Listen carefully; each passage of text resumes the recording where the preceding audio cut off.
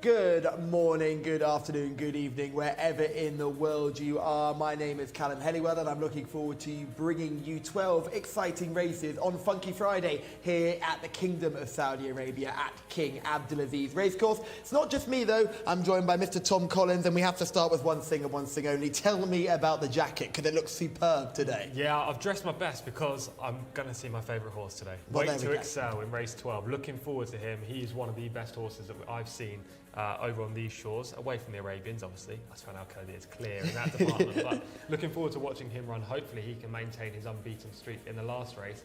And today's the first day I've been here and watched the turf race. I'm really looking forward to that. It's just a cracking day for everyone involved. Tom's going to watch a turf race and it's going to be all part of the local Jockeys Challenge. Very similar to the International Jockeys Challenge we had last week. This one featuring all your favourite local riders, including Camillo and Adele, who will be looking to do what they did well in the International Jockeys Challenge this week in the local version. However, it's not just the three of us doing the form study today and trying to find you some winners. We are joined by Mr. Anthony Ennis. Hi Callum, hi Tom, and everyone watching as well. Yes, looking forward to this local Jockeys Challenge today. It's a big day ahead for us, isn't it? We had some great racing, of course, last weekend, but we're going to crack on with a busy day. I think we've got about 186 horses declared for the card today, so plenty to look out for. 12 races starting in about 15 minutes from now with that opening contest. Here's the plan for today. We start off with this nominals of 4 race. That's over the 1,800 metres. Then we have a nominals of 3 race after that.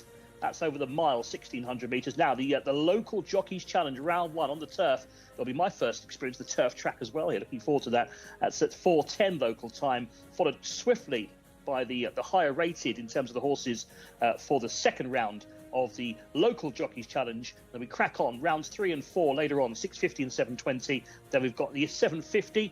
And then we've got the Jcsa Challenge race to end. Another good race there over the 9 furlongs. Let's go back to you, Callum, for now.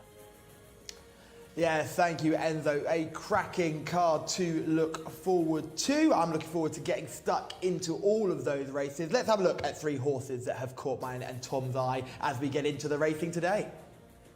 The first horse is Loving Feeling. He goes in our opener. We've just seen him in the parade ring. He looks in good shape. He was a winner on the dirt before running well a couple of times on the turf. He's back on the dirt today and had every chance in race 1. We move on to race 2. Nanawa is a horse that won on debut a few weeks ago, but the form has been let down because the horse you see in the yellow colours was beaten comfortably last time out. He'll be hoping Nanawa in the blue can get his head in front today. And finally, Tom's favourite horse, Wait to XL, who will be looking to go 3 from 3 in Saudi Arabia, having moved here for only 30,000 guineas from James Tate's yard.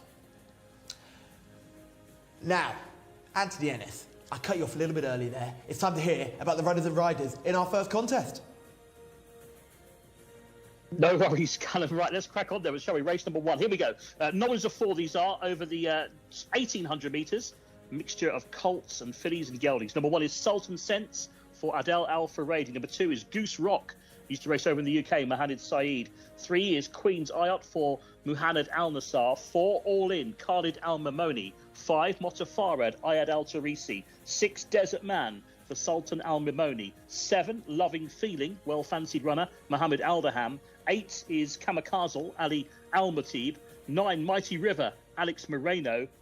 10 Promoter over the page for Naif Al-Anazi. 11 is Riyadh Spirit, Tariq Al-Mansur. 12 Indiana B, Abdullah Al-Hussein. 13 Star Ahoy for Ahmad Al-Azari. 14 Azizan, Mohammed Al-Ajmi. Number 15 is Al-Khair Wajk for Ali Al-Mimoni. 16 Warad Al-Jude, Camille Ospina. Over the page to find 17 Burnish for Thurb Altimat, another horse used to race, I think, with William Haggis back in the day. 18 is Mr. for Louis Morales. 19 is Tayal Al-Khair for Mohammed Al-Hubayl. And 20 is Layth Al-Hami for Eddie Castro. 21 the reserve, not required. So 20 runners, full field here for our 12-20. Mixture of fillies, colts, geldings. Loving Feeling. Didn't get the best of rides, I thought, last time out. Looking to bounce back here. Let's go get the thoughts of Callum and Tom.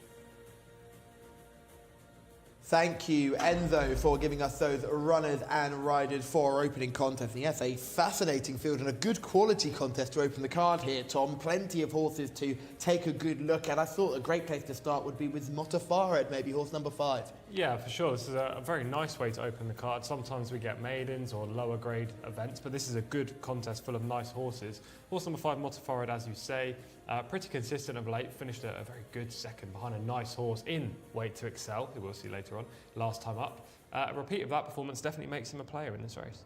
Yeah, the horse number 7 is Loving Feeling. Certainly a horse that I know a lot of people at home are keen on. Is the international market leader at the moment, and I imagine, Tom, you're keen on this one's chances too, back on the dirt. Yeah, very much so. I like Loving Feeling in this race. Lightly raced in England when previously trained by John and Thady Gosden prior to joining New Connections over here. And what New Connections did he join? Tharm Al-Dahani, Sheikh Abdullah Al-Malik Al-Sabah, leading Connections. Since he's been here, run very well on all 5 starts. First up, he probably needed the run. Second time, he just wasn't suited by the way the race panned out. Then he was an emphatic winner at meeting 82 when I was here, and I immediately put him down in the notebook for a future contest. Unfortunately, the last twice he's been running on turf and been wide both times, and things just haven't panned out for him. But today, back on dirt from a good draw, I think Loving Feeling is the horse to beat. Well, he's certainly your eye catcher on the form book, but Shamila is in the parade ring. Has he caught your eye in the flesh? Know if this is a good or a bad sign for Tom Collins, because I'm going to jump on his wave and say that Tharm Al-Dahani is going to have a very good day today. Loving Feeling was the horse that stuck out to me the most in this parade ring. He is looking absolutely stunning, very impressive in his last 3 starts, has always been up there in the placings, and Tharm Al-Dahani is back from QA as well and hoping for a big day. So Mohammed Adham is just getting the leg up onto him now, and he does look very impressive, so I couldn't not choose him for my paddock selection for the first race of the day. A lot of nice looking horses in this contest, including horse number 1, Sultan Sense, horse number 5, Motafared, and horse number 14 as well. So very best of luck to everybody today. And I do mean to jump on Tom's way when I say I cannot wait to see Weight to Excel in our last race of the day. Wait Till Excel fan club continues to grow. I was quite intrigued by Mighty River in the parade ring. Only been seen once, was given a very tough task on debut here in the International Jockeys Challenge Turf Contest last week. Now comes onto the dirt for a dirt debut. It's going to be a tough ask today, but I thought Mighty River looked good in the parade ring. Definitely a leading player in the race. As you say, he came from the UK, was previously trained by James Tate, and like Weight to Excel and a couple of other horses. James Tate's runners that come over here usually perform very nicely. Wanted every part of the 10 furlongs, 2,000 metres in the UK. That's my one negative, dropping down to 1,800. I can excuse his run last time. As you say, it was a good heat. I'm just a little bit worried that they're going to the well very quickly. They really are. It's a very quick turnaround. It's 7 days exactly. Azizan is horse number 14 with a winner last time. Not the toughest of contests to win, I'm pretty sure, with a handicap victory. But it'll be interesting to see how this horse gets on now, stepping up in class just a little bit. Yeah, at least he's won twice this year. That's better than the majority of these in this race. So Azizan, horse number 14, must be factored in because he's in good form. However, I think his main trip is 1,400 metres. I think that's what he wants, 7 furlongs. And this distance is definitely going to test his stamina. It certainly will do. Both wins coming over the 1,400 metre trip. Number 4, All In, is a horse who's had plenty of runs this season. Comes here off a little bit of a break, though. Yeah, he couldn't win a maiden. It took him ages to get off the mark, but once he did, he was impressive, and that came in an open company back in November. Finished a good third in 0 to 90 handicap back in meeting 71. The last twice, his form's dipped off, but he's going back up in trip today, which should suit. Sultan Sense, horse number 1, with an eye catcher for Shamila, as we see Loving Feeling making his way down to post here. Talk to me more about the trainer and why you're such a big fan as we see him win last time on the dirt. Yeah, he's so prolific, Tharm Al-Dahani. He places his horses exceptionally well. And this was the last time that Loving Feeling tackled the dirt surface, as you say. He was off the speed. He wasn't really used to running on dirt. Obviously ran in the UK and we don't have this kind of surface there. And you can just see how strong he is late in the race. There's no other closer, really, that comes from off the speed here, but he flies in the latter stages. Horse in second is Majestic Fighter for Gaith Al Gaith, who's a pretty decent animal, rated 86, and has subsequently run well. So I think Loving Feeling is definitely open to plenty more improvement on the surface. As I say, the last twice have come on turf and he just hasn't had the right trip. This is Mutafarad going down to post, not proving the easiest to deal with going down to the starts underneath his rider, Ayad Al-Tarisi, but we're going to see him doing his best work late last time out. Yeah, closes wide on the track this day for second. Wait to Excel just blew this contest apart out in front in the yellow silks, burned away around the home turn, and everything that tried to live with him couldn't. So I don't know what the form in behind is worth, because the other protagonists were trying to beat Wait to Excel and they couldn't get anywhere close, and a couple of horses that were ridden more efficiently, including Motafared, stayed on for places. The horse on the yellow on the outside, who I think gets third, could be fourth, is Tarfish, who's been a bit in and out this season, and it's hard to really suggest that the form in behind the winner there is pretty strong.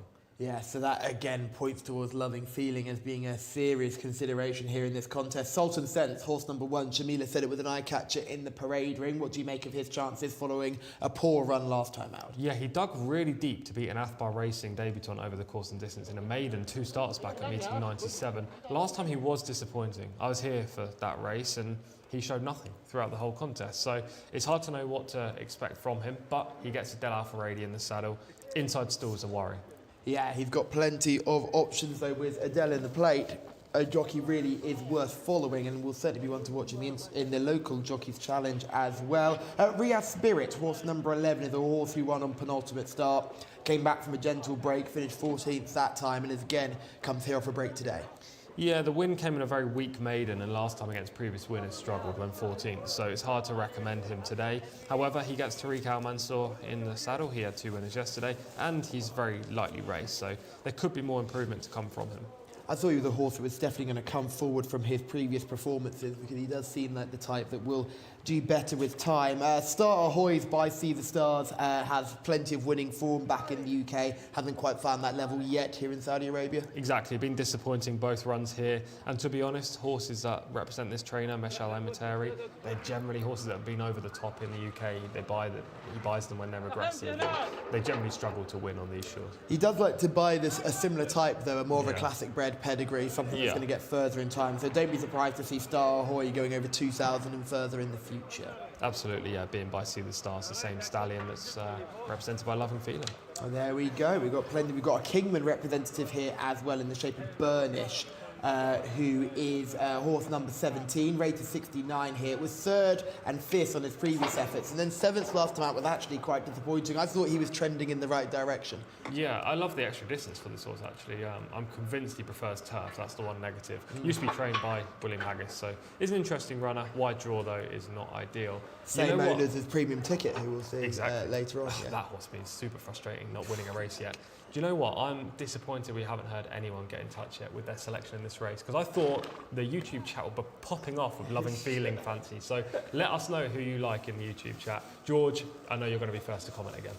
Well, we can hope George is going to be first to comment, but if anyone does want to try and take George's crown, you're more than welcome to. It is an open free-for-all in there, with multiple languages getting used yesterday, plenty other bits and bobs going on in the comments, plenty of winners being selected as well. So remember to like, subscribe and turn on your bell notifications so you never miss an episode of the English-speaking broadcast brought to you by the Jcsa. And I think it's been crucial. I thought over the Friday and Saturday of last week of the Saudi Cup meeting, the form lines that we all knew previously were so helpful when looking at those races and trying to base your selections from there. So certainly well worth keeping an eye on what we're doing here, and we are right here till the end of the season, 2 more weeks after today. Yeah, after Saturday, I keep wishing the time away. We're not here either. It'll be another team. We jump on a plane and they bring in much better reinforcements. That's what happens. They bring in far better people than us, and they round it off the end with a bang for sure. Hopefully, yeah. We'll definitely be watching from home, and it's been a very enjoyable season so far. Hopefully, we can have plenty more winners today. I really like the card. I think there's a good shape to it. A couple of nice Arabian races, some very good thoroughbreds running as well. So. It'll be an interesting day, hopefully a few winners. We're hearing news that horse number 8, Kamikaze, has just been moved away from the circle, maybe being looked by the vet? Yeah, it's a vet check. When you're over there beyond the tapes, it can sometimes be done not just for vet checks either. It's also for horses who have stools issues. So if Kamikaze have any stools issues, they'll be taking him away and bringing him forward at the very last minute. But doesn't necessarily mean a negative. And remember, those horses that are getting their tack adjusted in the middle of the circle is also not a negative either. It's just a tack adjustment, nothing veterinary. Yeah, exactly. We are going with the name Kamikaze for horse number 8 rather than Kamikaze. We believe it is a spelling It is a spelling issue, yeah. However, it's not as bad as we've had very few spelling issues, which I was quite surprised by when you're actually looking at the language and trying to compare the two. You often find yourself going, I couldn't do this the other way around. So credit to everyone involved in changing those names and making the names correctly. Let's go for some selections here. Tom, I know you're going with Loving Feeling. Yeah. I know Shamila is also going with Loving Feeling. I'm going to chuck a little bit with Mighty River here, just really caught my eye in the parade ring, and I imagine this will be a bit too tough, but I'd like Mighty River to run a big race. Anthony Ennis, who do you like in this one? Yeah, I'd have to go along with Loving Feeling with Tom here. Quite keen on this horse's chances. Just got a nicer draw today in 7. Should just slot in behind and hopefully be good enough in the straight to win. Right, they're loading up then. A big field of runners here. 20 of them. There's the very dark green of Riyadh Spirit. Tariq Alman. So this horse looked really well in the prelims. Is going forward now. So we are getting closer to a start. Background there just saw number 13 Star Ahoy. There's number 8 as well, Kamikaze. She says what we need to call this runner. So getting close to a start. There's the green colours of Mighty River as well, the horse that kind of mentioned Alex Moreno on board is caught by Sayuni. I remember Burnish when he used to run in the UK. I just got called him when he ran at Southwell one day, going back in his William Haggis days. He managed to win one race at Southwell, then got beaten the next time out when he was quite strongly fancied. So I think he's obviously a horse with a chance, but it'll be hard to beat Loving Feeling, I think, in this race. We shall find out very soon because they are loading up these runners. Just a few out the back to go in. For our first of 12 here today. It's Friday, the 1st of March, 20 past 3 now, isn't it, local time? So we're getting closer to an off. In goes Mighty River. Still at the back there's number 1 in the grey and white checks. That's Adele Al-Faradi, Sultan Sense. Now look at Al-Khair Fiwajk, the Al-Mamoni in the yellow with the red hoop cutter. Goes forward now.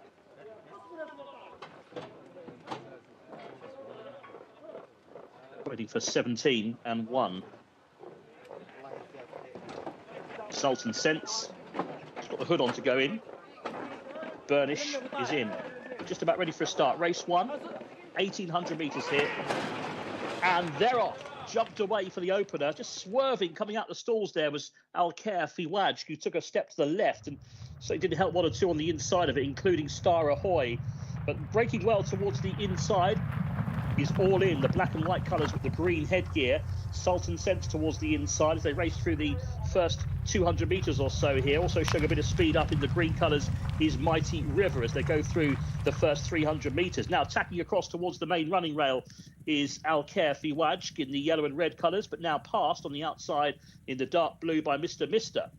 So Mr. Mister is the new leader here. To in second place, that is Al-Khair Fiwaj. Racing in third, that is All In the black and white colours, just ahead of Indiana B, who's getting a bit closer, black with the white cap. The green of Mighty River is right there too. Wider out to find Warad Al-Jew. Looking for Loving Feeling. Bit worse than midfield at this stage, but on the move. Green sleeves and cap with a noseband into about 8th or 9th place now. It's definitely getting closer as they go towards the crowd of the home turn. And they're tanking along up front here. All In on the outside is now laying it down to Mr. Mister on the inner. These two, All In, Mr. Mister, are 1 and 2. Behind those in third place is Mighty River as they head around the home turn. And then comes Indiana B, who's caught a bit wide as they race for the judge. And All In has got something left here. He's got loads left, All In. He's gone clear by 3 lengths. And All In is certainly that as they turn for home for Khalid Al Mamoni. There are chasers though. Mighty River in the green is giving chase. Here down the outside comes Burnish running on well in the yellow and blue, and Burnish all of a sudden has been set alight down the outside. From the back, Azizan is picking up, and also running on his Motafared as well, right down the outside. All In. Can he hold on? He's getting tired. Motafared's the closer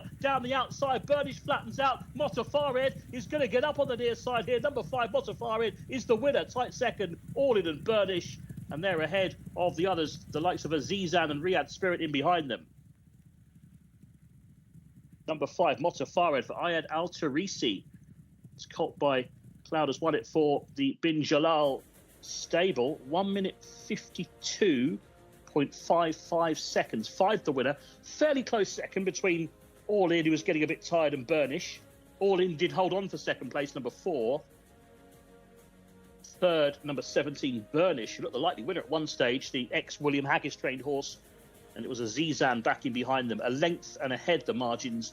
1 minute 52.55. First, number 5, Motafared. Second on the far side, the long-time leader, number 4, All In. And third, number 17, Burnish. But Motafared is our first winner here on the card over at Riyadh today.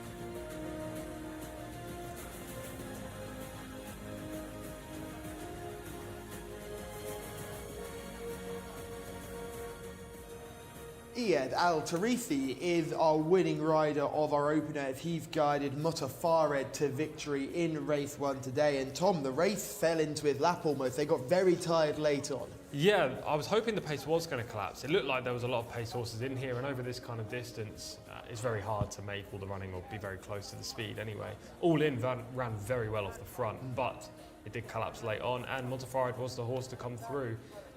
Disappointing with Loving Feeling. However, Thumb Al Dahani will take the positives out of the race. That Motafared, who won the race, was behind Wait to Excel last time. So it gives his horse in the last race today a big form boost. Certainly does, and I think Motafared was ridden with a plan to pick up the pieces. And picked up the pieces he did, because he came home with a rare rattle right down the middle of the race course, avoided all the trouble and did well. But the race sort of ran, and I would say the race was a race of two halves. There's a lot of horses to the fore early. They came into the straight, they looked to sort themselves out, but it's a long way home here at Riyadh, and he just got a little bit stuck in the mud, stuck in the dirt coming home, some of the leaders. But All In didn't get stuck in the dirt, he just got reeled in by a fresher horse. Yeah, All In ran very well. Probably the best race of any horse in here because of the way he had to run. He had to go on the front, burn a lot of energy early on, and then try to hold them off. I think if I'm taking one horse out of this for next time, it would be All In, especially on the back of 2 poor performances. He's open to a little bit more improvement. Burnish ran pretty well in third as well, but Motafarid was the one that came through. You see the start. It was a pretty clean start for the majority. There were a couple that took a bump in the early stages. If you're on All In, you've had a dream start though, because Yeah. the 3 horses drawn towards your inside have probably started the worst out of everybody in the Yeah. race. So All In's had a nice, easy roll towards the rail, which has probably helped him towards the finish. Absolutely, yeah. Khalid Al-Mamoni was desperate to go forward on this horse, and as you say, he was kind of helped by the way the race panned out in the first 100 metres. You can just see the winner in behind All In at this stage. All In wasn't able to get straight to the lead. As you can see, a couple of horses came across, Al-Kayaf fi Wajh being one. The other horse was Mr. horse number 18. But at this point, Khalid Al-Mamoni is now desperate to go through the gap and make sure he's got a clear run on the eventual runner-up. Yeah, he's got the space. He's about 3 wide at this point. He's got Mighty River, who's run a very big race for a long way in behind him, considering Mighty River doesn't want this trip. He ran well for as long as he could. And then in behind, you see Indiana B as well, being right up there in the vanguard. Yeah, exactly. You can see a brief little gap there between the front runners, the first 6, and the rest of the field, which suggests they were going a touch too hard. At this point, I thought Loving Feeling was making a nice run. You can just see him coming into the shot now with the orange saddlecloth, green and white silks. But he really flattens out late on. Wasn't able to use that staying power that he used 3 starts back in the footage we saw. So he wasn't going to be the closer. Where is the closer? Well, Motafarid. look at Burnish making that move on the outside. That looks like a race-winning move as well, but he It ends does. up getting swept by something coming from even further behind. Yeah, he made his move a touch too soon, I believe. At this stage, it looks like Burnish is going to win, doesn't it? Currently Yeah. in second place, but Motafarid, he was ridden a little more patiently on the outside, is the horse that really quickens into gear. If you look further back in the pack, Loving Feeling, orange saddlecloth, on the wrong lead, just not doing things right. Riyadh Spirit's another one I was making gonna ground say, late. Horse 11, Riyadh Spirit's another to take out of this event. You know, he hasn't had too many starts, only a 6th run. Yes, he probably was suited by the way the race panned out and coming from off the speed, but at the same time, he was only one of 2 major closers that sustained their run all the way down the home straight. You can just see from those beautiful shots that we get behind the palm trees at the start, Riyadh Spirit actually broke very well and was just ridden quite patiently. Be interesting to watch him all the way through, because he clearly was one of the best to break, but ended up getting lost in the wash a little bit down the far side of the racecourse. Good to see Burnish running back to some level of form like we've seen. It almost makes that 7th place look like a rare poor run for him now with the form that he's showing recently. Absolutely, yeah. He's a horse that, as I say, showed some form in the UK, but that run last time was over a shorter distance. That was key, moving back up in trip. I still thought he was lacking a little bit of talent compared to a couple of these, but he's proven that to be a load of rubbish today by running very well in third. Yeah, he certainly had. What do you do with a horse like Loving Feeling now? Because suddenly, the issue for me is the turf runs now don't look poor because of the surface. They look poor because maybe he's just going out of form. Maybe he just needs a break and to come back out in time. Yeah, it's a tricky one. With a horse like him, who's so lightly raced, bred so well with leading connections, you'd have expected him to really kick on since that victory at meeting 87. I was willing to put a line through the last 2 runs because they weren't terrible. But then now, in hindsight, thinking about it, the last run on turf where he was third was a lot worse than the second, the previous run. So maybe he is going the wrong way, because today was probably the worst performance we've seen from him this season. Yeah, it'll be interesting to see where they go with him next. Plenty of other stories in behind. Mr. ran well for a long way, but faded along with plenty of those early speed. Al-Kayaf fi Wajh was a horse who got very, very warm early on. Ended up trying to make all, but you're never going to be able to maintain when you get that het up beforehand. But with race 1 in the books, it's time to hand over to Enzo, who will give us the runners and riders for race 2. Yeah, certainly will. It's all clear race 1. Fully weighed in there. Motafarid winning. Good performance as well by the eventual winner there. Race number 2 is going to be due off at 3:45. These are non-winners of 3 lifetime. They are Gelding's Colts. And we have a filly in the race as well. Here they are. Number 1 is Fell, Alex Moreno on board. He's a colt by Patriot Act. Number 2 is Ramadan for Adel Al-Faredi. Number 3 is Hayath, Eddie Castro. 4 is At Shah, written by Abdullah Al-Lawfi. Number 5 is Lay Oyun Masha'el for Naif Al-Anazi. Number 6 is Wafi Along. Camille Ospina rides this colt by Kartef. Number 7 is Stratford Prince for Abdulaziz Al-Faredi. And Sam Soom is number 8 for Jose Rodriguez for the Marouane stable. That's the 8 runners, smallest field of the day, coming up for our 3:45. This race over the mile, 1,600 metres, as we return to Callum and Tom once again. Thank you, Enzo. And we forgot to mention that we need to make sure that you've got your calculator nice and ready for this local jockeys challenge, because I know with all your experience in racing league points and points total, there's no fear for Anthony Ennis. I'm sure he'll be absolutely fine. But let's start at the top, work our way down. Fell, I know you like this one. Yeah, not super keen. I just think he's the most likely winner of the race. Alex Moreno rides. He's posted solid efforts since his maiden victory. It was a fair third in a 0-80 handicap on his penultimate outing before finishing third again last time up in the 20-runner open race. This just looks like a good opportunity, providing he breaks well. Yeah, number 2 is Ramadan. 2 starts ago and was slightly disappointing last time out, admittedly in a much tougher race. Yeah, correct. Adel Al-Faradi rides today, so that's a big positive. The one issue I have with him is that the previous victory came over 1,200 and this is 1,600. Hayaf is horse number 3, Eddie Castro on board. Plenty of early speed on that debut victory, lots of professionalism as well. Wasn't much of a race though, and improvement is needed to maintain the unbeaten record. I like the fact he stayed straight when under pressure. A lot of horses running around him. He was very professional on debut. I thought that was an eye-catching enough debut performance for me. Definitely. The counteract to that, I do agree with you, but the devil's advocate would say if you're professional that on debut, how much improvement have you got Exactly. second time Very good point. Yeah, how high is his ceiling? Probably not as high as some of the others in here. Horse number 4 is Jcsa, who represents Abdullah Alorfi in the saddle. He'll be looking to get on the wins this week. Yes, for sure. I just don't think 1,600 is ideal for this horse. He was always outpaced in an award event last time that 7 of these contested. I think he probably wants further. Number 5 is Leayu Mashiel, a horse that we grew to love in Taif. Form hasn't been quite the same in Riyadh, but she's beginning to find her feet, I feel. Yes, exactly that. She won her first 2 outings in Taif. She was 2 from 2 then, and who knew what the sky limit was? You know, she could have gone up into a proper open race. She could have developed into a group horse. Hasn't happened since. No, Wafi Along is horse number 6. Good looker. Yeah, very good looker. Broke through in a 1,600 metre contest from off the speed, so this pace is absolutely fine. Made the front last time in a small field. That didn't work out. I imagine they'll go back to more hold-up tactics. If not, he's probably vulnerable. Camille Ospina back on board for these connections. Surprising? Little surprising. He had a ride for them yesterday. More surprising so far as Camilo is such an aggressive rider, and I think this horse needs to be ridden more patiently. I don't know how they're going to team up. Camille can do it other ways. He can, just but we've doesn't seen... often. Yeah, exactly. Stratford Prince, I like this horse. He was a winner last time out. A very similar profile to a winner we had yesterday. Yeah, big late burst to win a maiden over the 1,400, so you suggest the extra distance will definitely suit. The pace collapsed somewhat in that race, which is a little bit of a worry. Was he flattered to win? Previously, he was a little bit disappointing when 10th. Smaller field, I don't think will suit him, but he's unexposed, only had the 3 starts. He's got a chance. He's also, you can just see his blood is up already and he is keen going. I think he'll break into a sweat before we get racing, and that's not what you need stepping back up in trip. The previous attempt at this trip, like you've mentioned, was very disappointing. And finally, Samsoon, horse number 8. I like this horse. We've seen plenty of him. Jose Rodriguez in the saddle as well, but very poor run last time. Yeah, it was a really bad effort. It was a cup race though, so this is a step down in quality. His victory back in meeting 58, right at the start of the Riyadh season, was against a weak field. It was over 1,400 metres and he flew late. He's another horse that wants to come from off the speed. Samsoon, Stratford Prince, Wafe Along, Ramadan all want to come from off the pace. Where's the speed going to come from? Doesn't this scream a Leayu Mashiel race? Either Leayu Mashiel, if she can come back to form, or Fel. I think one of those are going to go to the front.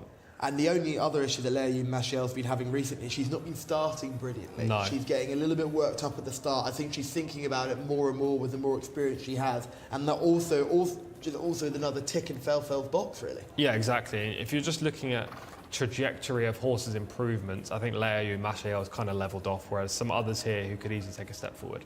Yeah, Abdulaziz Al-Faradi just getting ready to ride Stratford Prince, and Shamila is already in the parade ring. Only 8 to pick from. Can you find us a winner? Well, I was so close. I don't want to after-time this, but I was so close of choosing the winner in the last race, but I really wanted Loving Feeling to win. So I was like, I'll go with Loving Feeling. Hopefully I can find you my first winner of the day, and it'll be the first winner of the day for Alex Moreno as well. It's horse number 1, Fell for Mohammed Al Muzaiki. Third in his last 2 starts, so hasn't been seen since meeting 100. Highest rated horse in the race. Only 8 runners, so I don't think much can go wrong with this horse, and it's definitely my paddock selection of the day. Horse number 3 also looks well, was impressive last time at a meeting, 101 winning. I think that maybe not strong enough for this contest. And horse number 7 as well, Stratford Prince, looking really good. Thank you, Shamila. Yes, I was just discussing with Tom off camera there that my head says, hey, there's Lucas Gaitan, just having a good chat over there and discussing his horse's chances. He's got a nice horse in the purebred Arabian race on the turf, so hopefully Lucas can get himself a winner. I was just discussing with you, my head is with Fell, my heart is with Leopold Machael, just because of the way this race sets up. I think a couple of these horses that are going to be late closers aren't going to have the pace to aim at that they would normally have in a big field. Yeah, I agree with that. I think this race setup is definitely going to suit those towards the front. I know in the previous race we saw a big pace collapse, but generally the early races on every card go towards the pace horses, the forwardly placed horses. So I think Leopold Machael, Hayef, Fell, they're the 3 that are definitely going to want to go forward, and I think you've got to pick between those. Is there a concern that if those 3 do want to go forward, they get into a bit of a duel themselves and could set it up for those in behind? Because it's not just one front runner, there are 3 who will make it. Maybe, albeit Fell can take back. Hayef's only had 1 start. We don't know how tactically versatile he is, but he was forwardly placed in his race. I don't think there's going to be a proper duel. I think it'll be more, if Nathan Anazi or Leopold Machael wants to go forward, maybe Alex and Eddie Castro take back on their horses and just stalk, because this is a 1600 metre race, small field. You don't want to ruin your chance by burning up in a pace gallop. No, you really don't, and that's the key thing. They're going over the mile, which means they get that long, easy run down into the bend, which gives them a chance to kind of get themselves into a position before swinging away towards the home straight. So you can imagine there won't be too much of a rush for the lead. I don't know how that will be explained to the jockeys in the weigh room beforehand. I don't know who's sitting there, Camille or Speeder, on the horse that needs to be run from off the pace, going, lads, let's not go too fast here. It'll just take your time. We'll all be involved. It'll all be okay. But I think that Fell and Alex Moreno. Alex, who's riding at the top of his game right now, full of confidence after a double yesterday. He'd be one to watch for sure. You can just see Leopold Machael getting more and more revved up as the preliminaries come to an end. Yeah, you'd like to see us settle down a touch. Alex, as you say, is riding very well. I think he's going to have at least 2 winners today. So he had 2 yesterday, and just adding to his tally at the end of the season, which is getting to become pretty impressive. He had a very slow Taif. It was 1 occasional winner a week, but since we've been here, and especially in the latter part of the season, he's really kicked on. He seems to be a type of jockey that runs hot and cold. When he's hot, he's certainly someone to follow, but when he's cold, you don't want to be anywhere near him selection-wise, because he tends to ride on confidence. Yeah, he does. He's very much a confidence rider. He also, the rides he gets, they're not like Adele Alfredi, who gets first choice, or Camilo, who rides for the White Stable. He'll pick and choose the odd ride. He rides for the Almondeals, obviously Lucas Gaitan, but he doesn't get the first choice. So, yeah, he might have a good tally right now, but he's also ridden a lot of bad horses this year. And I think if you gave him more opportunities on these best horses, then Alex would ride. I mean, he'd be right up there with Camilo and Adele. Local Jockey's Challenge seems like the ideal opportunity for him to show off his talents, you'd have to say, wouldn't you? So let's hope that he can ride at his best ability in that challenge, as we see some of the jockeys heading down to post for our second race on the card. This is when you're going to tell me he's not riding in the challenge. No, he is. Oh, thank goodness for that. Oh, my heart was in my mouth. I was stressing. But thank you for letting me know that he is in there. Yeah, Stratford Prince, who we're seeing in shot here, he's a nice horse. He did well to win last time. He's got a bit warm, like we said he would do when we saw him in the parade ring. That race that he won, was he hitting the line hard, or with everybody else stopping? I think the latter. He does stay well over the distance, but it's definitely a lack of horses up front that actually sustain their challenge throughout the whole home straight. So there was a pace collapse. I got 3 issues with Stratford Prince. I completely understand that he is improving, but Adele Alfredi could have ridden if he wanted to. He's not. Last time up, the race wasn't good, and he's also only rated 60. Yeah, Hayef is going down to the start now. Just like Wafia, just like we saw in our last race, a horse that's not proving the easiest to get down to the start. But this was a good performance for me, just very straight, very professional, and makes it look even better because Mucho Kereces is about to try and touch every inch of the King Abdulaziz circuit. Yeah, it wasn't the best of races. That's a big concern in here. The horse on the inside is Khartoum, going backwards. Mucho Kereces let the form down yesterday. Hayef was okay on debut. Winning first time up is no mean feat here. Generally, you need a first run to get experience and how to run a race. But he managed to do it well. It just depends on how much improvement there's going to be. Yeah, he snuck in as a reserve on that occasion as well, so probably wasn't expected to put up the performance that he did. Fell is the horse we're seeing here. Good-looking individual. Alex Moreno on board, full of confidence. Have been banging on the door recently as well. This looks like an ideal opportunity. Precisely that, yeah. Fair third in a 0-80 on the penultimate start. Last time up, I think we're going to see him in the 20 runner open race. Yeah, we are. And he ran very nicely. This is a good contest. You can just see a couple of horses making a beeline to the front, and Fell can't live with them. But at the same time, he's way clear of the rest of the field at this stage. And he manages to sustain this position all the way to the line. I think if he repeats this, he's got a phenomenal chance of winning today. Yeah, this is a much easier contest than that he faced, but we've seen horses who have stepped down in class not quite run to the level expected before, so it's not a foregone conclusion, but he certainly have a good chance. Would he be the international favourite here? Is that the line what we're looking at here, market-wise? I think so. Let me just double check. I did see the prices. Well, while you're checking, I can confirm that we definitely know that people are listening to us because we are moving and shaping markets, according to a lot of people in the YouTube comments. It turned out that your eventual winner of our first contest of the day was the international favourite until everybody on the panel, except myself, I must admit, were piling into horse number 7 who let the form down a little bit, but it made perfect sense, so I can't be against you on that one. Yeah, to be fair, the markets do reflect what we say, which is probably right because, well, I'm not going to get into it, it's too deep, but there's not much liability on the markets, and the international trader, whoever's doing it for the firms, are kind of going off of just their opinion, as there's no betting on course, and therefore they can be wrong on occasion. So when you get people who've been here throughout the year, they're going to listen. They're going to follow us. They're going to follow us, and why wouldn't they? And why wouldn't you at home follow us too? We should say we are wrong as well as right. We're not. We're not a crystal ball. Yeah, we're not always going to be right, but we do provide the insight. That's the one thing. If we did, we'd be on a beach. Precisely that.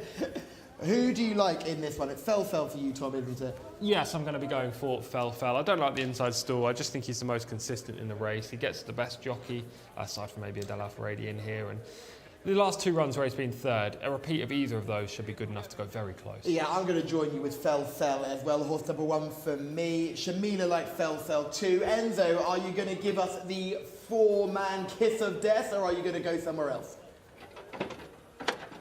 No, I'm going to go with the international market's favourite as well, Fell. Yes, I think he's the right one. Inside draw should be okay. I just think he's the best horse in the race on what we've seen. So rather unoriginal, but Fell, who is the favourite still on the international market, second best, is now just about Lay Oyun Mashael, who has been supported on the international markets. Sam Soom has been the drifter on the international markets. He was second favourite originally. Right, they're loading up. Just the 8. Of them spoiled with this small field. Here comes number 8, Sam Soom in the green and white. 1 to go. Number 5, who's been quite well supported in the international markets, Lay Oyun Mashael. Completes the lineup, the filly, the only filly, and we're set. All in. Ready to go. Race 2. The mile, and they're off. They've jumped away. A ragged start for Lay Oyun Mashael, who's just angling to try and get to the outside. Wasn't a great start for that runner, and also slow to go as well was that Sam Soom. One that's showing bright early speed is Hayaf in the blue and white here. Is going to come across and lead under Eddie Castro. So Hayaf in the breast girth has got across. Now making a move is Lay Oyun Mashael. It's been a strange beginning for that horse. Took a step to the right, leaving the stalls. Then looked like it was going to be held up, hooked to the outside. Is now back on the rails and in front. So Lay Oyun Mashael is the new leader. To in second place, Hayaf. Racing on the inside in third is Ramadan. Behind those in fourth is Fell in the two-tone blue being held up. The red, black and white of Wafia Long is next. Wider out blue and yellow of Stratford Prince. Around the outside goes Sam Soom, who's covering all the extra ground. The back marker in the orange is Jcsa as they head around the turn. And Sam Soom is dropping away to the outside. outside. The leader is Lay Oyun Mashael and Nayef Adanazi. Leads by 3 parts. Fell's on the move, though. Quick to cover that move. Goes into second place now on the outside of Ramadan, who's on the inner with the orange noseband as they turn for home and head inside the final 400 metres. And now Fell is moving stylishly through to come and take over here in the blue cap, white sleeve jacket. So Fell and Alex Moreno can wait no longer. He's gone on by 2 lengths. The one giving chase, though, is Ramadan, who's angled off the rails, is out into 3 path and running on strongly. Fell trying to fend off Ramadan. It just concerns these two, and Fell is finding enough inside the final 150 metres and has seen off Ramadan's challenge. So 1 will beat 2. Fell is too good. Wins for Alex Moreno. Wins in good style. Ramadan was best of the rest in second. Looking back for third, it will be number 8, Sam Soom, who eventually stayed on after looking lost at halfway. So we're all on the right one. Fell has won race 2 for Alex Moreno. His sort of Patriot Act was a bit too smart for these. Second, number 2, Ramadan, who did run well. And there was a big gap back to the third horse, Sam Soom. The winner's time, 1 minute 40.72 seconds. The winning margin was 2 3/4 lengths. First, number 1, Fell. Second, number 2, Ramadan. And third, number 8, Sam Soom. That's the result of our second.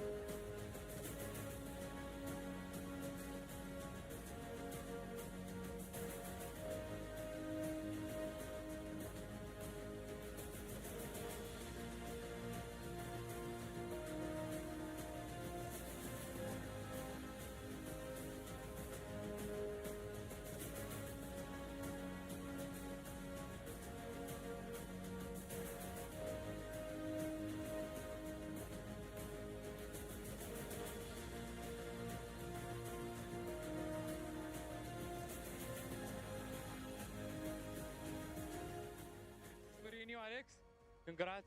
You know him very well. The last running for him, you come with him third.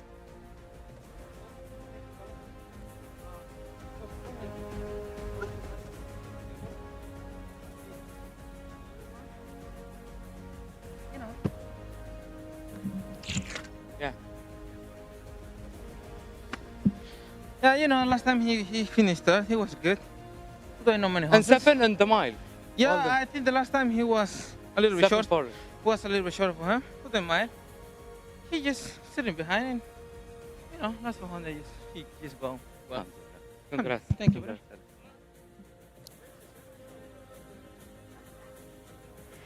First winner of this Friday and third winner of the weekend for jockey Alexis Moreno, this time on Fell in the second race of the day here at King Abdulaziz Racecourse. Was third in his last 2 starts, last time with Alex over 1,400 metres, so they have stepped him up in distance and has done really well.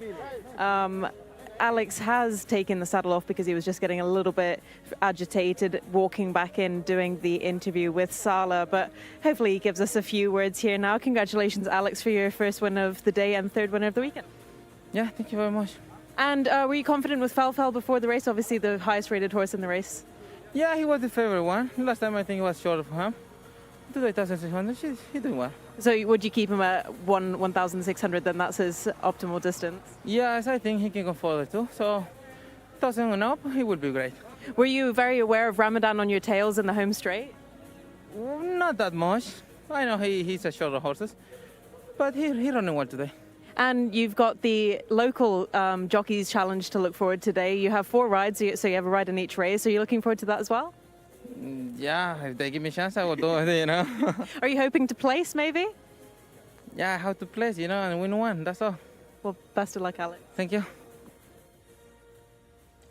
Alex Moreno has done the business aboard Felfel, who's let his class do the talking in our second contest of the day, defeating Ramadan, who is probably the second best runner in this race, actually probably the horse that went under the radar with our selections. But all the team was on Felfel, and we've been duly rewarded, Tom, back with a bang. Yeah, this horse was miles to best today. I know the figures didn't suggest that Felfel had that much in hand. He was only £1 superior on ratings, but the way he'd been running the last twice in better contests than this suggests he was open to more improvement.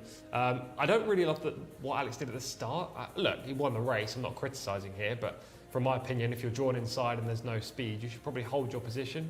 Then you can track on the rail. He moves outside of the eventual runner-up Ramadan at this stage, and it does get a little bit tight for Felfel in a second. Not right now. You can just see in the blue, dark blue hat, lighter blue silks just in behind. But when the outside horses start to converge, Alex is kind of forced to hold the horse's head, and he really starts to reef and tug at this part of the race.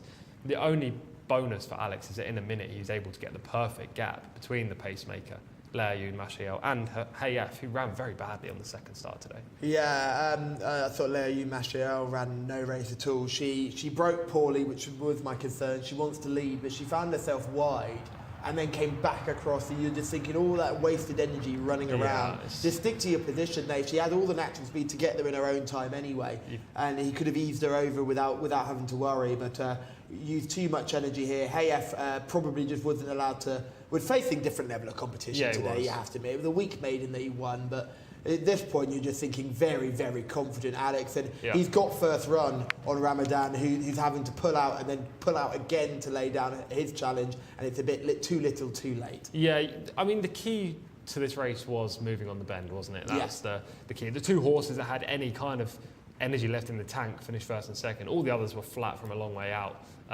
Samsoom ends up running on for third, doesn't he, in the end? And that pretty much shows the lack of depth at the back of the field there. Yeah, and that horse is not going to be winning many races, I don't think. He's a bit wayward, under pressure, and he's got cheap pieces on for a reason. The runner-up, it was obvious in the race card, in hindsight, why we should have looked at him. Adel Al-Faradi's chosen a horse that's only rated 67, suggesting there was plenty to come. So he's run very well in second, but Felfel was the horse to beat. He was the right favourite. We all teamed up for a winner, which doesn't happen all that often. Doesn't happen often at all. That is what I would like to call the kiss of death from the team, but it's worked out well today, and it made sense. It did. You know me, I like to go and pick the difficult horse, and the horse that may be running at a little bit of a bigger price on the international markets, but sometimes you've just got to follow the form, and the form was there looking at us in the face, and sometimes it's better to be simple in this sport. 100%, and I look...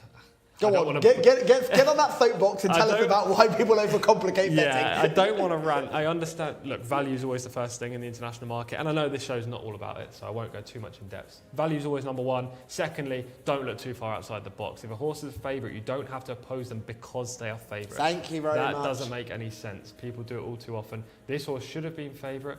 So should Loving Feeling in the first. Loving Feeling didn't run to what his expectations were. Felfel did. No, Felfel comes up trumps, and George in the comments was on Felfel as well, and DOD was also pretty happy with that. But there was some peers on selections on 5 didn't get involved either, but it's good to see that George is back involved with a winner too, because he's probably one of our most loyal viewers. Yeah, exactly. Everyone else who's watching, get in the comments with your selections. We love to read out who everyone likes. Oh, absolutely. And it also gives us another view, because we kind of know... we're on the same-ish lines of who we like in each race, so it's good. We're not going to be on the next one, though, are we? No, but our analysis is generally quite similar. We just can differ at the end. We like to hear who you guys like. Yeah, exactly, and it's wonderful to have you all getting involved. Anthony Ellis can take us through the runners and riders for race 3. It's our first race of the Local Jockeys Challenge, and Alex Moreno will be looking for a sweet double.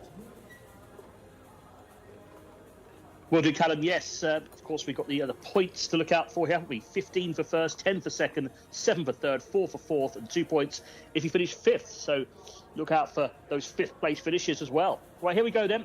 This is on the turf. It is the Local Jockeys Challenge round 1. It's a handicap over 1,200 metres, 6 furlongs here. Number 1 is Wassam Al Riyadh, who is just about favourite last time I checked the international markets. Adel Al Faradi on board. 2 is Modbek, Tariq Al Mansour. 3 is Dinar Al Anaya for Khalid Al Mamoni. 4 is Fardei for Rayan Al Tawesh. 5, Nasiyem Al Riyadh for Asal Al Sahani. 6 is Haruth for Abdullah Alorfi. 7 is Kadrak Ali, Mohammed Al Hubail. 7, Rawaya Noura for Naif Al Anazi. Number 9 over the page will be Al-Anwar for Wigberto Ramos. 10, Nazir Al Anaya for Camillo Ospina. 11, Al Azma for Abdullah Al Fayruz.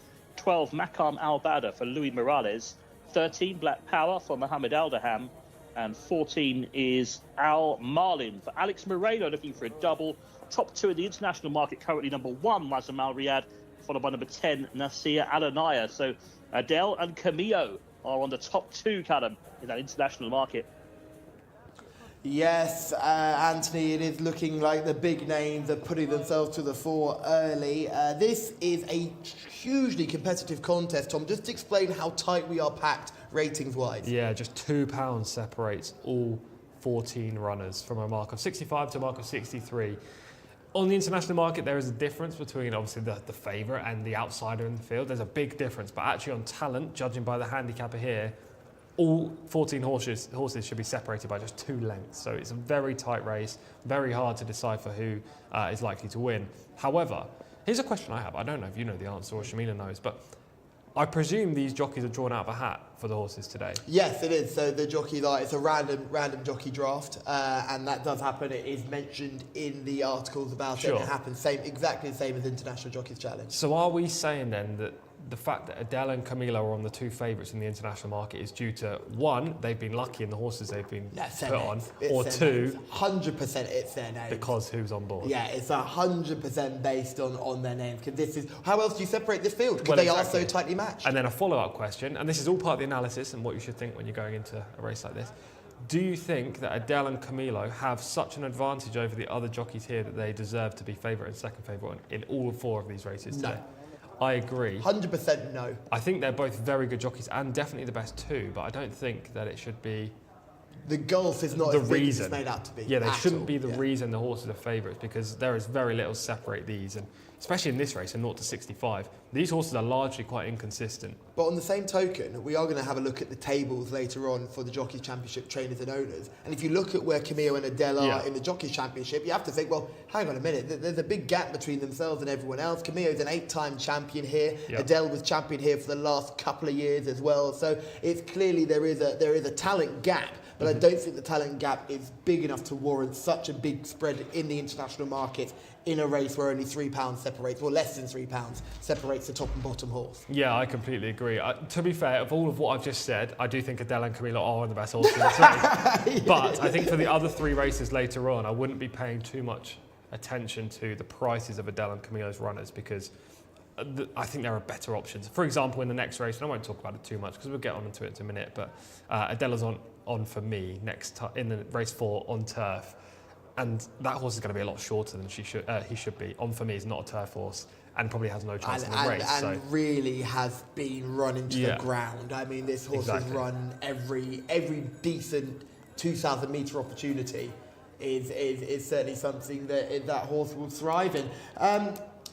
There's a reason why this race is fascinating for me, not only because it's 0 to 65, it's because there's a big issue for me about the surface that they're running on.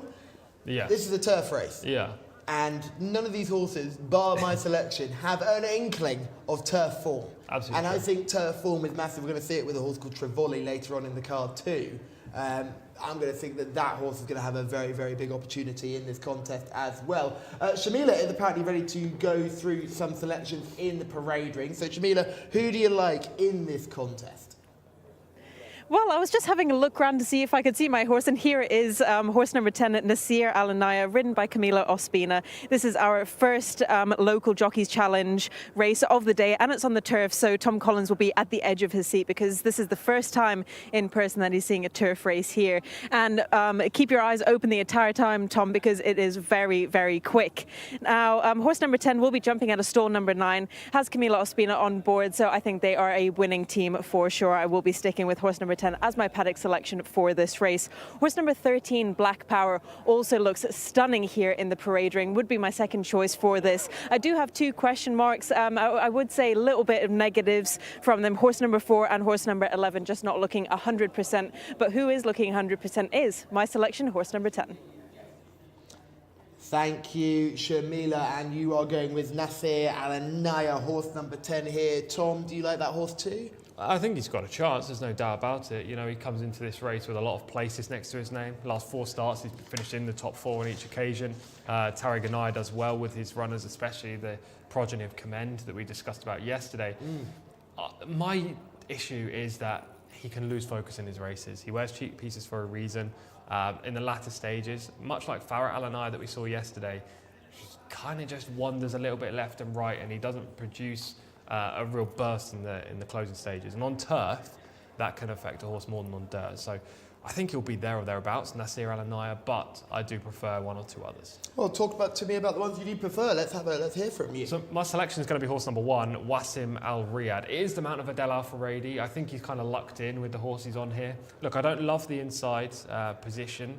I know he's in stall 6, but again, he's not a forward-going type, so I think he's probably going to be forced a little bit further back in the pack. However, on Saudi Cup Day and actually the International Jockeys Challenge, we saw that riding back in the field on the turf was an advantage rather than being on the pace. This horse was just never in contention last time when finishing 8th. That was a much better race. It was an open contest rather than a 0 to 65 handicap. Big drop down today. Never tried turf before. Huge question. But I think everything else is perfect for horse number 1. Before we touch on a couple of others with chances, who do you like? I'm a huge fan of horse number 4, who's Shamila's paddock negative, Fardai. This horse was second in this race last year. Turf form, tick. Did anyone else in this form? Any other horse in this race have turf form? No, they do not. This horse has been running in races that it cannot possibly win. Tick. They've dropped down to a mark now of 65 for the first time, and suddenly they've just found themselves in this same race again. In last year's contest, he was beaten handily by the eventual winner, but finished away clear of everything else. I think he will relish the turf. I think he'll relish being back at this level. I think he has a massive chance here. So number 4, Fardai, under rare and alteration, a jockey I'm a huge fan of. He'll be jumping out of stall 2, and hopefully he can have a good spin. You can just see him right there in shot right now, heading down to post. So I have a question about this horse. I understand your point, and completely fair, and decent price in the international market as well, so absolutely fine with that. My issue, I saw Premium Tap on the race card, and I thought, no other trainer, no other connections have any progeny of Premium Tap. So this horse must have been with the White Stable, and he was early in his career. Then he moved on, and now he's on his 4th different owner, 4th different trainer. Would the fact that an ex-White Stable horse has moved on and is only 1 from 24 in his career put you off? No, because this is turf. I guess. It's a complete, and the thing that is switching me most on to this race, you're looking at horses of a low grade. So they're all horses that struggle to win. And the thing that excites me the most is that he is a horse that's previously shown ability on this day in this race before, and if there was something that I was looking for a form line, that's the best form line I can find. Now, I will admit, he's not easy to win with, but maybe he just doesn't like running on dirt, and maybe the only turf opportunity he's had, he's taken it with both hooves, so hopefully he can run well again. Let's have a look at the form of some of these. We've got Rawe Nora, who we'll hopefully have a look at, and Nasir Alanaya as well. This is Rawe Nora, I think, who we're going to check out first. This was a win early on in February. Good performance, had to battle, loomed up like he was going to win easily, but had to really dig down, and she was good in the end. Yeah, this was a fair victory. It was a maiden race over the 1600 on dirt, so pretty different today, 1200 on turf, completely different race. Going to have to show a little bit more speed in the early part of the event, but at the same time, this horse was running over 1200 in Taif.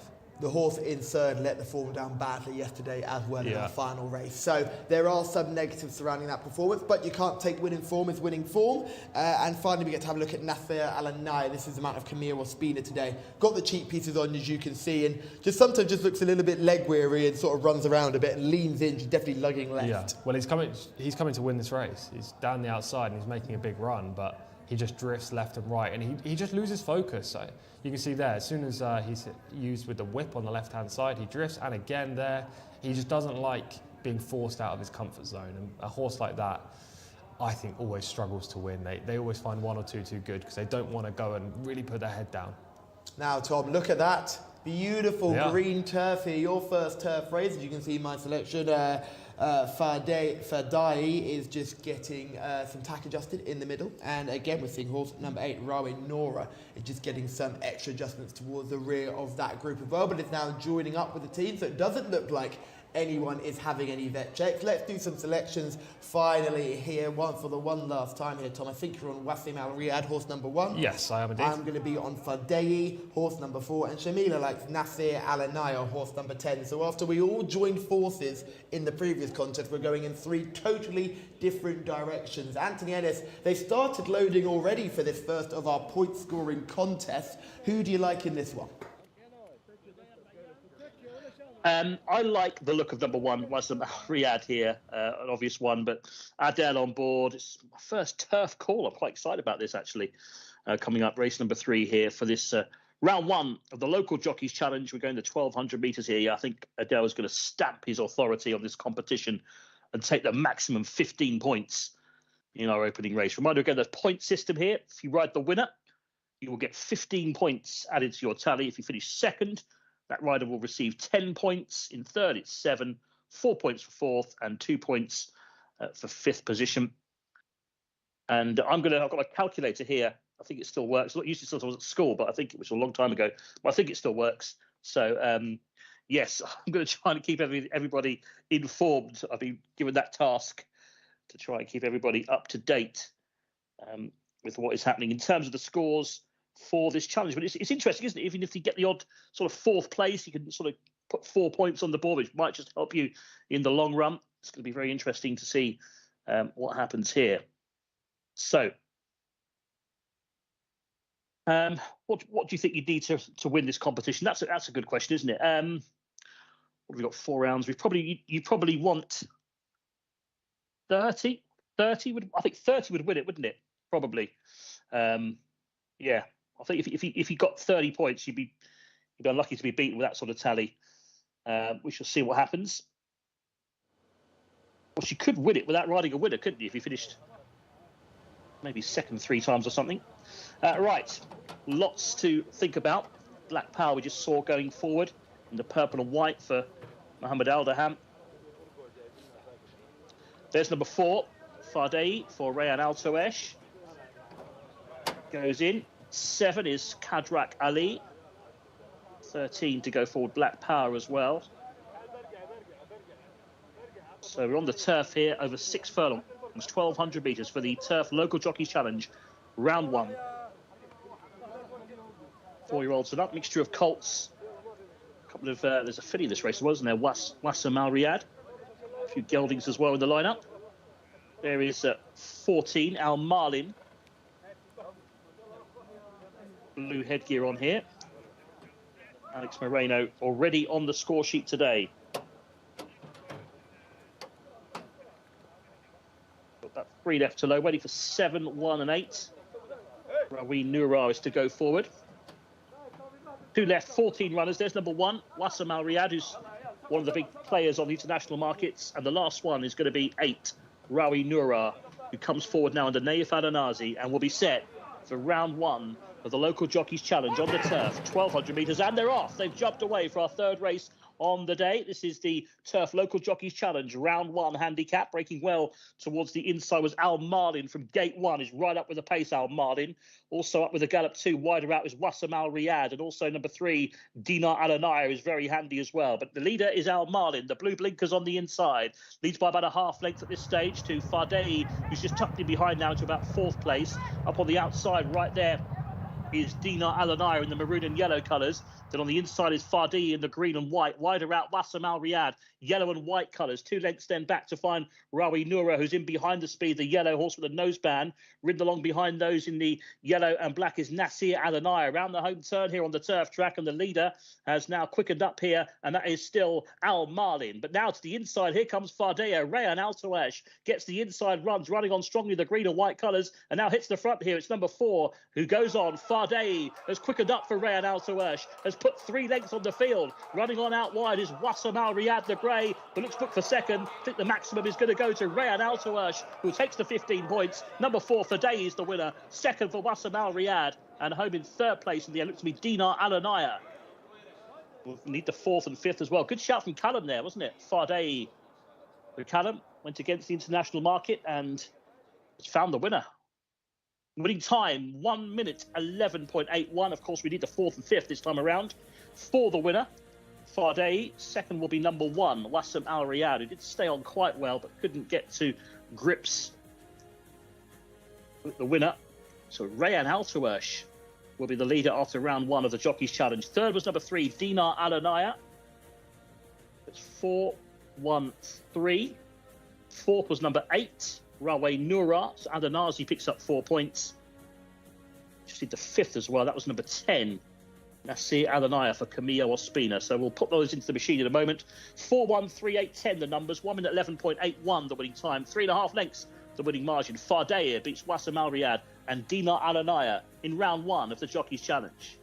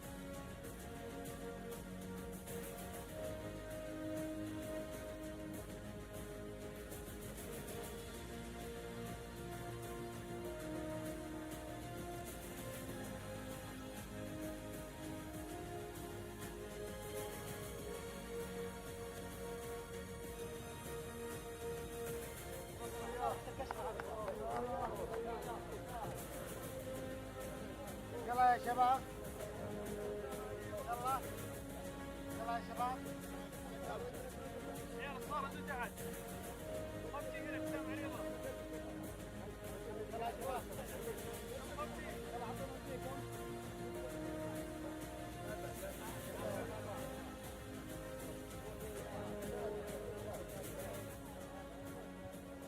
Fardea. Oh, I'm still going to get that name wrong every single time. Fardea is our winner of the first of the local Jockeys Challenge races underneath Ryan Al Taraish, and a horse who was second in this race last year has got one place better. He absolutely loves the green stuff, and this is the first handicap plot I've seen here in Saudi Arabia, and well done to all those connected with horse number 4. Yeah, very well done to you as well. Good selection. I think you've got the best trip in the race. And you've got dreamy run down the rail, didn't we? Yeah, the best ride in the race as well. But a very good selection, nice price on the international market, and very well done to you. Wasn't a horse that I really liked on the base of things, but I completely understood the turf angle. You can just see it just opened lovely against the rail. The two front runners completely drifted off the fence in the home straight. It's a very different course for turf course, so it is tight and it does take some riding. I think Damien Oliver made a really good point last week, and he was coming out of retirement to ride in the International Jockeys Challenge, and he said it rides so well, but it comes at you quick. That final bend comes at you really quickly, and over 1,200 metres, they fly from start to finish. It is a really strongly run 6 furlongs, and nothing gets into it from off the pace. Something to just watch here. Look at the jockey on the winner, green and white silks. He flicks his goggles off in the closing stages that are on his head with his whip. I hope that's correct. There we go. They just fly off in the home straight. They're gone, and they've been trampled as well. I don't think he'll be getting those back. No. Ryan Al Taraish will need a new set of goggles for sure. Definitely a good ride aside from that, though. As you can see, at this point, it's crucial. The first two in the event drift off the rail. Horse number 14, Al Marlin. Alex Moreno couldn't stick to the rail there. The eventual third place finisher, Dinar Al-Anai, is on the outside, and he kind of takes the worst of it, as does my selection, the runner-up, Wasim Al Riyadh, who ends up in the middle of the track. But all of that just helps Fardea come up the inside. And look, I'm not saying he was flattered by the result, because he probably was the best horse in the race on the day, but he definitely got the best ride and best trip. Yes, he certainly did. Everything fell into place, and it all happened from the start here.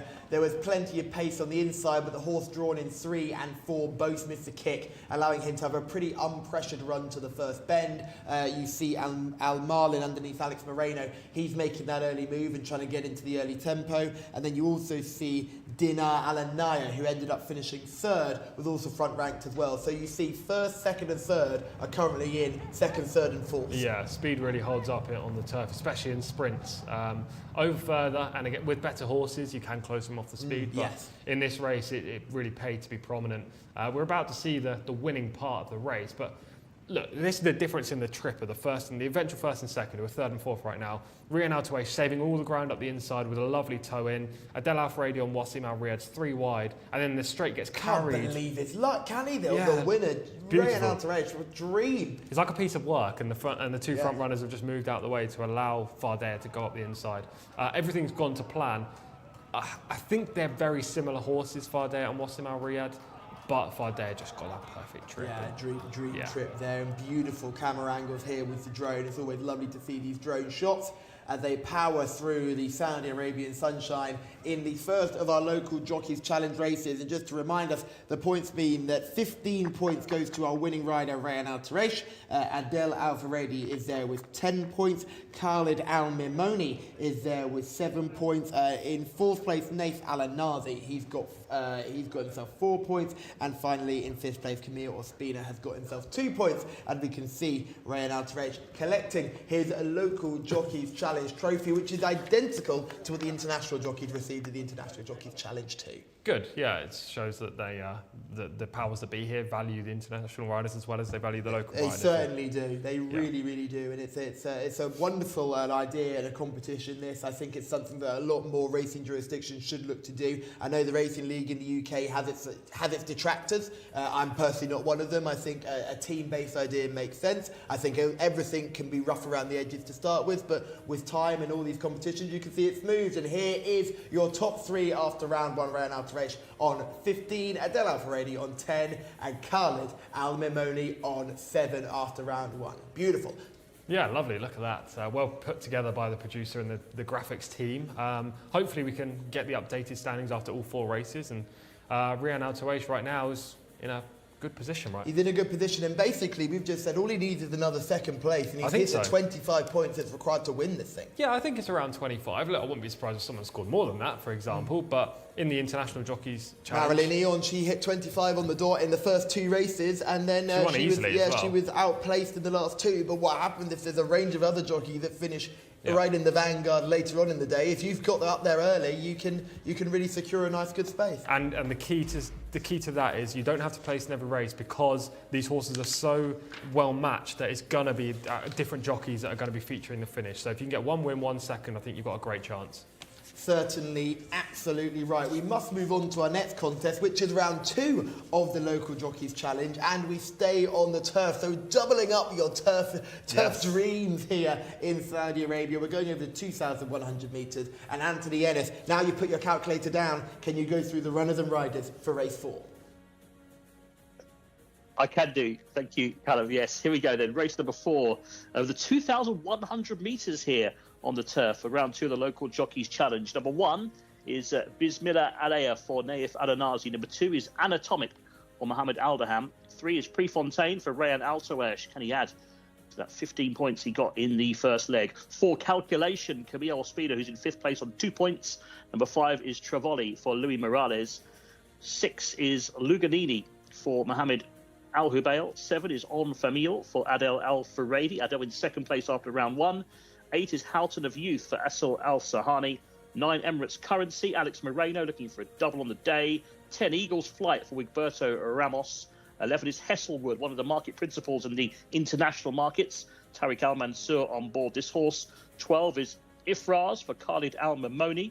13 is Milwaukee, who was a winner recently. Abdullah Alofi on board the Son of Justify. And 14 Boston George, ridden by Al Fairuz there. The reserves not required here, so 15, 16, 17 don't get in for round 2 of the Local Jockeys Challenge. We're back on the turf, 2,100 metres. We go up in distance this time, so we go back to Callum and Tom.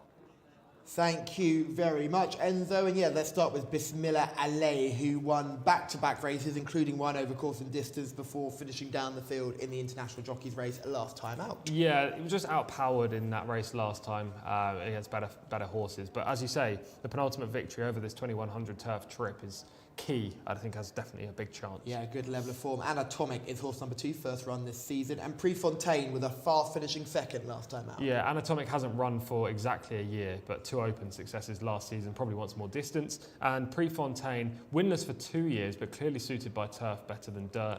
Needed 2 more strides to win over this course and distance last week. Clearly in a good round of form, and ran out of race rides. Calculation finished 3rd the last time we saw him.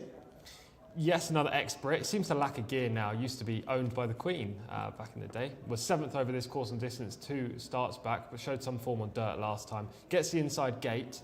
Needs to show speed, otherwise Camilo's going to be in a tricky spot. Travoli is going to be the selection for myself in this one. I think you're probably going to go the same way as well. This son of Outstrip loves the turf. Yeah, very tentative pick from my end anyway, but he will be my selection, Travoli.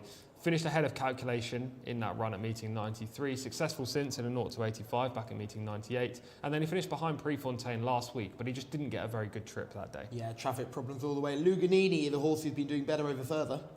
Fair horse in the UK, but he's just struggled over on these shores and doesn't seem capable of repeating his best just yet. On Famil with a bit of a Taif superstar, but it's not found that level here in Riyadh. Yeah, Taif dirt specialist. Turf at Riyadh, not ideal. I'm going to say it just because of the comments on DOD. Gets a dead Alfaredi, which is a positive. But apart from that, I don't see any angle for him. Houghton of Youth is horse number 8. The horse that we talk about, Taif dirt specialist, he'd be in that same category, wouldn't he? Yeah, exactly that. He was readily beaten here last week behind Travoli, Prefontaine, etc. Best runs have come in Taif. I don't expect him to win this. No, it'll be a tough ask for him to do that. He was down the field in the Jockeys Challenge contest last time. Emirates Currency is horse number 9. Just finished 12th in the same race that a lot of these contested last week. So on that evidence, he needs a huge form reversal. He's proved a little bit inconsistent so far in his career. So he could bounce back, but I just don't see it happening.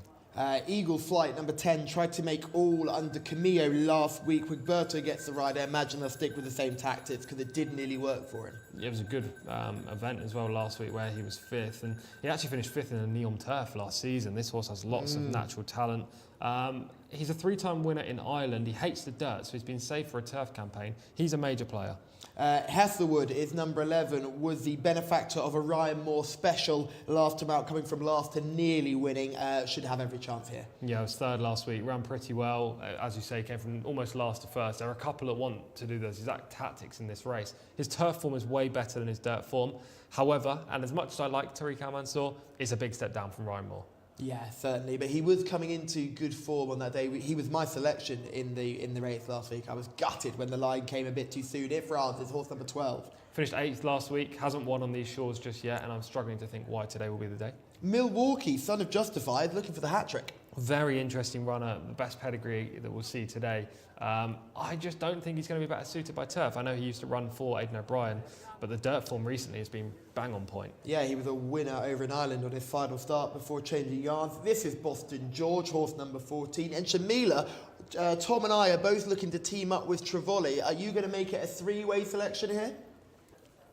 Absolutely, I am not going to make it a 3-way selection. I've gone with horse number 13, Milwaukee, who will jump out of stall number 13 under Abdullah Alofi. So this horse is hoping to get him on the leaderboard with his first points of the day in this local Jockeys Challenge. Now, Fawaz Greyban, the trainer, has 4 runners in this race, so I wouldn't be surprised if they were kind of teaming up and hoping to work together for a good result for all of the jockeys in this contest. So I couldn't look any further than Milwaukee for my paddock selection. However, Rayan Altaresh, who is currently the jockey in the lead, rides horse number 3, jumping out of stall number 11, and he is a stunning looker as well. I have him noted down as my second choice in the parade ring. No paddock negatives in this contest. It's our second turf race of the day, so hopefully Tom enjoyed our first turf race and is looking forward to the second. Thank you, Shamila. Yes, good effort in the parade ring there. We'll be watching out for Milwaukee, who's coming here looking for the hat-trick. Bismillah LA, not getting much of a mention. I thought he was probably given not the best of rides in the International Jockeys Challenge last week. But if you take that ride out of there, he's got to be the leading contender here. Yeah, he's definitely a player. Naif Al-Anazi on board. I wouldn't say Naif's as good on turf as he is on dirt. I think he's better on the dirt. Obviously, he managed to score points in our last race. He did. He did. That's true. There was interference in that race. Yeah, I think the stewards may have a look at a little bit of a word with Naif. His riding left a lot to be desired on that occasion, I thought. Yeah. So the fact, I don't know. I think Naif's a little bit of a negative on turf. On dirt, I think he's a bit of a positive compared to others, but I think he's more suited to the longer sweeping turn than he is on the turf. This horse is 16 to 1 in the international market, Bismillah LA. That's huge. It's a big price. That is a huge, huge price internationally. Just because if you look back, he won on dirt, then he went to the turf first time, and the big doubt was, would he handle the turf? He loved the turf. Yeah. He was a really impressive winner and stepped up obviously in class next time out. I think he won a 0-85 and stepped up into that international jockeys contest. I don't think he was given the best ride on that day. If you look at the tactics that we used in his 2 previous wins, he was a bit too far back, and when given, it did open up a little bit, but he didn't quite have the opportunity to let down and really find for pressure. I imagine with a change of jockey and maybe a better ride, he would be right up there. And I think 16 to 1 is huge. Yeah, I think it's a decent price for sure. He has got form to reverse with a couple of these, which is why I don't fancy him to win this race. I watched the replay back from that heat. He was behind Prefontaine, behind Trevoli. On For Me was in there as well. So was Horton View, Emirates Currency, Eagles Flight. There was a lot of. Let's have a look at them now. This is that International Jockeys Challenge race that we talked about, and there's so many stories to pick out from this race. Let's pinpoint a couple of horses quickly. Trevoli on the inside in the orange doesn't get a very good trip. Watch him throughout the latter stages of the race. He finishes very well. Hesselwood and Prefontaine come from similar positions. Hesselwood was a little bit further back. At this stage, it looks like Hesselwood might come and win, but his stall's a little bit late for him. Prefontaine, very unlucky not to get up on the line, but I thought Trevoli was given the worst ride of the first 3 or 4 there, and he's really picking up as well as the other 2. So I'm going to stick with Trevoli with Louis Morales on board today. But there are plenty in that race who could run well. Here's Milwaukee, the son of Justify, who's winning his 2nd start in a row. He's looking for his 3rd today. I thought this was a good performance, but it didn't strike me as a let's go on the turf after this. No, he's on the wrong lead. He does a lot wrong, but he's so well bred and he knows a lot about racing because he used to be with Aidan O'Brien, so Aidan would have schooled him very nicely and worked him through the years. He's only a 4-year-old, but it feels like he's been around for ages. 2,400 metres and a grinding style near the speed is what Milwaukee is used to. 2100 on turf. On a tight course On like a this? tight This is like track. Chester for him. With Abdullah Al-Alfi rather than Camilo Ospina, I'm worried. Yeah, I can understand why you would be concerned. But Abdullah Al-Alfi is no slouch of the jockey. He's very he good. is the partner of Hassan Al-Kanadir. Yeah. And he eats pressure rides for breakfast. Yeah, he's a very good jockey, but Milwaukee's used to Camilo and Camilo's style. There's no other jockey here that's similar to Camilo in the way they ride. So it'll be different. It's not a huge negative, it's just a doubt, a worry, because we don't know whether Abdullah can do exactly the same thing Camilo can on this horse. If Milwaukee's not in front in the early stages, he's not going to back run any horse in this race. He's just a grinder. He'll go at the same speed all the way down the home straight, whereas there are a few, like Trevoli, like Prefontaine, like Hesselwood, who can really quicken up on the turf. Let's talk about how tactically this race is going to be run. Houghton of Views is the front runner. On For Me is the front runner. They're both representing the same stable. I'm sure they'll be sent out at a rare rattle. They are drawn in 14 and 17 respectively, which is a slight concern because it means they're going to have to hit the lids hard and get across. And they come to a bend very quickly over 2100 metres. They start just in front of the stand and they come swinging past our presenting position very quickly. So there will be a bit of bumping and squeezing on the bend early on. All the key players seem to be back markers. The Eagles Flight is a horse who, like you said, in the Neom Turf Cup 2 years ago, finished 5th in the International Jockeys Challenge last week. He ends up running very well to finish 5th again, but he made all on that day. Would you imagine he, who's coming from stall 4, would have a nice chance to get a nice early lead? I think Roberto will try to be forward. I don't know how forward he can be in this race. To be honest, if Milwaukee's not leading, I would be shocked, just because he has to. He's in 13. I know, but I feel that Abdullah Al-Alfi is going to have to try and go forward, because there's no way from that stall he's going to sit in mid-div and pick the leaders up. It's not going to happen. Yeah, he needs to be momentum. Yeah, he needs to go to the front. So I think he'll go forward. Eagles Flight will go forward, and a couple of the other Fawaz horses maybe on the speed. Eagles Flight is a huge player in this race. I don't feel like we've given him too much of a mention, but he's by Glen Eagles. He's got a lovely turf pedigree, 3-time winner on the grass in Ireland, a good run last time up. He's quite clearly suited by this track. And the one thing with him is he's third off the layoff. This is his third run in Riyadh. Feels like this has kind of been the play all season, waiting for this race. So he's definitely a contender. I think he's currently, or it was this morning, around 7-1 in the international market. See, that's fair. Hesselwood and Trevoli are very similar types of horses, and they're 5-1 each. So I think the market has those three billed as market leaders, and rightly so. Prefontaine as well definitely has a chance, but he's a bit in and out. Milwaukee, who was also one of the market leaders this morning, I don't like him at all. So personally, I think it's between Trevoli and Hesselwood, unless Eagles Flight gets a dream trip like we saw in the last race with Riyadh Al-Tawash's ride. Remember, Riyadh Al-Tawaish is on Prefontaine. He would certainly have a big chance here repeating his run from last time, which would mean that he would, if he was to win, he'd be on 30 points and almost uncatchable. So big moment for Riyadh Al-Tawaish, who can almost secure this competition with a top 2 finish here. But Trevoli is going to be the selection for myself and Tom. Louis Morales in the saddle, looking for his first points. And Milwaukee, horse number 13, coming out of stall number 13, will be the selection of Shamila under Abdullah Al-Alfi. So watch out for stalls 12 and 13 for our selections. Just trying to find out what everyone else likes on YouTube in the comments, which means me getting back into the comments on my little laptop in front of me. And I can tell you that there's a little bit of selection for horse number 7 on For Me. Life is Blessed. We'll hope that his selection or her selection is blessed with this one. And I'm still waiting for some other comments to come through. But it's time to hand over to our mathematician in the commentary box. Anthony Ellis, it's over to you.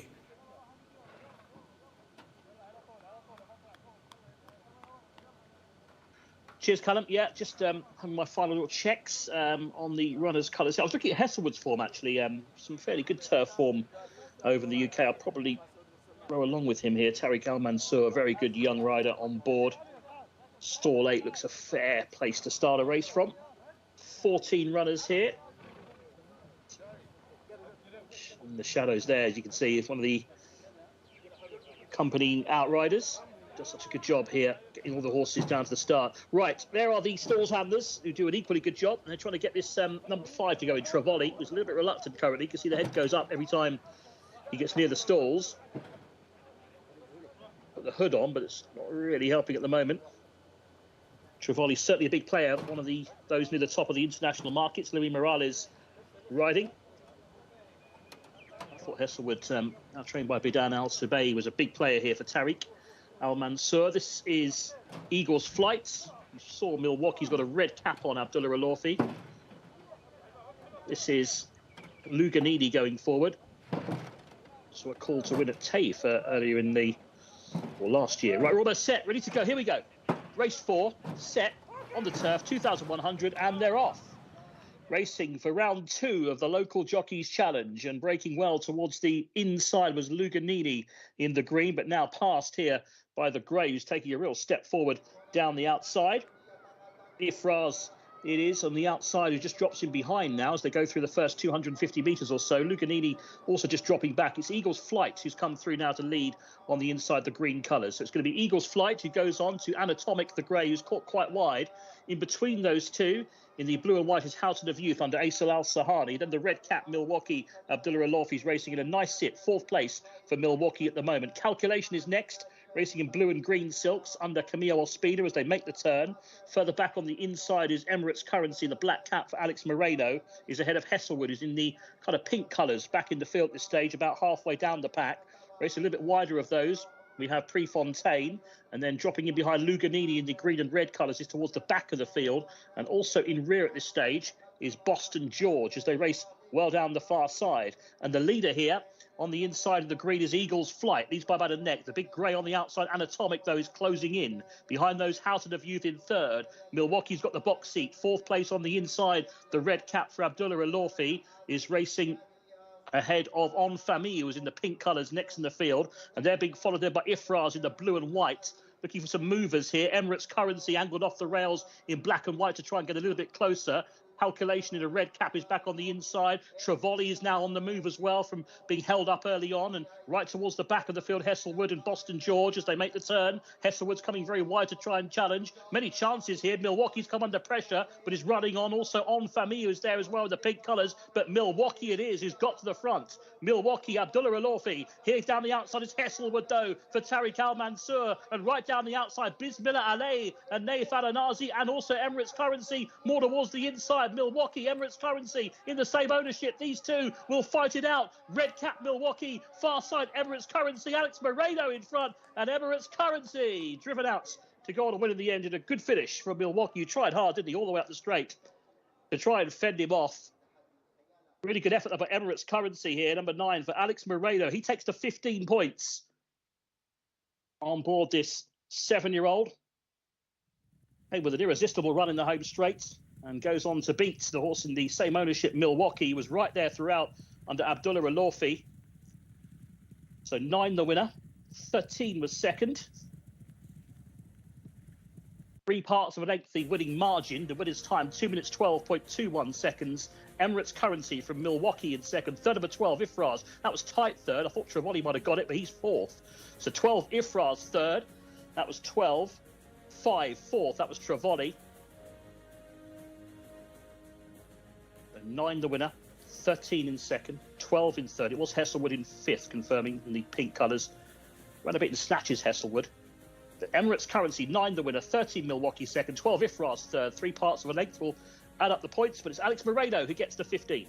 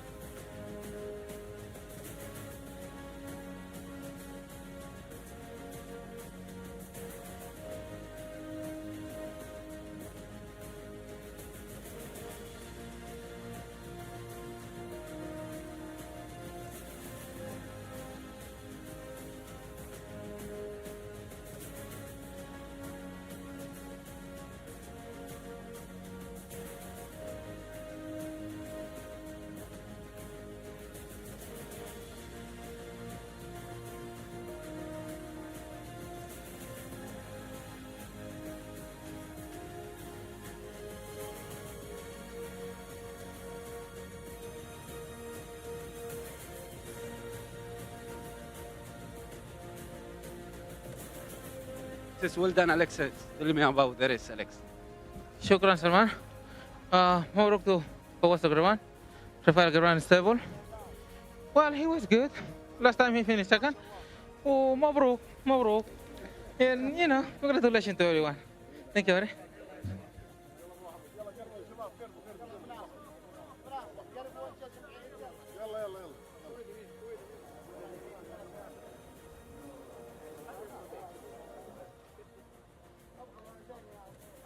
Race of the day goes to jockey Alexis Marino on board Emirates Currency for the Fawaz Grey Band Stables. Jumped out of stall number 6 and was coasting pretty nicely. And I actually thought that my paddock selection of horse number 13, Milwaukee, would have got the job done for the Fawaz Grey Band team. However, it wasn't. It was Emirates Currency this time, rated 90. A stunning 7-year-old colt by Muharar. So hopefully we can get a few words with Alex Marino before he comes and takes his trophy.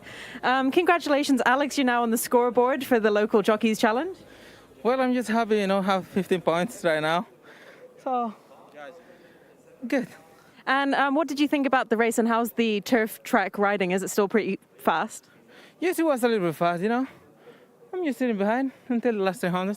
No wait, so I just have to wait, you know. And he's responding well the last 100 meters. Brilliant. Well, I'll let you go and collect your trophy. Yeah, I have to. These colours are doing big things over this trip on the turf in Jockeys Challenge races. Rachel Venica wore these colours to win on the International Jockeys Challenge final race of the day.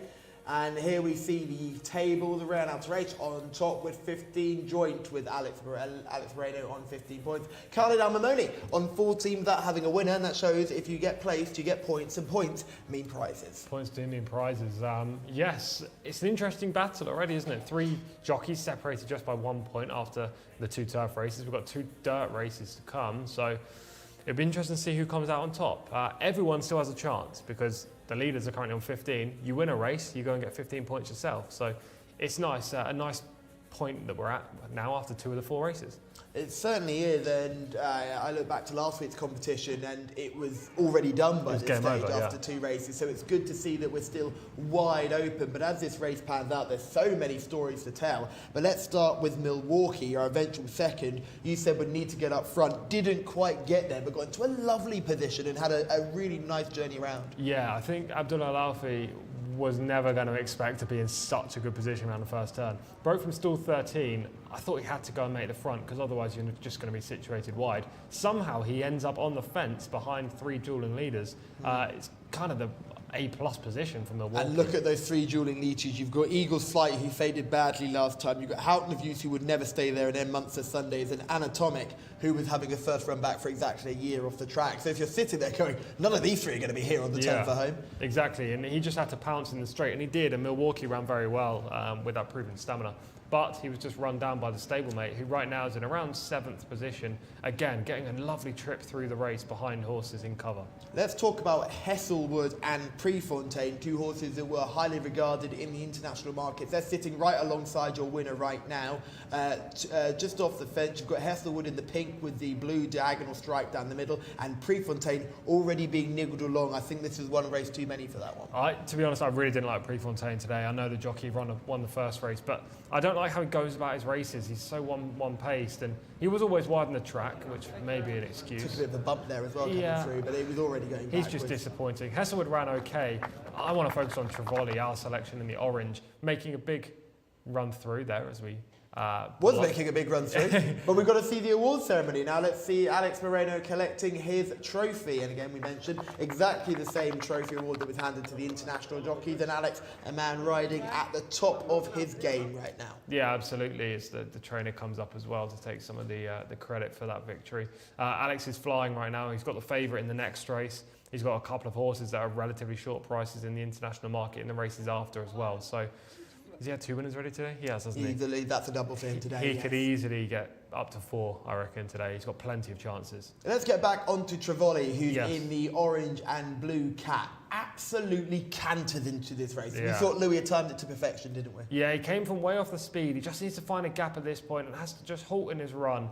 The horse Emirates Currency, the eventual winner, actually came across him there with Alex Moreno, who Alex is so courageous trying to find gaps. Look at him there in the black with the white, going between horses when there's nothing really available. There's not a gap there. Oh my goodness, it's tight, isn't it? Yeah, he actually has to switch, doesn't he? He does. He kind of steals the positions of Trivoli, but obviously not doing anything wrong in doing so. He just is braver than Louis Morales at that point and in the position to do so.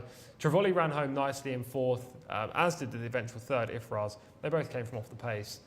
I'm wondering whether Trivoli's going to become this horse who's just eye-catching without winning, because this is kind of what he did last time, and he did win time before that. He when did. He snuck into the reserve over course and distance. I think he's so much better horse on turf than he is on dirt. Oh, yeah, and this was a tough race as well. That's the other thing. This is a 0 to 90. Yeah. I think he's a 0 to 85 horse really. And his rating of what's he rated? He's 90, rated 90 now. He's not a 90 rated horse. It's not going to come down though, because he keeps running well. with credit in 0 to 90 races. But I think he's a truly 85 animal, and he took advantage of his opportunity when he got there. And I think there are other horses with higher ceilings than he has, but it certainly isn't ever going to give you a bad run for your money. No, he's run very well, and he was eye-catching again. It's just the latter part of the race, the final 50 metres. After moving into the race so easily, he didn't manage to find that kick, as we see Alex's customary tongue out and the whip flail celebration in the home straight. Love to see it, don't you? Do you remember at Taif, Alex would always pat the horse down the opposite side of the neck just so the camera would get a lovely shot of it. He's definitely a showman. Him and Nate Falinardi fighting for screen time here on the English-speaking channel. In regards to your selections at home, Life is Blessed tipped up number 7 and number 9, which meant you had no run from On For Me, but you got a very big run from Emirates Currency, so congratulations. Then great to see Jose Martinez back in the chat, and great to see you with us as per usual, and I'm glad you've got your morning coffee with you. I hope the weather in America is doing you as fine as the weather here at King Abdulaziz Racecourse, because it is stunning here in Saudi Arabia. It is lovely weather outside. It's much better than where we're from, back in the UK. Certainly much better. I spoke to my girlfriend this morning, and she said it was absolutely chucking it down with rain as she was heading into work. So yeah. I laughed and said it was lovely, absolutely lovely weather here.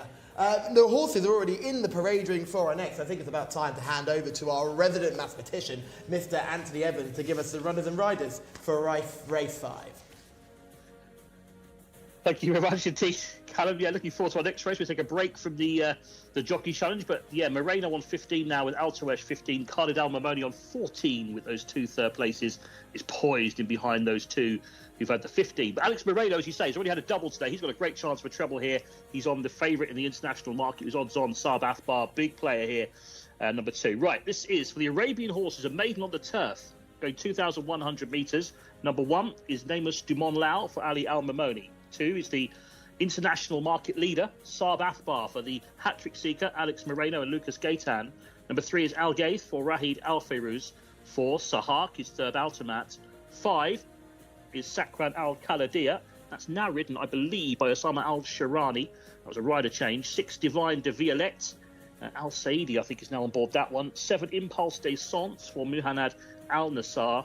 8's a non-runner, Naham. 9 is Parks Lights, Abdullah Al Khamis. 10 is Al Mosgel, and that's also a jockey change now. Waqar Al Hazmi, I believe, is on board that one. 11, Austral del Sol for Mohammed Al Hubail.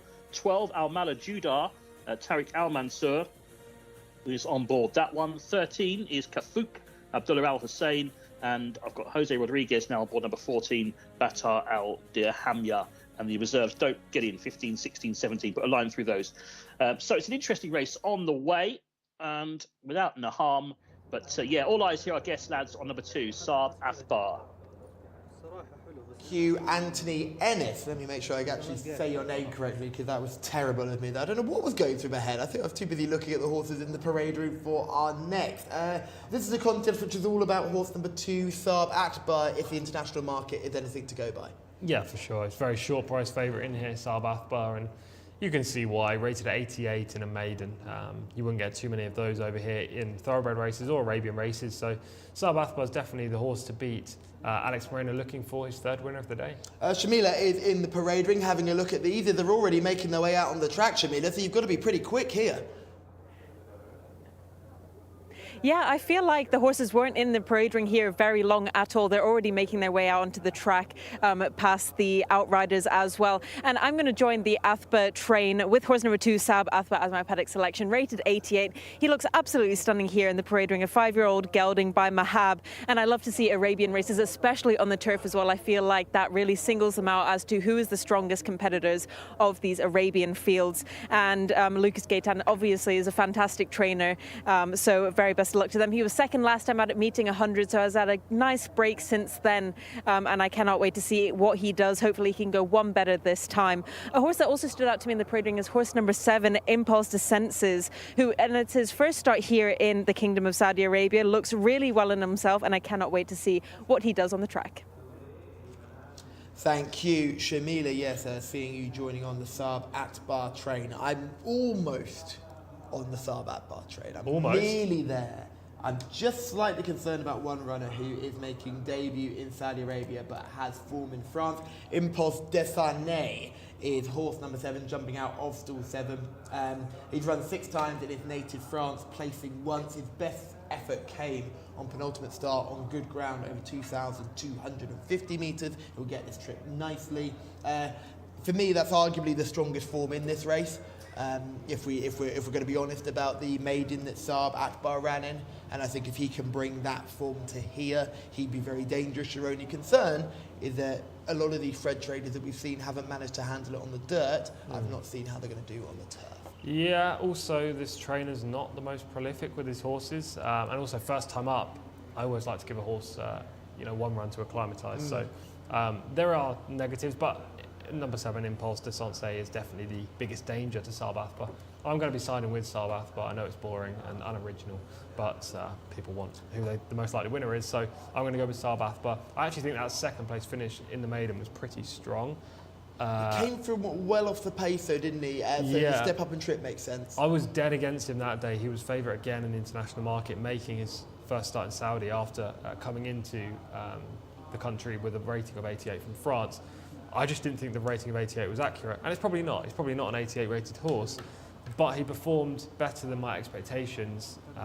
He ran behind an Al Khaladir Stables runner who was very impressive that day off the front, and Saab Athba made nice late headway. His previous form was on turf, I believe, so I'm going to take Saab Athba just because of connections, Lucas Gaetan, Alex Moreno, Athbar Racing Stable, and that solid first run. It's not much of a maiden if you take the 2 and the 7 out of this race, so I think it's definitely between the 2, and there are many more concerns, in my opinion, about the 7 than there are about Saab Athba. Yeah, Saab Athba had 3 runs in his native France, second on debut over 1,500 metres on the weather, then was on very soft ground at Mont de Marsan, and then went to Toulouse. And after coming to Toulouse, he then ran in this race in Saudi Arabia and ran on well to finish second, but all doing it in a bit slow motion, I felt. Yeah, well, he was cooked from a long way out. He was beaten on the turn, and I was sat here this day and I selected the eventual winner. That's not purposeful after timing, but going into the race, I thought it was between Saab Athba and the Al Khaladir Stables horse who eventually won. Muntasabit Al Khaladir. Exactly. And in the race itself, I always felt confident on the winner, but Saab Athba runs home nicely in the latter stages. Look at the horse who finished third, though, who let the form down dramatically yesterday. That's another concern for me. That is a concern, but then if you look through this race, how many horses in there could even get close? One! But Impulse Desarnais. But do we know that? I don't think we do. You don't know. You're doing it purely on the fact that he's got stronger form in France, I would say. Yeah. And has form on good ground in France, which this horse doesn't. So I am going to be going for Impulse Desarnais. I would happily be wrong because I know I can totally understand why you and Shamila have made your selection with Saab Athba, but I think I've just got my concerns, and I think I could be totally wrong because I think Lucas Gaetan is a genius and does a very good job training a very small select string here in Saudi Arabia. But I have my concerns about firstly the form of the race we just saw and his form in France, and maybe Impulse Desarnais gets his act together very quickly, but it could take a few runs for him to find out where he's based to. So I am going to go against you guys, but I will be very happy to be wrong. I think we'll definitely be on the first and second. Of the others, we haven't really talked about any others in this race. Do you want to go through them? Why not? Let's go through top to bottom. Namaste Monalu. Winless in 2 starts, has a dirt horse action that would definitely worry me on the surface switch. Al Gaith is horse number 3. Beaten 61 lengths last time and failed to beat a horse the time before. Sahak is horse number 4. Munj's progeny generally want dirt again, so this horse isn't yet to be proven on the turf. Sakran Al Kaladir must be a tick in the breeding. Yeah, unknown quantity though. The trainer's only got a 2% strike rate this season. Ooh, Divine de Violettes missed out on a race only, oh no, it's a stablemate that missed out on a race yesterday, but Divine de Violettes we've seen plenty of times. Big step up in trip after finishing 7th in a 1400 metre open last time. Another that tries turf today for the first time. Park Lights is a horse we've seen plenty of and seems very hard to win with. Yeah, another horse with just loads to find on form. Life is Blessed has gone with the 9 though in the comments. Life is Blessed, who's representing London in the comments, so great to see a fellow Londoner amongst us in the comments, going for number 9, again, Park Lights. Al Mojzel is horse number 10. Barely beaten a rival this term, another that's very easily overlooked in this race. Austral de Sol is horse number 11. Debutant without a strong pedigree, the trainer's 2 from 37 this year, 5%. Al Mala Juda is horse number 12. 19th, 18th, 17th on 3 runs.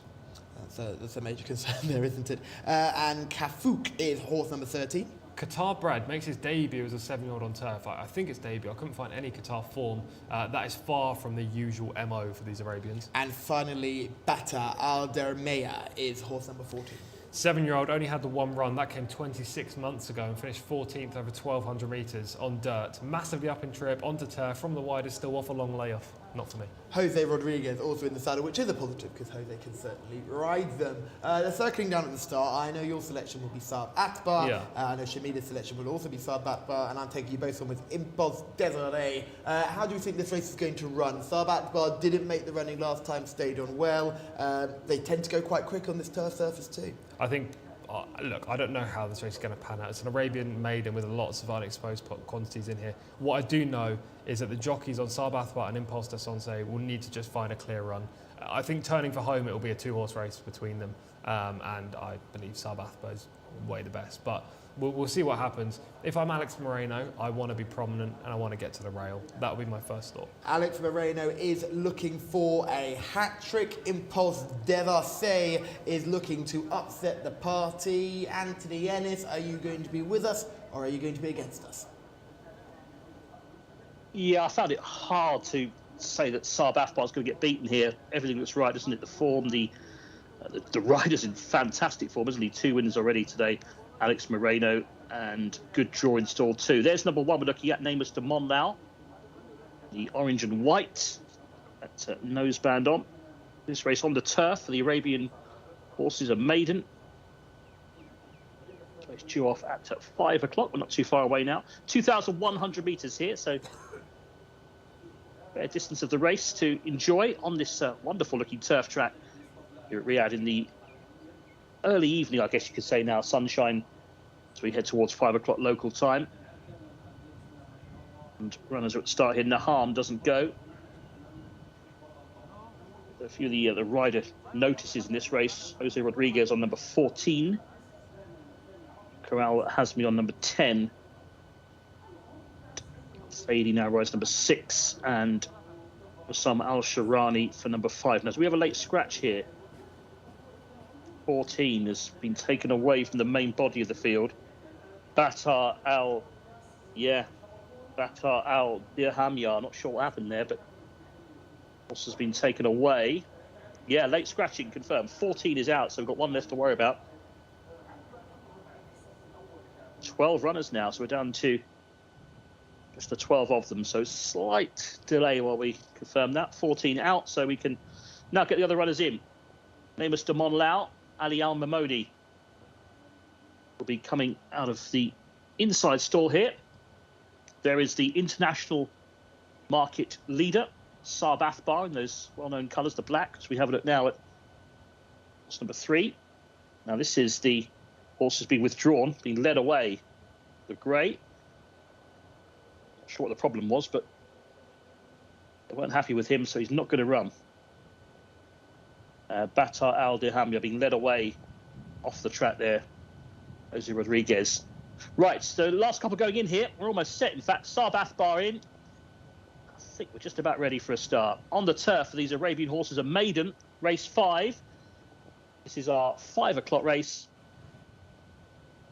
The 6 is not with them. They are racing as very slowly away on the outside there. And look at Kafuk, completely walked out of the stalls as they race away and up with a pace towards the centre in the white and grey colours. Now just forcing on is Parks Lights. Number 6 is with the field. Divine de Violette is with them.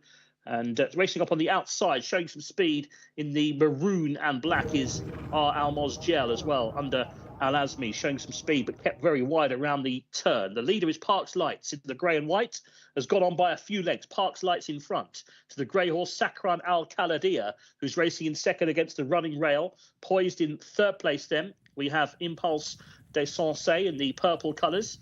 That's under Muhammad Al Nassar as they swing around the turn into the back straight here on the turf in the bright sunshine here at Riyadh. This clear leader is Parks Lights. Has got about 6 or 7 lengths ahead at this early stage.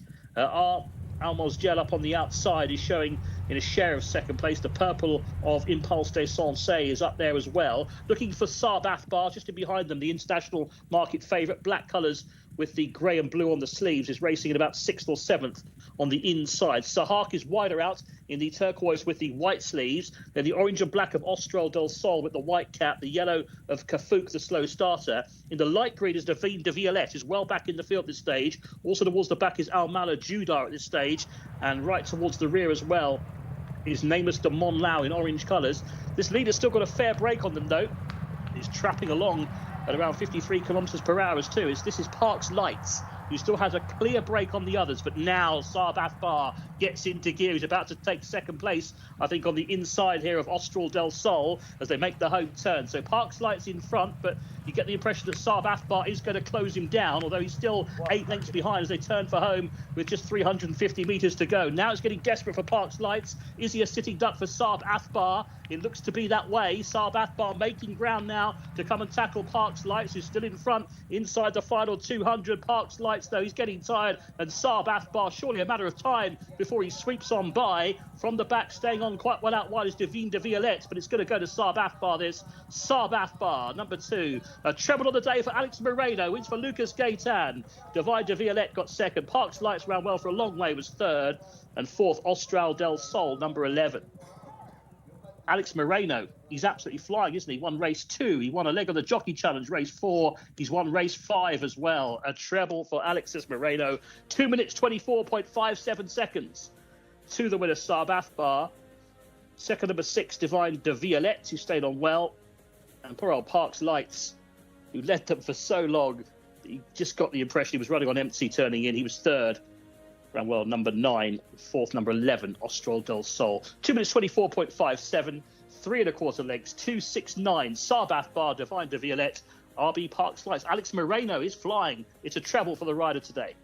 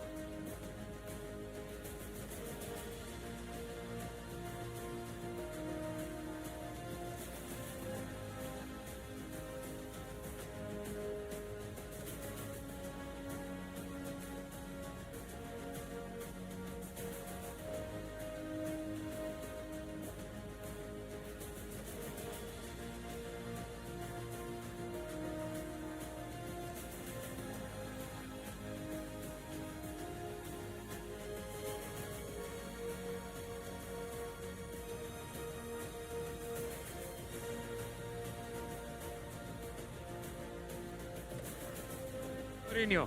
Alex, congrats. Thank you, Saleh. Thank you very much. مبروك to the Prince Amir Abdul Ahmed Aziz. Yeah. Lucas, Adva, Kulmun, everyone, you know. You ride him for the 7 furlong. Yeah, that day was a little bit shorter. Today, 2,100. He came You in know. the last 1 furlong. He showed up. Yeah, you know, he have to go in the last 100 because nobody gonna follow that guy, you know. Yeah. So, مبروك to everyone. مبروك.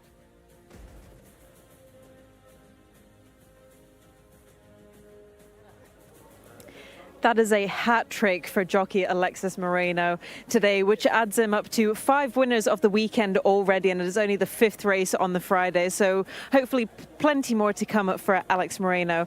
But very well done to All Connections here with Saab Athba in this 5th race of the day, over 2,100 metres on the turf distance. Now, we did see this horse coming second last time out at meeting 100. That was over 1,400 metres. He was beaten by an Al Khaladia horse.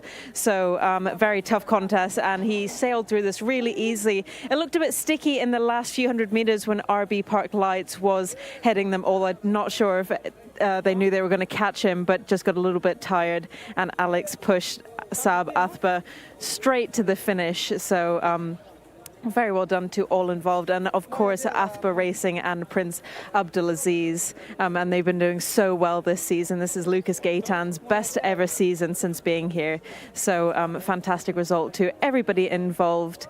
And of course a jockey that we always love speaking to, Alex Moreno. Congratulations on 3 winners today. Wow, I'm just happy, you know. Were you expecting that? I mean, RB Park Lights was so far in front. Well, I know he don't want to finish, you know. My horse is a good horse. Well, that's what he showed, you know. Last time he finished second, and today nobody with him, so he didn't so easy. But were you worried about the pace at all? No, not that much. It was really, really good. Yeah. And how did he take the distance? Obviously, we saw him second last time out, over 1,400, but this was on the turf this time. Well, I think he's a for the horse. He liked to go alone. Last time he was a little bit short. That's why he finished second. He should win last time. Yeah. But he did it today. And only 5 races today. You already have 3 winners. Any more for us? Sure, I hope so. Fingers crossed for you, Alex. Yeah, thank you. Alex Moreno, cool, calm and collected aboard Saab Athba, who justifies his place at the top of the international market with a decisive victory in race number 5 today. But the story of the race has to be the eventual third, Park Light, setting a blazing trail and at one point maybe getting a few of the jockeys concerned. Yeah, exactly that. It's coming around the bend, it was a bit of a worry for Alex, I think, on Saab Athba. To be honest, I never had a moment's doubt because this horse finished off so well last time. And RB Park Lights usually runs like that. Cheap speed, isn't it? Yeah, cheap speed, exactly. Goes straight to the front and tries to win and burn everything off. It was a good ride, to be fair, on RB Park Lights, because what else can you do? And to take third is a decent prize, 7,500 Saudi Riyal. Just obviously not good enough to beat a class horse in Saab Athba. The eventual runner-up ran nicely as well, Divine Violettes. Yes, Al Mojel is the horse you can see on the outside who does not handle the turns whatsoever, ends up running no sort of race and is basically in the car park at this point, desperate to get back onto that dirt surface. Impulse Desiree was shaping really nicely before just picking up a little bit of a knock, just being checked over by the vets right now by our presenting position, and is being taken away to the stables. I think he's just a bit sore after that rather than a serious injury. This would probably be quicker ground than he's ever run on before. Yeah. The jockey rode him all the way to the line, literally full power riding. I don't know about that. He didn't look right turning in. So there'll be another day for him. Won't be any time soon though, I imagine. I think it'll be next some season. time on the unable to perform list. Yeah, he has the potential to be an okay horse next year, but on the basis of what we've seen today, he's... Well, he showed a good enough level early on. He was travelling nicely. He was in that third position, just one off the rail. Even here, though, he's being nudged. Like, he's been nudged in third. Yeah, but I think this is when something's going to go wrong. He's going to stop very, very quickly because he causes a bit of commotion in behind. As you see here, this is when you just see his action changes and the other three are going to go away from him. And why is the jockey now beginning to ride him out when you can clearly see he's stopping He rides very him all the way quickly? to the line like that. I can never make any sense of that. But if you look at the manner in which he stopped, I would suggest that there was definitely something you've got to miss there, and probably would have been best to be eased home. But at this point, you can just see the distance Park Lights has put between himself and the rest of the field. And Alex he's not calm in the saddle, he is getting behind his mount. He was super composed coming around the bend when he had 15 or so lengths to find, but when you know your horse is full and you're coming up and this lead is quite clearly emptying very quickly, he just had to make a decision here, inside or outside. Wouldn't have mattered either way. He goes inside, which kind of tells you a lot about his character. He goes for the gaps and to make it look nice and aesthetic, and look, Sabathba was way the best. Yeah, very impressive performance by our winner. Shamila has caught up with the winning trainer. I am indeed with the winning trainer, Lucas Gaitan. And Lucas, congratulations for that race. Were you expecting it, and were you worried about the pace that they were going in the beginning? Well, yeah, probably I was expecting him to win. If you see the other horse's performance and his performances, probably he was the better horse in the race. But well, last time 1400 meters, maybe a bit short for him, but it was his first time out here in Saudi.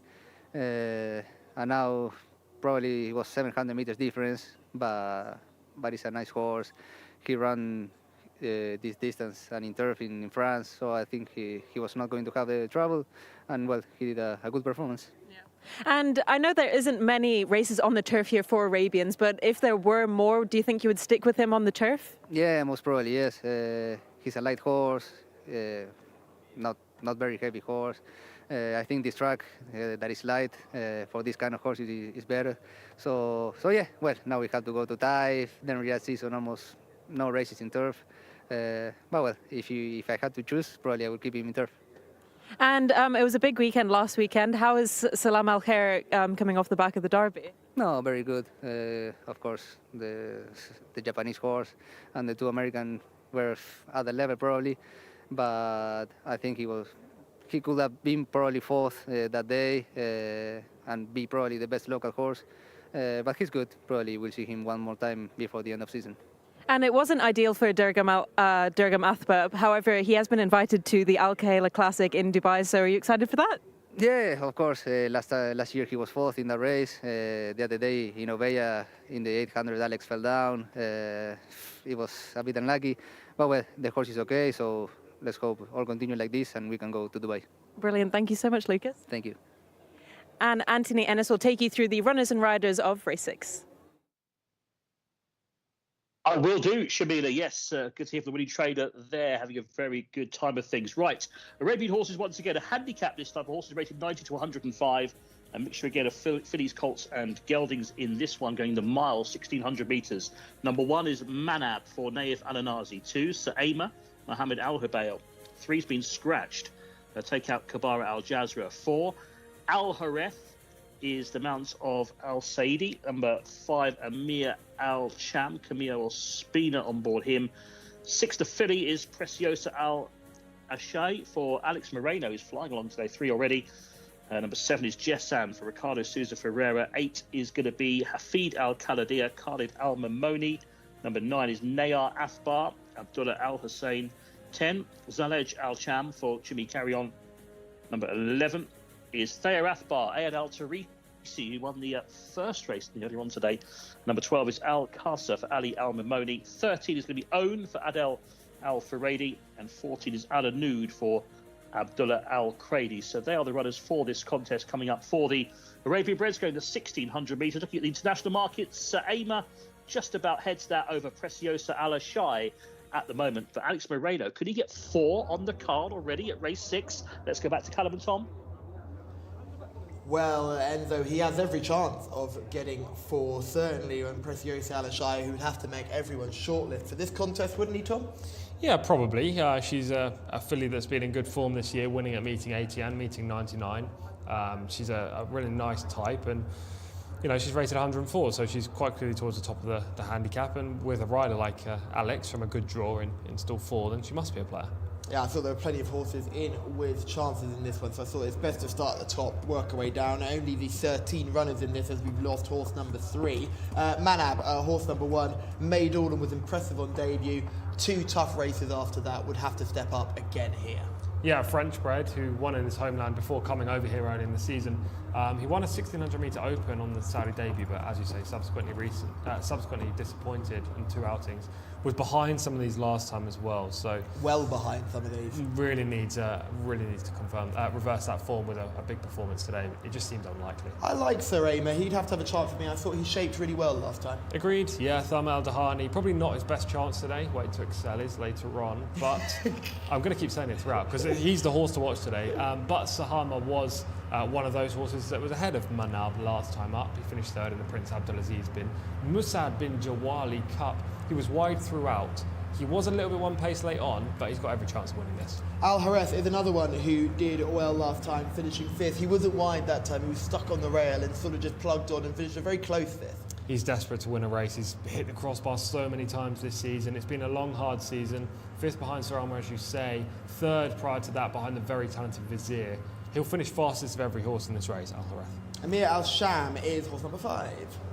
Yeah, consistent, but just yet to win a race. Probably better suited by longer trips. Not one I like here. His last run, though, came in a very hot sprint contest, so stepping back up to a distance that he's probably more comfortable as we look at Prokofia Al-Ashai, horse number 6. Yeah, we've already touched on her. She's definitely a player if she can continue in the vein of form that we saw her in back at meeting 99.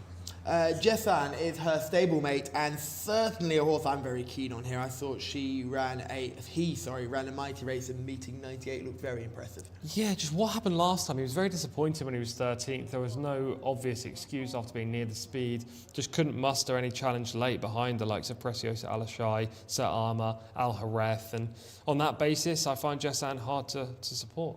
Yeah, he beat Barik Al-Hazam on that race, and Barik Al-Hazam ended up winning the race, beating all those other horses. Yep. So the form lines have worked good from him. Hafid Al-Kaladir and Naya Akbar are 8 and 9. Horse number 8, 3 starts on the main track here. It was a good second in the maiden first up, not close to last twice, easy to overlook. Horse number 9, Naya Akbar, is a strong stayer, definitely wants a longer trip than this, but he'll be plugging on late. Zelej Al-Sham is horse number 10. Yes, 12th behind a whole group of these in a race we've discussed already in good detail. So on the basis of that, he will need a huge step forward. Taya Atba is horse number 11. British bred, UAE winner. He hasn't been seen here since finishing 11th over 2,000 metres on July 16th, 2 years ago. Al Kafir is horse number 12, entirely white. 2 dirt wins last season, but yet to revive the form this campaign. Is 0 from 12 this season now, 9th behind a whole load of these in that race we keep talking about. He's a horse we spoke about yesterday, Own. Yeah, had some form with Asfan Al-Kaladir over in Taif, but the Riyadh exploits really not as interesting. Finished 8th in a sprint prep last time. I doubt he'll stay this trip, but he'll be right up with the speed early. Al-Anud was a very impressive winner last time out. Has to have a chance here, surely. Yeah, it was a weak Arabian Open, but it still wasn't open. 2 wins and 6 seconds this year. He's generally a horse. He's generally a horse that finds 1-2 good, but she's very consistent. Her recent form figures read 1-2-2-3-1. She's such a fun horse to own, I imagine. Abdullah Al-Kredis on board as well. I'm really keen on a few of these. I was very tempted with Jcsa. I'm just hoping for a bounce back of form. I think Al Hareth is another one who has been banging on the door, and hopefully it will cave in at some point. Yeah, for sure. I really like Al Hareth in this race. I like Sir Amer. I think it's between those two. It depends how quick they go earlier on when you're talking about Al Hareth. If they go hard, he'll finish the best. And I like him from that perspective. So I like Al Hareth. I think Sir Amer's the obvious one. He has that form. The back form, he's got the recent collateral form over. He's yet to win in Saudi as well, though, isn't he? Yes, he is, but he last time up at meeting 102, he beat Manab Al Hareth, Amir Al Sham, Preciosa Al Ashai, Jcsa, Hafid Al Kaladir, Zalej Al Sham, Al Kasa, and Own. So on that basis, he has the advantage of beating them already. Shamila is in the parade ring. Can you give us an eye catcher? Absolutely, I can give you an eye catcher, Callum. This is what I'm here for. And my eye catcher in this race, the second Arabian race of the day, is horse number 2, Sir Amer. Rated 105, trained by Tharma Al-Dahani, and who will be ridden by Mohammed Al-Hubail. 3rd last time out at meeting 102. And he's just an absolute stunner. I find it very difficult not to choose him every time he runs because he always dominates the parade ring in the Styles Stakes. Now, this is a very tough contest. He has been doing pretty well this season. I think he is due a winner, and so is Tharmal Dihani as well. So they will be keeping the cards very close to their chests with this one, but I will be indeed sticking with horse number 2, Sir Amr. Horse number 6, Preciosa Alashai, also looks really good. I really like this filly a lot. She's been doing really well recently for the trainer Laurent Lazelle. Ridden by Alex Moreno as well. He's already had 3 winners, and when he gets the ball rolling like this, he tends to keep it rolling and stay on the winners. So I think that he could have maybe 2 or 3 more winners today. So Preciosa Alashai is definitely one to watch, as well as horse number 14, Alanud. I would love her to win. My heart says Alanud, but my head says Sir Amr. Thank you, Shamila. My selection here is going to be Jcsa. I think the race at Preciosa Alashai will see where she ran, I should say, so well with a very messy affair. There's a lot of bumping and jiving all over the place, and the horse that beat them all was behind Jcsa last time on her penultimate start. So I'm convinced that the form lines make sense. I love Ricardo Sousa Ferreira as a jockey, so I'm going to be going a little bit of a different direction to everybody else here, which I've done in our last Purebred Arabian contest, and it went horribly wrong. So we're going to see if it can go any better today. So I'll be keeping an eye on Jcsa, horse number 7 in this one. Tom, who do you like in this one? It's a tricky little affair. It's very tricky. I mean, if you're looking at the international market and watching this race, trying to find a selection or maybe a wager, I would say Al Hareth. But I think the most likely winner is Sarema. They'd be the two. Teaming up with Shamila there. Yeah, I think they're the two. Al Hareth's definitely the value because he has loads of natural ability. He deserves a victory. Been banging on the crossbar so far this year. And as I say, if there's a lot of pace, he's the one that will fly home. Sarema, is just the one that has that solid piece of form to his name recently. Represents Tharmal Al-Dahani, who is one of the best trainers, if not the best trainer, definitely in this race, but in the country as well. So, yeah, I think they're the two to focus on, but they're both drawn wide in stall 10 and 11. And to be fair, it is a wide open race if you look on the handicap ratings. And they're not going to have an easy chance of getting in because Amir Al-Sham has got bags of speed and he's drawn in 9. We'll get a chance to see his performance in a sprint contest, and he ran very well for a long way in a race where they all finished in a bit of a heat, but it was a fast and furious contest. He'll be bang up there early. Yeah, he's drawn just inside, as you say. I don't think it's a negative that he's actually a 9 for either of the two that I just highlighted there, because Armour will want to go forward but not make the front. Will want to go forward and not make the front. So from stall 11, he can kind of track across. Al Hareth in 10, he's a closer. He'd just pull back anyway. So it's rather irrelevant regarding him. I think it would be more of an issue for a horse with speed. For example, Own, who's drawn 14 of 14 here, definitely going to go forward. If he can't get to the front ahead of the likes of Amir Al-Sham, then he's going to be situated wide and it'll be a negative. Does it fall into the lap of Alanud here, drawn 13? A lot of these high-profile horses are all drawn wide, but this is a horse that doesn't mind coming from off the pace and running through rivals. In fact, I almost think she thrives off fitting through small gaps. Well, she should be there at the finish. She's been very consistent this season. This is just by far the toughest task for her this campaign. So we need to see improvement from Alanud if she's going to play a part. I think there are some more obvious winners in here. Yeah, the horses are making their way down toward the start, and we'll get a chance to look at some form from in here. Let's look at Sir Amr and Preciosa Alashai in action.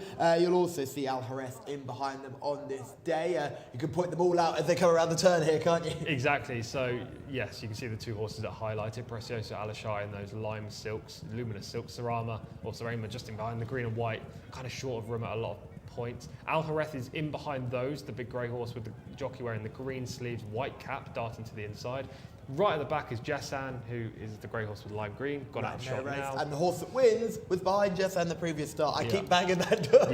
You do. You love that angle. But yeah, the 3rd, 4th and 5th will run here, as do a few of the others in behind, including Hafid Al-Khalidiyah. This is a sprint race that we're going to have a look at, where I think the form is quite crucial. We are going to see Cabra Al-Jazra, who's a non-runner in this race. He does get a mention in the form too, but Amir Al-Sham is the one that I'm keen on to look here. On the rail, was bang up there with the speed, and they went fast here. As you'll see the way the race turns out, Cabra Al-Jazra ends up flying home to get second, but it's all because the race sort of falls apart. And a reminder, Cabra Al-Jazra does not run today.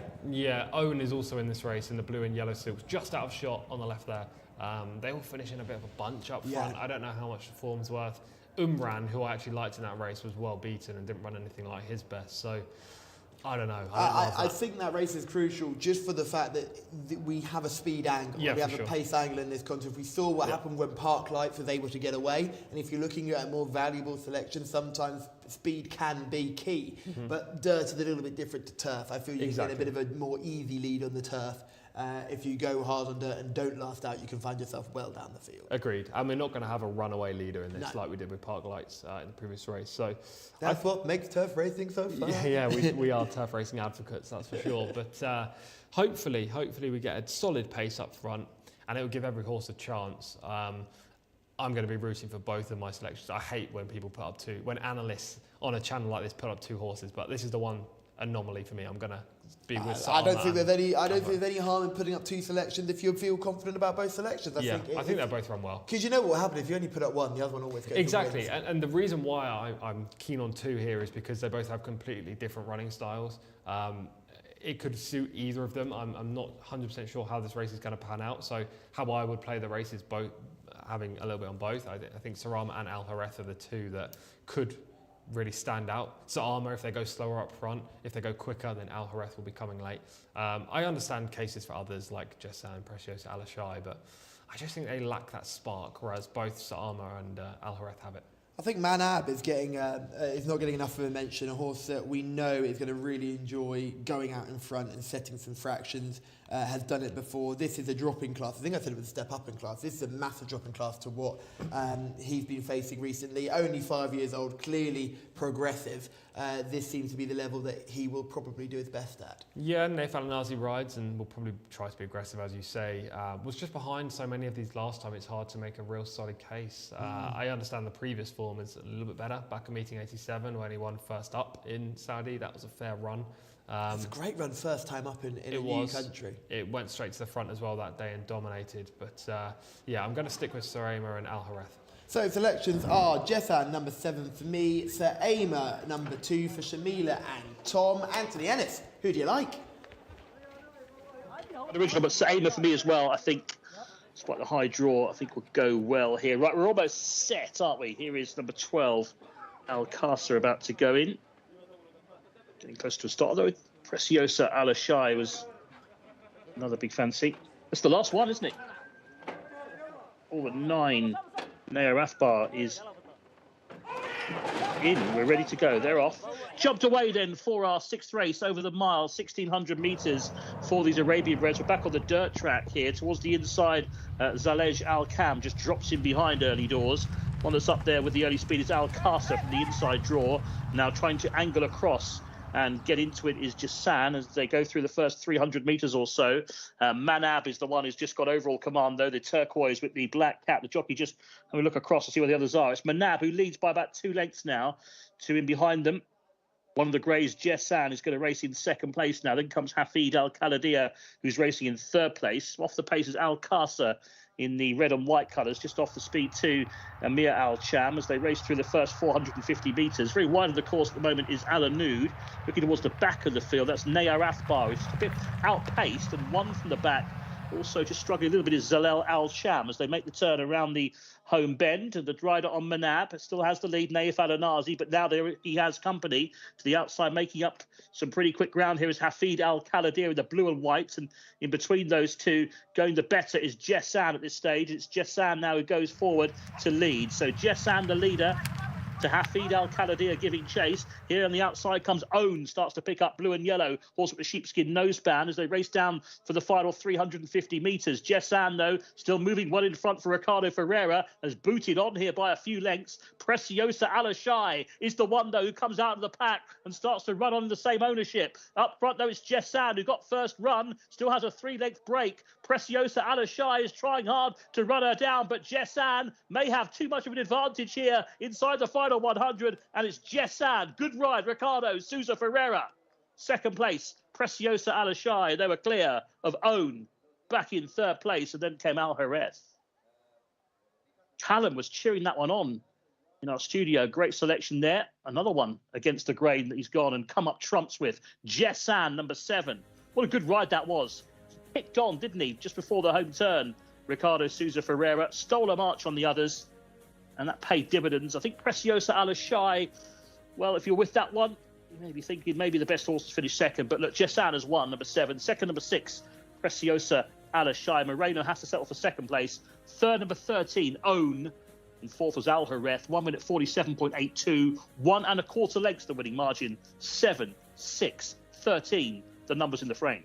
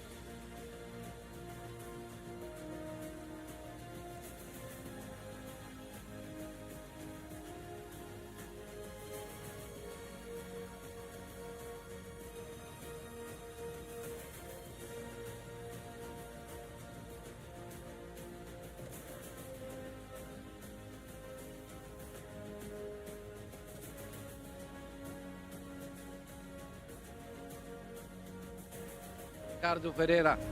Well done, Ricardo. Tell me about the race, Ricardo. Thank you so much. I think trainer understand horse. Tell me this time a little bit more fresh. His mile is perfect for the sun and he doing well. Thank you.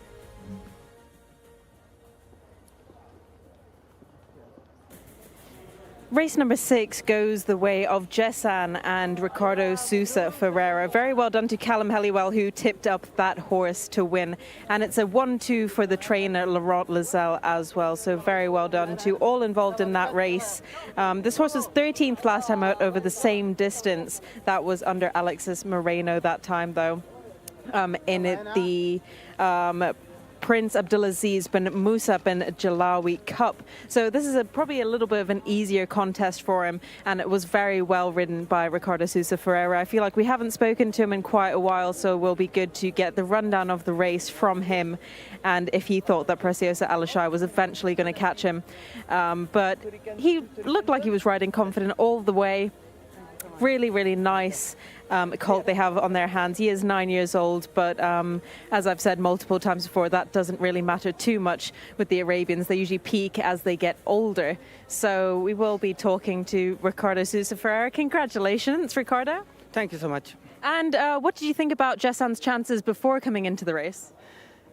Before the trainer tell me for this race, horse a little bit more fresh. Last race, Alex ride Jcsa and I ride Preciosa. Today, change ride for horses. I like this horse, you know. My first winner in Saudi Arabia with the Arabic horse, with Jcsa, the last 2 years. And then now first win with Arabic horse with Jcsa, you know. Amazing horse, he improved too much. And the trainer, I believe in the trainer. Tell me for this time also a little bit more fresh, and distance perfect for him. And it was good because Laurent had the first and the second. Were you worried about Preciosa Alashai at all during the race? I ride my horse, you know, and not look where come Preciosa. I think Preciosa for me the favorite for this race, but I ride Jcsa. I ride for him. Come second in front 3. He like clean face. No, important is the position. Brilliant. Thank you so much, Ricardo. Thank you so much. He probably is the hot jockey in Riyadh at the moment. If you're looking at rise to wins, his percentage would be incredible because he just has hit the ground running here. He comes out here every winter and really starts putting up the numbers. Yeah, he's doing well. He rides for Sami Al-Harabi generally. Sami's not had too many runners the last few weeks, but he's picking up some nice rides like this one, and he's given your selection Jcsa a very nice ride. Good pick as well, I should say, and nice 1-2 for the trainer. Yeah, I think you draw a line through that run last time out, and I just thought the form of the race that he was in, penultimate start, worked out in that last run, and if he could find that level, he'd be okay. Nath Al-Anazi did exactly what we expected aboard Manab and getting to the front, but never looked that comfortable turning on. He was always running against Nath. Nath was full on left hand down. He's always just fading off the rail, but there's a crucial point as they go into the crown of that bend where it looks like Ricardo Sousa Ferreira is going to get bullied out of the space, but he does well to keep Jcsa in that positive position. Yeah, exactly. Both of the Loswell horses are in good positions right now. Jessa's right up there with the speed. Preciosa Alashai just in behind. I wasn't happy with either of my picks at this stage. I thought Al Hareth was in a poor position. So Armour showed no early speed today. Yeah, so it was a weird run, wasn't it? He never looked comfortable and was always stuck a little bit wide, but he was wide last time and that didn't affect him. Just had nothing. Yeah. There was nothing there. I don't know what happened. Maybe he just didn't like the quickish turnaround. But remember, purebred Arabian horses, we've seen this before. We've seen it was the winner in only the last race. It ran absolutely no race and suddenly Sprouts wins today. This is why it's so difficult. It's so tough. It's a guessing game with tough. some of these ones, especially horses that are very similar in terms of ability. Obviously in the last race Saab Athbar was way a standout, so it was quite obvious that he was going to play a part. In this race you could have made a case for virtually all of them. And then look at Preciosa Alashai as she gets into position, she'll start flashing the tail and running around, and she doesn't make it easy for a jockey. Yeah, Alex is just trying to keep her on a straight line, but she does hang a touch to the right. You can just see, judging by the tracks. Yeah, she's hanging really there, can't you? He is full left hand down. Yeah. Can't get her across. She runs well, and so does Jcsa. They were both very similar horses. They are rated 104, 102, and obviously had the weight allowance on Jcsa. So they're very similar. I just think Ricardo was in a slightly better position than Alex was, and that's probably been the difference here. Yeah, it certainly was. And Ricardo got first run, and the rest of the field were in behind, chasing Own, again running his typical race, finishing third there. He's got the form behind Hassan Al-Khalidi, but typically, as I kept on saying to you yesterday, if I run in a race against Usain Bolt, doesn't make me a good sprinter. No, but to be fair, I think Own is coming into his own, and when we go to Taif next season, he'll be a player of winning. Shamila has caught up with our winning trainer. Not only is he the winning trainer, but you got the 1-2, so congratulations, Laurent. You must be delighted with that. Yeah, very delighted. I mean, like I said before, thanks to the team, because on my own I wouldn't be able to do that job. I mean, the grooms, the rider, my assistants. I mean, we are all doing a great job. We are trying our best this year. We didn't have much runners. I mean, like as you see, we've got 4 or 5 horses running. I mean, we did great. We've done a decent job. Thanks to my owner, I mean, Khalaf Al-Shamri and Metab Al-Shamri. The horses ran really well, I mean, to finish first and second. I think Preciosa could have won the race as well because she got stuck a bit in the bend. But anyway, if we are first or second, it doesn't matter if it's Jcsa or Preciosa. And the jockey rode both of them a good race. And we don't have many meetings until the end of the season, but what are your plans with them going forward? I don't know really with Jcsa and Preciosa because next week there's 2 races, 1,200 and 1 mile. I don't know. I will talk with the owner because the last meeting, 14, 15 and 16, there's a race for both of them. So I will talk with Khalaf Al-Shamri and we will decide if we run both of them next week or we keep them for the last meeting. Brilliant. Thank you so much, Laura. Thanks to you guys. That was our winning trainer of race number 6, but Anthony Ennis is going to take you through the runners and riders of race number 7. I will do, Shamila. Thank you very much. Good to hear from the winning trainer there. Now, scratch the 6 here, take out 17, also 22 and 23 don't get in. This is race 7. It's a race for locally bred horses. Maidens, these are going to 1,400 metres, 7 furlongs back on the dirt track. Let's go through them for you. Number 1 is Smeed for Mohammed Aldaham. 2 is Erta Faye, Ricardo Ferreira looking for a double. 3 is Malki, one of the international market favourites, Adel Al-Furedi. 4 is Shab Nara for Thurb Altimat. 5 is Yadhim for Mohammed Al Habib. 6 has been scratched. 7 is Rizq Al Karim. Osama Al Sharani gets the call up. 8 Dars, who's prominent too in the international market. Alex Moreno looking for a 4-timer. Over the page to find number 9, Rashid for the double-seeking rider, Ayad Al Tarisi.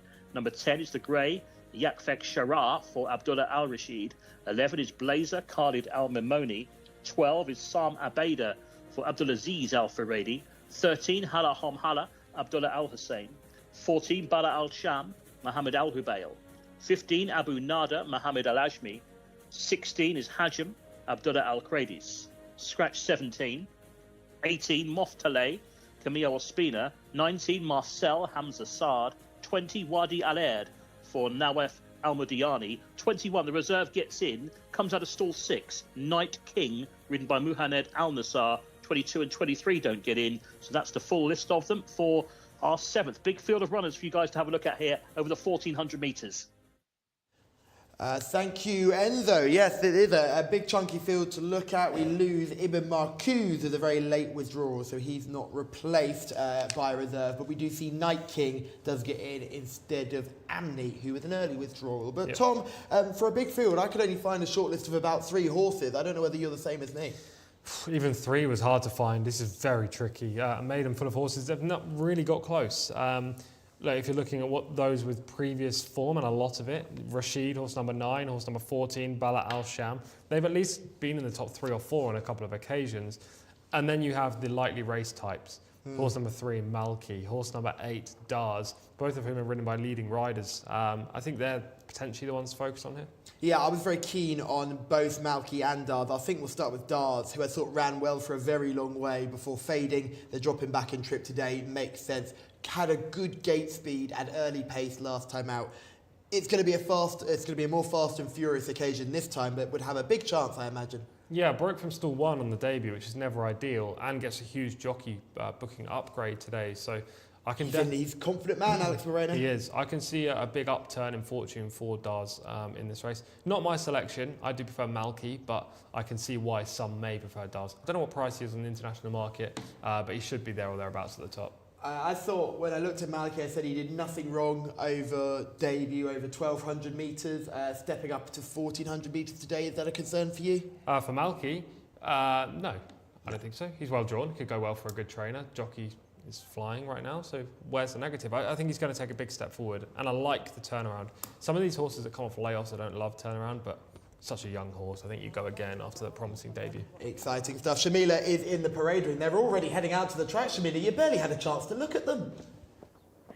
I literally had one glance of each horse as they were heading out onto the track and the jockeys were getting legged up. So apologies if this isn't my best selections of the day, but I've gone with horse number 3 for Adel Al-Faredi and Gaith Al-Gaith. 5th last time out. Really nice looking horse.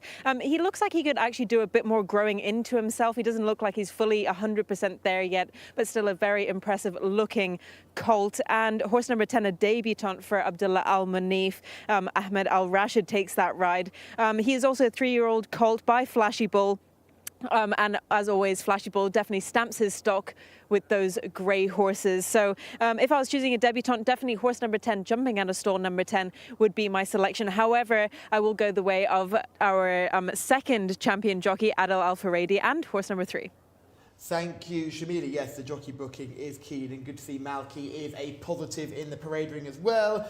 We didn't really talk about horse number 9, Rashid. What did I miss? This horse is going down the post really keen with the pony on the inside. I don't know which one of 21. That is 21. Night King, the reserve that gets in. He's not hanging around when he's getting down to the start. He's been well held. I mean, the outriders here do a magnificent job. They do. Hopefully he can settle once he gets down and joins the rest of the herd. Yes. Sorry, what was your original question? I was distracted by 21. No, that's no problem at all. You should focus on that. I was trying to find the horse. It was Rashid, horse number 9, with the form. Got you, yes. The recent form is definitely there for Rashid. I mean, 6 starts, rated 64. So arguably the horse to beat in a race like this. He's the proven quantity in the field. He's been consistent. His best efforts have come over 1,600. So the drop back, it comes with a slight question mark. However, he'd also run over 1,200 before, as we see him in shot right now. This may be the trip for him, the intermediate distance between a sprint and a mile. I would be disappointed if he won because we know his level, and if there isn't a horse rated that has the ability to go. He is rated 64 though. I mean, that's Yeah. not a poor level It's for not. here It's at not. this level of racing. We've seen maidens won by horses who are rated 64. Yeah, I just think a couple of these shaped much better on the debut. Dars and Malky being the two. I think they both shaped as if they could be better than 64. You're our analyst here. I've always wanted to ask this question. Go on. He's not got the sexiest profile. Because he's fairly exposed, we know all about it. If you're looking at it from an international market perspective, does that often put you off? Are you more tempted to go with the less exposed types, or is it almost a sensible choice to go with a horse that's been there, done that, and got the form? I prefer the more unexposed types. He is solid, so if you're looking for a horse to finish in the top 3, then he would be the one.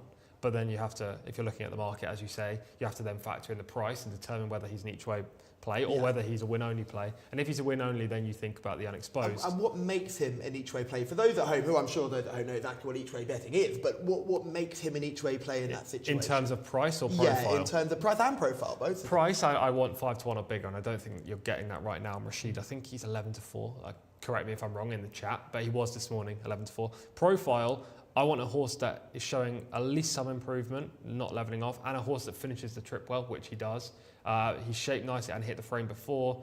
He is the form bearer, and there are potentially 2 or 3 that can beat him. Therefore, knowing he's going to run to a mark of 64, and roughly anyway, give or take 2 or 3 pounds, only 2 or 3 could beat him. So there's a very high chance he finishes in the top 3. His price is shorter than I would want for an each-way play. But if he was 5-1, then I would say he's a reasonable each-way bet. Yeah, it's interesting to see that, and it's just interesting to get your sort of view on it, because you often hear people saying, "Oh, he's the most exposed of the field," but you kind of go, "Well, he's 64. If he runs to 64, he might be the best horse in this field." You know, he could be. Yeah, it's always like if he runs to his best level. Yeah. That's sort of the form line there, and everything else is less than 64, which makes this race suddenly seem not that interesting from a future race perspective, but we're talking about the here and now, and suddenly horse rated 64 would be interesting. My selection is going to be Dars, which is completely the opposite of everything I've been saying so far. But I like the horse that you mentioned, the intermediate trip. I think him dropping back will help him. I think he'll be fitter from the run, and Alex is riding full of confidence right now. So I'm going to be going with horse number 8, Dars, and you and Shamila teaming up with number 3, Malky. Am I right with that? Yeah, we're going with the same kind of profile approach here. I think that's the way to do it. There are those 2 horses, Malky and Dars. They're the only 2 that, in my opinion, on what we've seen so far, can take a big step forward and beat Rashid. I anticipate Rashid will be in the top 3, and I think either Malky or Dars will beat them. I'm going to be with Malky, you're with Dars, and I completely agree. And I think Malky, probably from a race perspective, how this race is going to pan out, Malky's going to make all here, isn't he? Is that going to be the challenge? He should be aggressive at Del Alfredi. He's drawn inside. You don't want the horses to come across, otherwise you can be shuffled back. He's run over a shorter trip on debut, going up in distance. So I could see him being super aggressive. However, if he's in a stalking position, if he's 3rd, 4th, 5th in the early stages, I wouldn't be too disheartened. Okay, so Tom and Shamila like Malky, horse number 3. George in the comments, who had a winner earlier on in the day, he also likes Malky. I'm out on a limb on my own with number 8, Dars. Anthony Ennis, who do you like in this one? I think I'll balance things up and go with you here, Callum. You're the man in form, aren't you? Hope I don't jinx you here. Dars for me as well. I've got a mark against the Moreno factor here. He's just a hot rider, isn't he, today? He's got that magic touch. We'll see what happens here. But they are loading up. Might look at the reserve that runs here. Night King out of 6. And still a few to go in. There's 11. Blazer, that is. Khalid Al-Mamoni. Of course, when we resume with the Jockeys Challenge, he'll be in good position. He's poised just 1 point behind the leaders. That's to come later on. We're here on the dirt, though, for this maiden. Over 1,400 metres to 7 furlongs. This is our 5:50 race. And just going for them, the spotted colours was Risk Al Kareem. This is Yadim. Mohammed Al Habib, a very dark blue.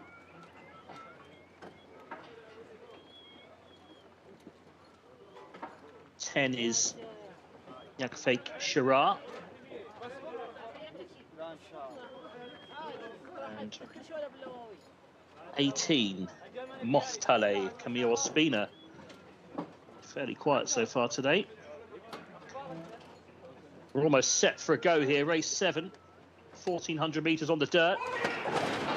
And they're off this maiden race. One or two a little bit slow towards the centre of the pack. Sam Abeda was the one who missed it quite badly, and also not that well into stride either in the dark colours was Abu Nada as they go through the first 200 metres. One that is showing speed is Malky, one of the principals here, and also Dars. So it's the big two in the international market are up there early on, but they're now being headed off by Smeed on the inside. Smeed just has a narrow lead to the orange of Malky in second. The mauve colours of Dars is poised 3 wide, and that's the front trio. And they're a couple of lengths clear of the rest, who are headed by Moftale, Camilo Speeder in 4th place.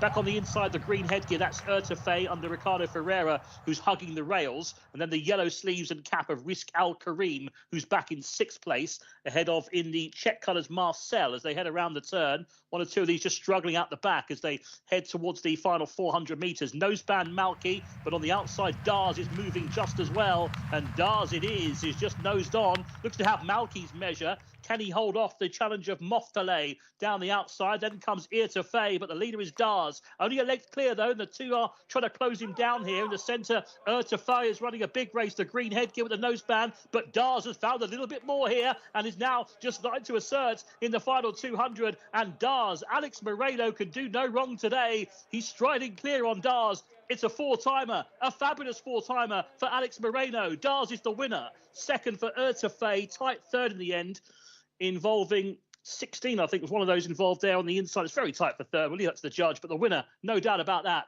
Wow, Dars. 4 on the day for Alex Moreno, 1 for Callum. I jumped on board the good ship, Callum Helliwell, this time and went with Dars. I've learned Callum's the man today. So is Moreno. That's the hot combination. Second, number 2, Ertefei, beaten 3 3/4 lengths. I was waiting on third. I think it was Rashid was coming through on the inside as well with the yellow. Just saw those red armlets. Yeah, Rashid has got third. Very tight for third and fourth. Fourth was Moftale, who's in the blue this side. Yeah, just on the inside getting third. So 8-2-9 the numbers. Dars the winner. Ertefei was second. Rashid, number 9, was third. 3 3/4 lengths the winning margin. 1 minute 27.37 seconds the winning time. Dars Moreno is hot. 4 on the day.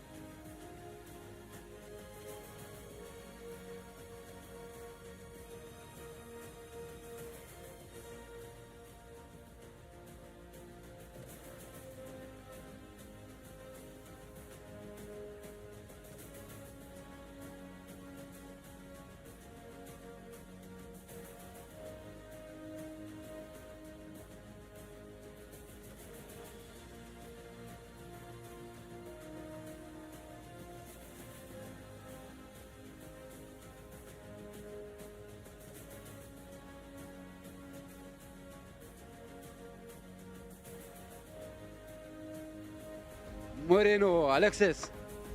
Well done, Alexis. Super hat trick today, mashallah. Well, thank you. And thank you to Abdullah Saif. And congratulations to him too. His horse, Abdullah, everyone, you know. Well, last time he was running good. And today he was just perfect. Perfect race. And just keep on in the last 100. He showed up well. So just congratulations to everyone. Thank you, buddy.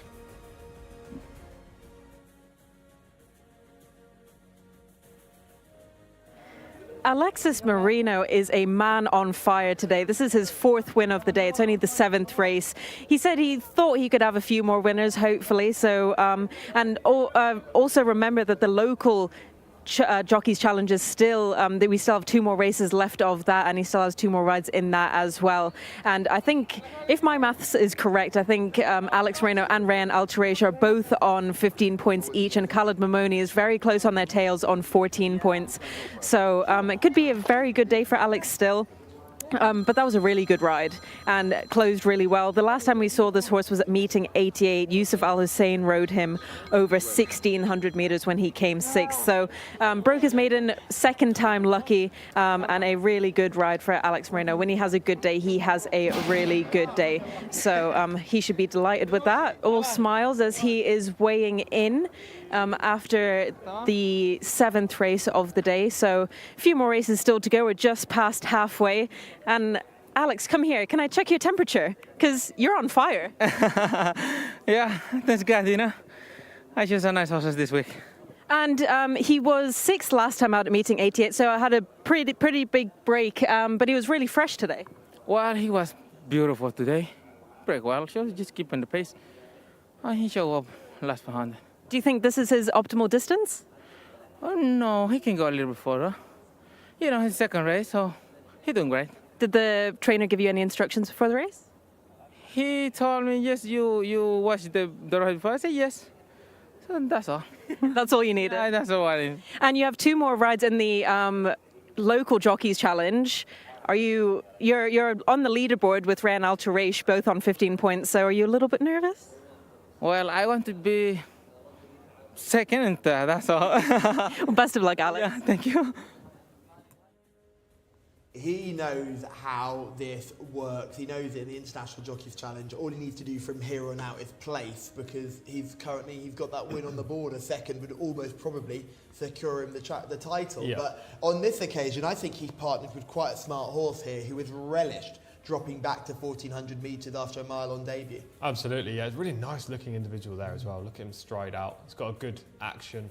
He's got a proper racehorse head as well. I know it sounds ludicrous, but he broke a little to his left there. Alex had to get him onto a level stride, and he instantly showed that speed. My selection on the inside under Adele Alfaredi also showed speed. I did the one.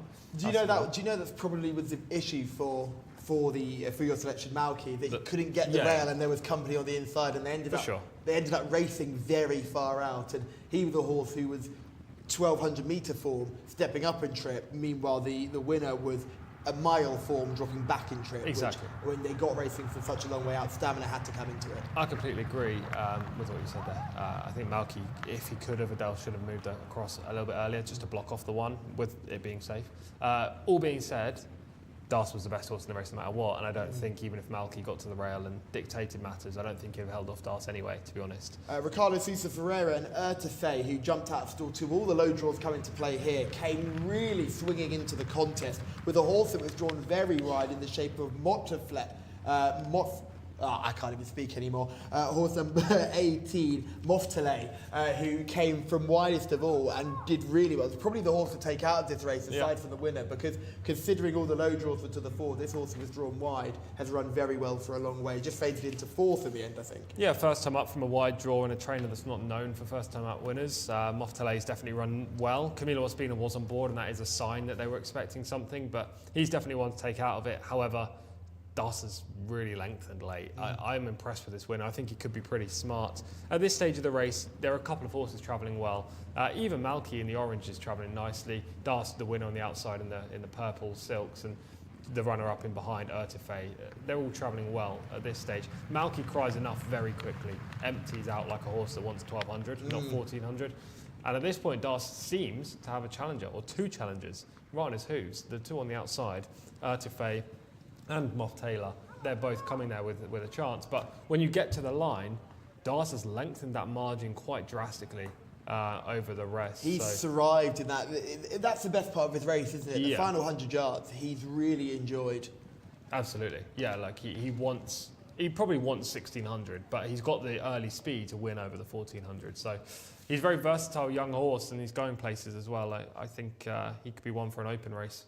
And that's the great thing about being able to watch all the action here on the Jcsa Racing channel, because you are going to see horses that have got potential form in earlier cards. So this Friday afternoon form is going to be so crucial to later on in the season. We have got 3 meetings left. Also, we've got 4. How many meetings have we got left? We've got 2 weeks. 6 meetings. So 6, and then one more because we've got tomorrow. So we've got 7 meetings left to go racing, and it wouldn't be a surprise to see Dars make an appearance right at the end of the season. Let's take a look at the standings and see where we all stand after a good few weeks of racing. Moreno has added 4 more to that total, so he's now on 79, which means he's going to be pushing up to 80, which will be a great effort for him this season. Camillo has this title done and dusted. I know Adele's still technically in touch, but I mean, I've got more chance of being crowned president of the United States of America than Camillo Espina has of throwing this title away. He's got this in the bag, and he's been awesome all season. He's been very good. Camilo was 40 points ahead at one stage, so he has been eroded a touch, but he had such an unassailable advantage that he's won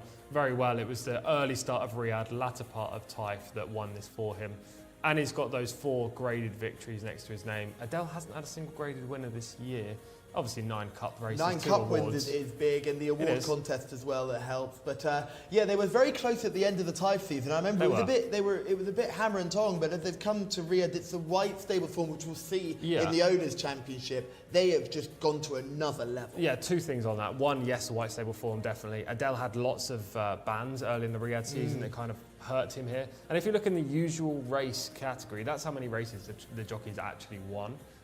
And you can see the difference of, it's not that many between Camilo and Adele, but he gains the advantage from the cups and the award and the graded victories that Adele just doesn't have, because he doesn't have the horses that Camilo has. Yeah, exactly that. The Trainers' Championship is next. Ahmed Mahamoud is still in front and trying to pull away from Said Mutlaq, who you remember is only training purebred Arabians and has done so well to notch up 50 winners this season. Yeah, phenomenal. Mutlaq's won 41 races with the Arabians this year for the Al Khaladia stables and for other owners as well. So he's had a phenomenal season. Ahmed Mohamoud and Al Bada are both white stable trainers, so no surprise that they're up there.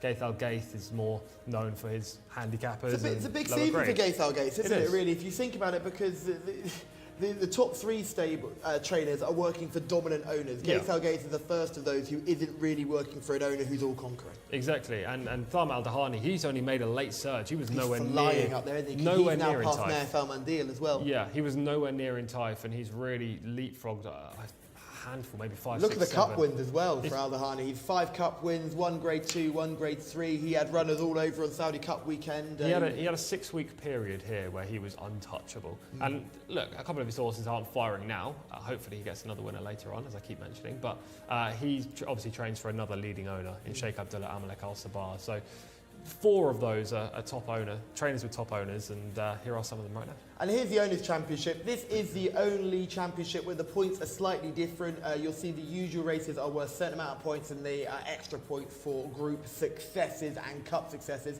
So the points are important, but the white stable, King Abdullah Ben Abdulaziz and Sons, are romping away with this. And this is the first victory they've had in a while, because Prince Faisal bin Khalid bin Abdulaziz, the red stable, were multiple winners of this championship for a very long time. I remember, Tom, when you and I first came out to Taif, we were discussing owners, traders and jockeys championships, and we said the owners would be the tightest, because we saw the red stable and the white stable would go hammer and tongs to the line. It's not been the case. It's been utter domination, and it stems from the horses they buy overseas. Yeah, they've got too many good horses, the white stable. I say too many. No such thing as that. for the red stable, the white stable have too many good horses. They've been dominant throughout the whole season. 153 total points is a wicked score. Prince Faisal bin Khalid's red stable horses have run very well, and they're clear-cut second. Then you've got the Al Khaladia stables, and you could go further down for other leading owners. But that was a whole group of 5 owners there, 5 trainers, 5 jockeys, all of whom have been the shining stars of the season so far. And there were further names down that list. Tariq Al Mansour not listed in the jockey's title. You have plenty of the trainers that are... Wigberto Ramos not listed in the jockey's title. Yeah, he doesn't get the rides anymore. It's a bit disappointing. He's been a veteran over here with lots of victories, including Emblem Road in the Saudi Cup a few years ago. And you've got owners there that aren't listed who have had a plethora of success. So it's not just about those at the top, but the people at the top have really shone this year. Well, hear me out here. The next stage is I was fortunate enough to be here Saudi Cup weekend. Really enjoyed myself, thrilling racing, but there was a golfing class between the Americans, the Japanese, the Europeans, and the Saudi-based owners and trainers. What do they have to do now to close that gap? Because that's what it's all going to be about going forward. It's great that everyone comes here for Saudi Cup weekend, but we must close that gap. And how do we do that?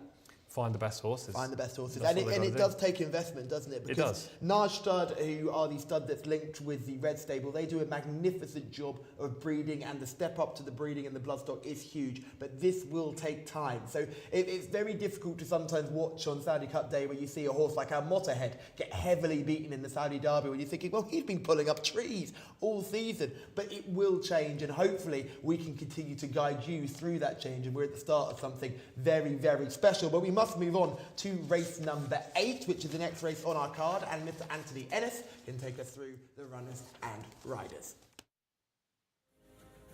I will do that for you, Callum. Very interesting discussion there between you two. Right, we have a 1600 metre race here.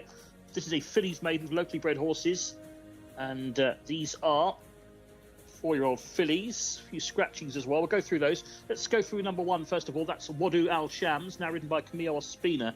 That's a change. 2 is Bint Always, Ali Al Mamoni. 3 is Kaltar, Sultan Al Mamoni.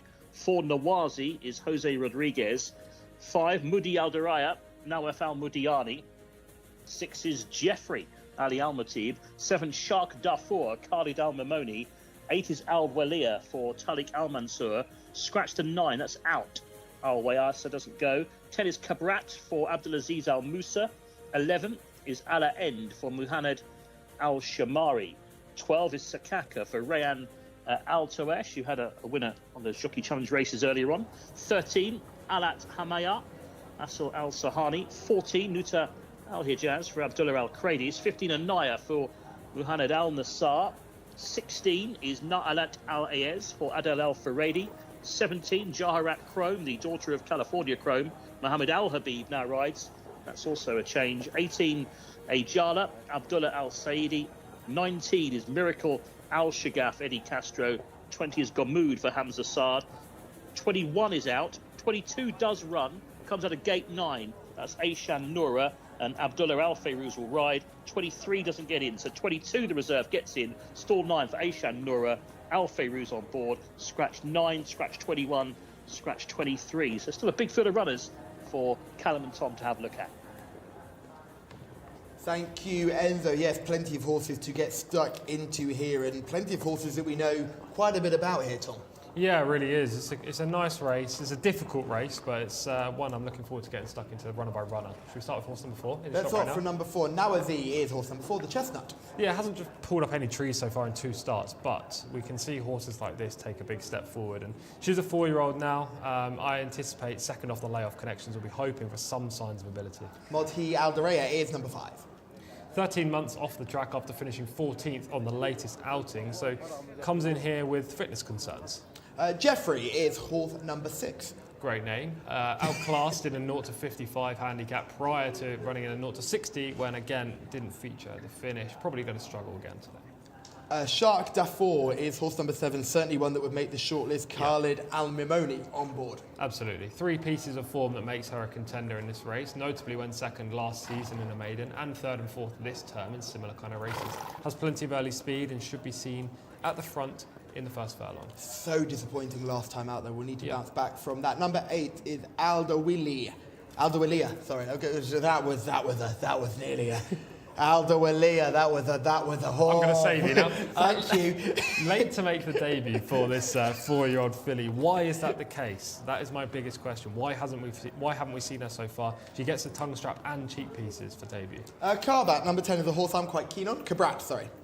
Interesting. I see the odd piece of form at Taif when 3rd at meeting 50 and here in the early part of the Riyadh season when 2nd, but the recent runs just don't do it for me. Ala End is number 11 and Sakaka is number 12. Happy to brush over horse number 11. Ala End's just not done enough, only rated 33. Horse number 12, Sakaka. There are pieces of form again, meeting 84 when 4th was fine. I just don't love either of the last 2 starts. Altamahea is horse number 13. Very limited on this year's showing. Not much more to add to that one. Horse number 14 is Nuta Al Hijaz. 17 runs without a win. Again, not time to jump on the bandwagon of this horse. 17 starts, and as you say, just hasn't been close recently. This is a weak race, but we'll need to really find a terrible heat to win, it looks like. Anea is horse number 15, looks good in the parade ring. Big career best performance last time for some unknown reason. I watched back the previous races, I watched last time, don't know what was different in terms of tactics or anything, but maybe she's coming into her own now. Nailat Alave is horse number 16. Definitely the horse to beat in this race, deserving favourite, like that. I imagine, on the international market, not too sure. But she's lightly raced, 4 decent connections, she has tactical speed, she finishes the trip well. I think this is the first winnable race she's running. Jarawat Chrome is number 17, and Ajala is horse number 18. Horse number 17 has done little in 2 outings. Horse number 18, Northern 23, loads of chances. I don't like the profile of this horse. However, at least her last 3 runs have been there or thereabouts. Miracle Al Shagath is horse number 19. Rated 32 and laboured. Gamood is horse number 20, has had plenty of chances, but often runs better than worth. Yeah, another horse that's had loads of chances, a long-standing maiden after 23 attempts, but at least she can run a reasonable race. We've got one more to look at, Aisha Nora, number 22, who sneaks in as a reserve. Yeah, last time finished 12th and meeting 100.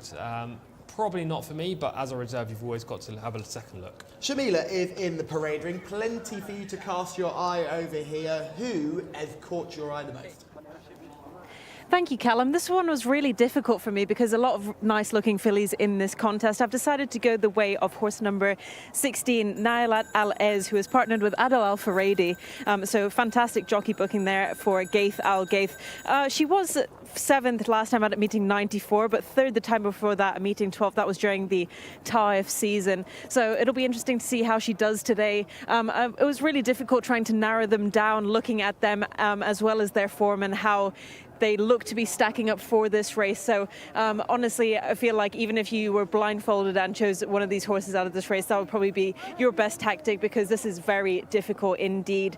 I do have to say though, that horse number 3, Kalta, the highest rated horse in the race at 63, partnered with Sultan Al-Moni, is also one to keep your eye on, as well as the debutant horse number 5, partnered with Nawaf Al-Mudihani.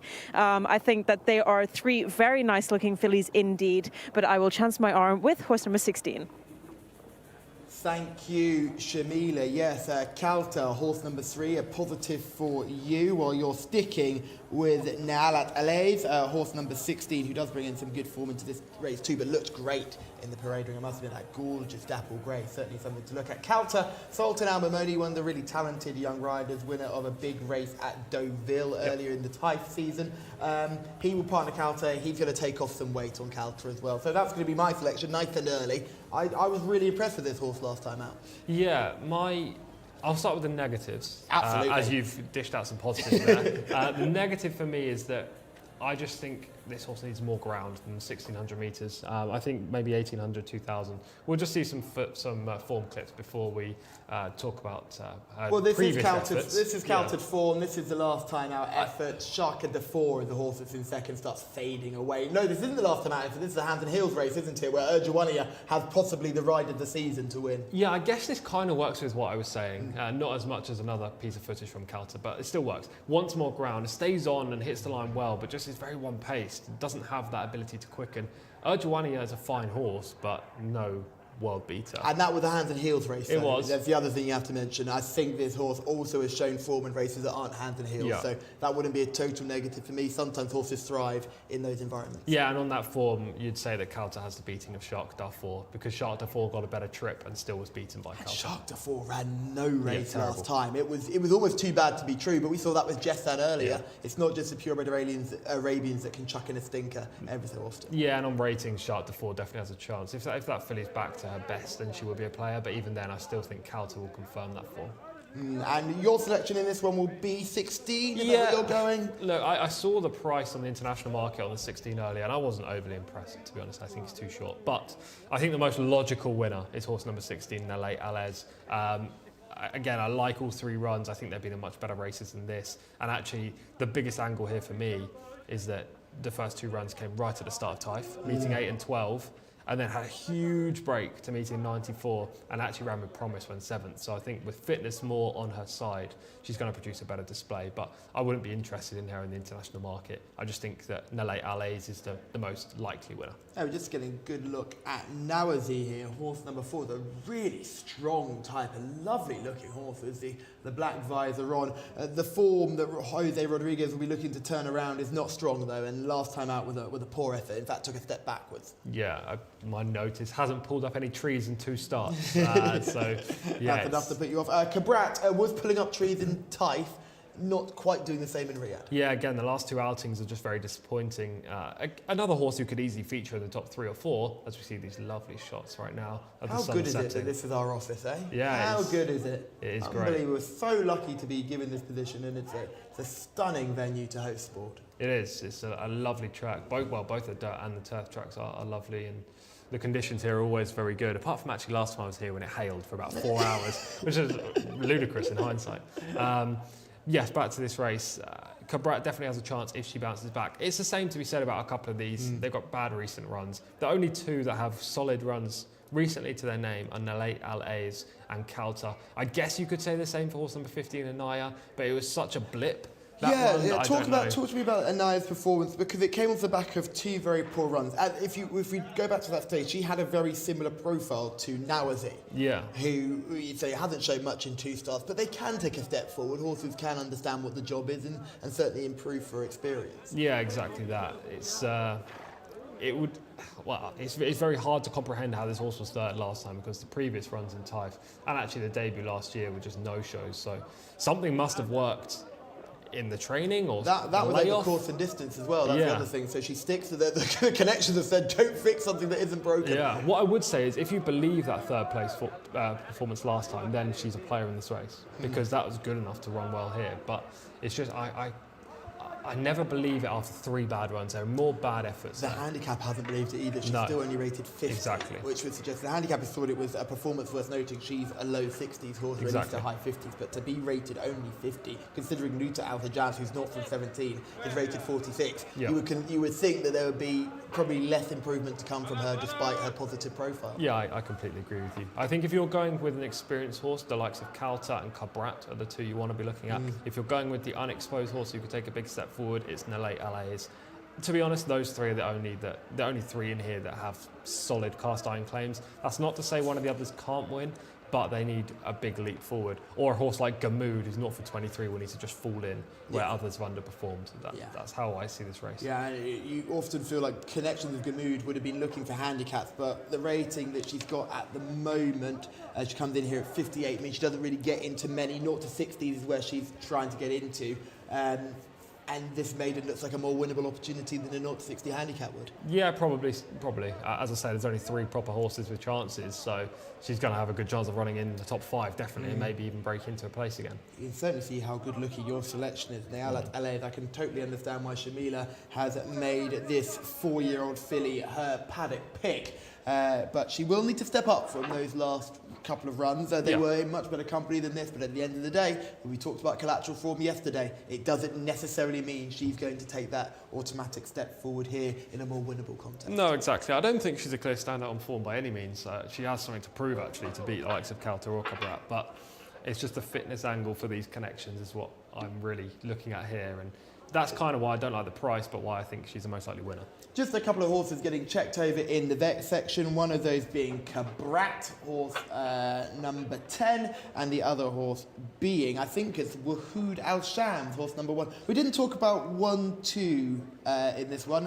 Any word on Wahood Al Shams and Bint Always? They're the 2 we've just missed. Wahood Al Shams was placed over this course and distance in a similar race in March last year, but has gone backwards, if anything, this season. Bint Always 6th on the penultimate start in a 0 to 60. Probably not good enough form. Yeah, you're thinking there'd be something a little bit better than 60 rated in here. So finally, selections. Kaltar, number 3, will be the selection for me. Nayalat Alayd is a selection for Tom and Shamila. Going to just check the YouTube comments to make sure there are no selections we're missing. Number 7, said David. Great to see you back alongside us. So you are going with Shark Dafour. Makes sense as well. Anthony Ellis, who do you like in this one?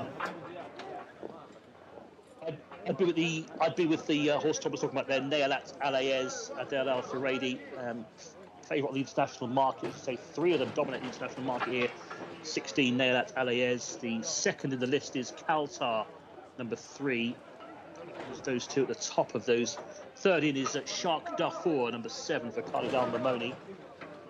They are the 3 at the top of the international betting. But an interesting race coming up. There's obviously a slight worry about the draw out in 16 for Nayalat Alaez, but already has done similar things from wide draws around here before, so not too concerned. Right, they're going in. This is racing over 1,600 metres. It is a mile contest for these fillies, 4-year-olds. It is a maiden race. We still have a few to go in. Number 12 there, Sakaka in the blue is still to go forward. Oh, there's a scratch. There's a lot of discussion there about Wadhu Al Shams. And has been scratched. Late scratch, number 1, Wadhu Al Shams. So Camilo Espina, who got spare ride, now doesn't run. The 1 is out here.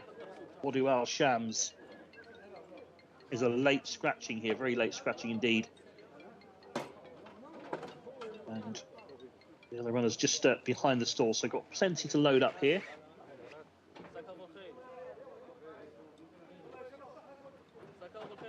And let's have a look at some of the other runners here. So there was a lot of discussion about that horse. He's not going to run now. Wadhu Al Shams, but 12 is yet to go in. Sakaka the grey. There's 10, Kabrat.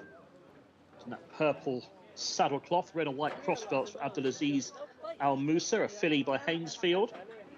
So just confirm the scratches now. 1 is out, 9 is out. So 2 of the reserves didn't get in, 21 and 23. 22 is a runner. That's Aishan Noura. I think there's one of those to go forward. There she is. Abdullah Al Fayrouz on board. This is the reserve that runs, Aishan Noura. She is to go into gate 9. She'll be the last, or one of the last anyway. There's 2 out. The 10, Kabrat.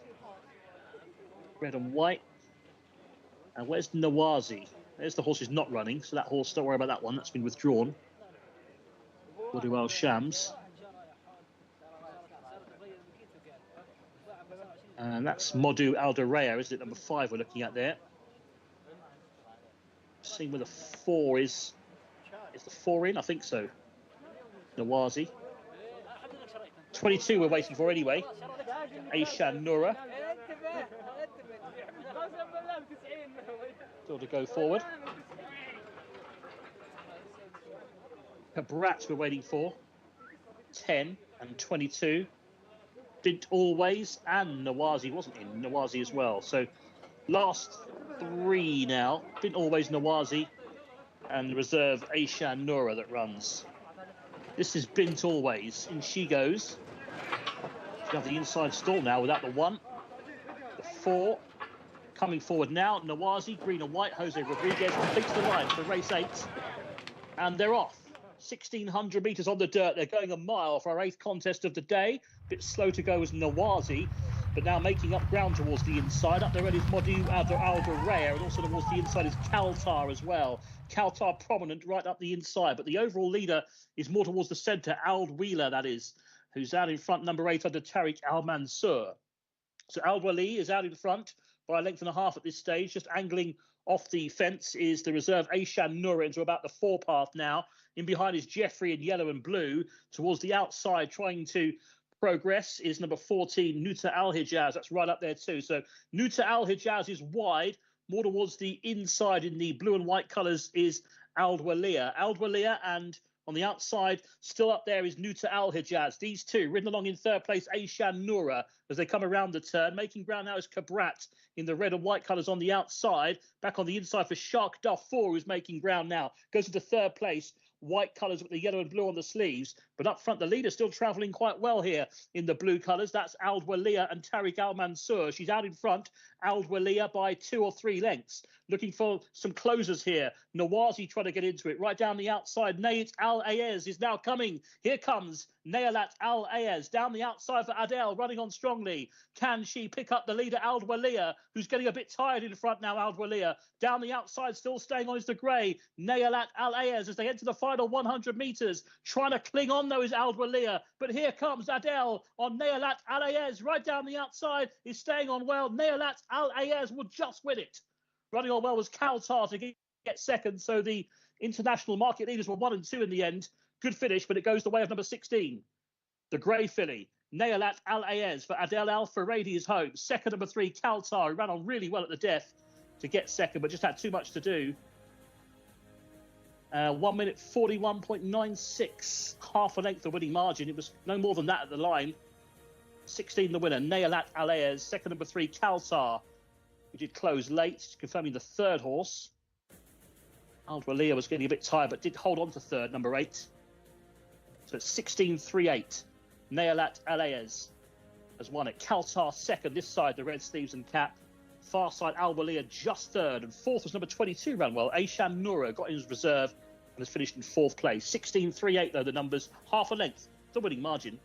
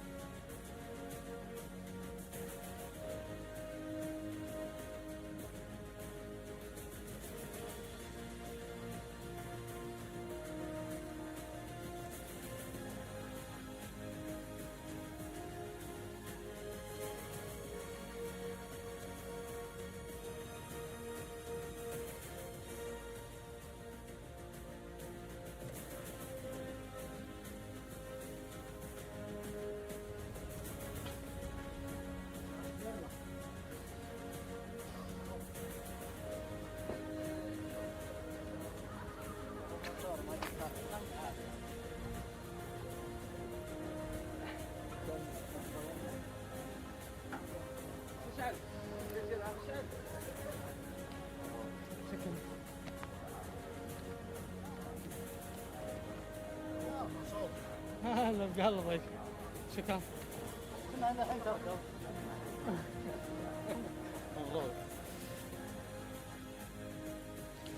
And Adel Al-Faradi has guided the international favourite Nayalat Al-Ayez to victory in a thrilling contest there, Tom. Well done for your winning selection. About time. Back in form. You've been hitting the crossbar a few times, but you're back with a winner now, and a good one too, and a very good, shrewd selection too. Thanks. Yeah, it's about time. We've had a couple of disappointing selections. You've definitely been carrying the fort, holding the fort, sorry, down here in the studio. But yeah, nice winner. Again, I think what I said beforehand is key. This horse wasn't really a 13-8 chance, as the international market said. The price wasn't attractive. And I know if anyone's actually had a bet in the international market on this winner, then they're probably celebrating. But this horse didn't have as much of an advantage over the others as the price suggests. Nevertheless, she's managed to get the job done. I think she's won because she's got the best ride in the race. Kind of just produced exactly the right point. The pace has curled up a touch in the latter stages, and Adele was in the perfect spot. I mean, if you look out wide, there are several fast finishers, Calter being one, and Gamoud being another. If they were closer, they were probably as good as this eventual winner. But well, watch Sultan Al Mamoni here, because I think he gets outridden on Calter. He's the red cap, second from the left, blue body. He breaks well, has two horses that got very upset in the stalls next to him. He was happy to get past them, but unfortunately couldn't get involved, and it ends up being from the rail to end up finishing out wide. So he's had to come an awful long way, and he's only been beaten maybe half a length, which suggests that had he got a more prominent position, he would have been right up there, but he was unfortunate just the way he ended up being positioned. Cabrat was involved in a bit of early squeezing as well. yeah, this is what I mean. It's the benefit of having Adele on board, and I know I keep talking about him, and some people might not like him, some people love him, whatever. But the benefit of having him on, you got a veteran jockey, not too old, but a veteran. He's ridden here for years, who's been champion jockey before. He knows where to place his horses. You can see the eventual winner is currently 7th. They're both next to each other, aren't they? But Calter's had to make a move and weave in and use some more energy. Adele's just sat there the whole race, and in a second you'll see Adele presses the button now. He has to go round him. The Calter's going to have to go all the way around the outside. Exactly. Whereas if Sultan pushed up a little bit through, or even stuck to the rail, he could save a lot more ground. Adele manages to ride the race how he thinks the horse should be efficiently ridden. Sultan wasn't able to do that on Calter, and that was probably the difference. And if you just look right on the outside, far top of your picture now, white with the blue checks, that's Gamoud, who just runs home from a terrible position in the race. Positioning is way more important than anything else when it comes to analysing a race, previewing a race. And look at Gamoud fly right down the outside now, top of your screen. Out of shot there comes Gamoud with a wet sail right around the outside. Doesn't even get third in the end, because third went to Al-Waliya, who is probably given the best ride of the day, you would say. Tariq Al-Mansour on board, just took this debutant to the front, allowed her to get into a good position, into a rhythm, and was unlucky to be caught in the end. Yeah, she was given a good ride, she just wasn't good enough to win, but the jockey, Tariq, one of the best again, has given her every chance. I think that's all you can ask for. Yeah, certainly. I think you're right there. He's ridden her to the best of her ability, and no doubt she'll be winning a race sooner rather than later. Yeah, absolutely. She'll need to find an equally weak race, and it'll be interesting to see if she can, 1, run again this year, and 2, maintain that level of form, because she's a 4-year-old making her debut, but she seems to have the talent to win a race like this. The winner of this is rated 60, the second is rated 63. This is not a high-level performance. No, it's not. The winner is definitely a low, I'd say 65, would you call the winner at this point? Or I'd would say that be too cruel to put the winner up £5? I'd say 63. I think they're about the same. She's about the same horse as Calter right now. As I say, I think Adele won the race just from positioning, and they're about the that's level. what the handicap is going to look at, isn't it? Exactly. Well, technically, Calter's not lost the race because of lack of ability, just not been in the best position all the way around. Exactly, and if you look right on the outside, blue and white, as I keep saying, Gamoud, that horse is rated 58 and has been beaten 2 lengths. Yeah, very good point. Very good point indeed. Yeah. So the race 8 result sees Nelet Ale win and Calter finish in second, which was a 1-2 for the team in the selection pot. But Tom Collins and Enzo and Shamila have teamed up with a winner here, and well done to all of those involved. And lovely comment in the comment section from DOD, who has not been totally happy with the coverage all the way through, but he mentions here, he goes, curious to note the panel create their own odds for these races when analysing the merits of the horses in each race. Would you look at something, creating your own tissue here and try and find a different angle? Yeah, great question. Phenomenal question. Much better than what you've said earlier. Apart from the praise for Callum, that was due. I was loving it. Yeah, to be fair, you can keep praising me all day. No, to be fair, you deserve that. I wasn't talking about that. But in regards to the question, yes, I would create a tissue. That's what I do for all of the races, whether it's here, US, UK, Ireland. It's kind of what you've got to do to find out what a good bet is. If you like international markets, you need to know what the value is. You shouldn't be betting horses because you think they're the most likely winner. You need to bet the horse if they've got the value. And if you can find the combination of the two, that's when you find a proper good bet. And when you're finding, and when you're doing those and creating your own odds, how often do you find that you're finding not only good ability, but also good value as well? It's difficult to say it's often. For example, that race right there, I liked the winner. But I didn't think 13-8 was a good price, and therefore that wouldn't be a bet for me. And that's interesting, because me as a non-betting person, just a sort of a racing horses first person, I see a best horse in the race, I'd have a bet. But just clearly, as you say, there was no value to be found No. there. And also, you'd be having heart palpitations at the price that he was. Exactly. I mean, a 13-8 shot would have, I mean, we're getting really into betting here, but would give you about a 40-ish% chance of winning. That's what the fraction would go into percentage. And therefore, does this horse have a 40% chance of actually winning the race? I didn't think so. Probably 30%, and we're looking more around the 2-1 mark. I think that would have been a fair price. That's kind of what I would do in my tissue, and then work out who the best bet would be in the race. As I said earlier, for one of the Arabian races, I put up 2 selections, Sarema and Al Hareth. Okay, both didn't win, and both didn't get that close, but Al Hareth was the value at 7-1. Sarema was the most likely winner, but 11-4 was way too short. So I see, yes. you have to do this when you're analysing, because if you're just betting most logical winners, 10 times out of 10 it'll be the favourite.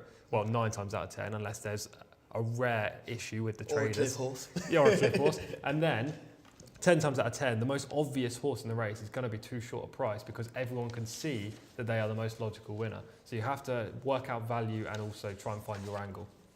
Well, thank you very much for that, Tom. I think it's hugely important to find out why we make selections, just not how we make the selections. So the next race coming up is round 3 of the local jockeys challenge. We know we've got a tie at the top, 2 jockeys on 15 points, and we've got the jockey in third on 14 as well. So it's tight at the top, Enzo. Take us through the runners and riders for race number 9. I will do, Callum. Yeah, confirming. It's Alto Ash and Moreno tied on 15 at the moment.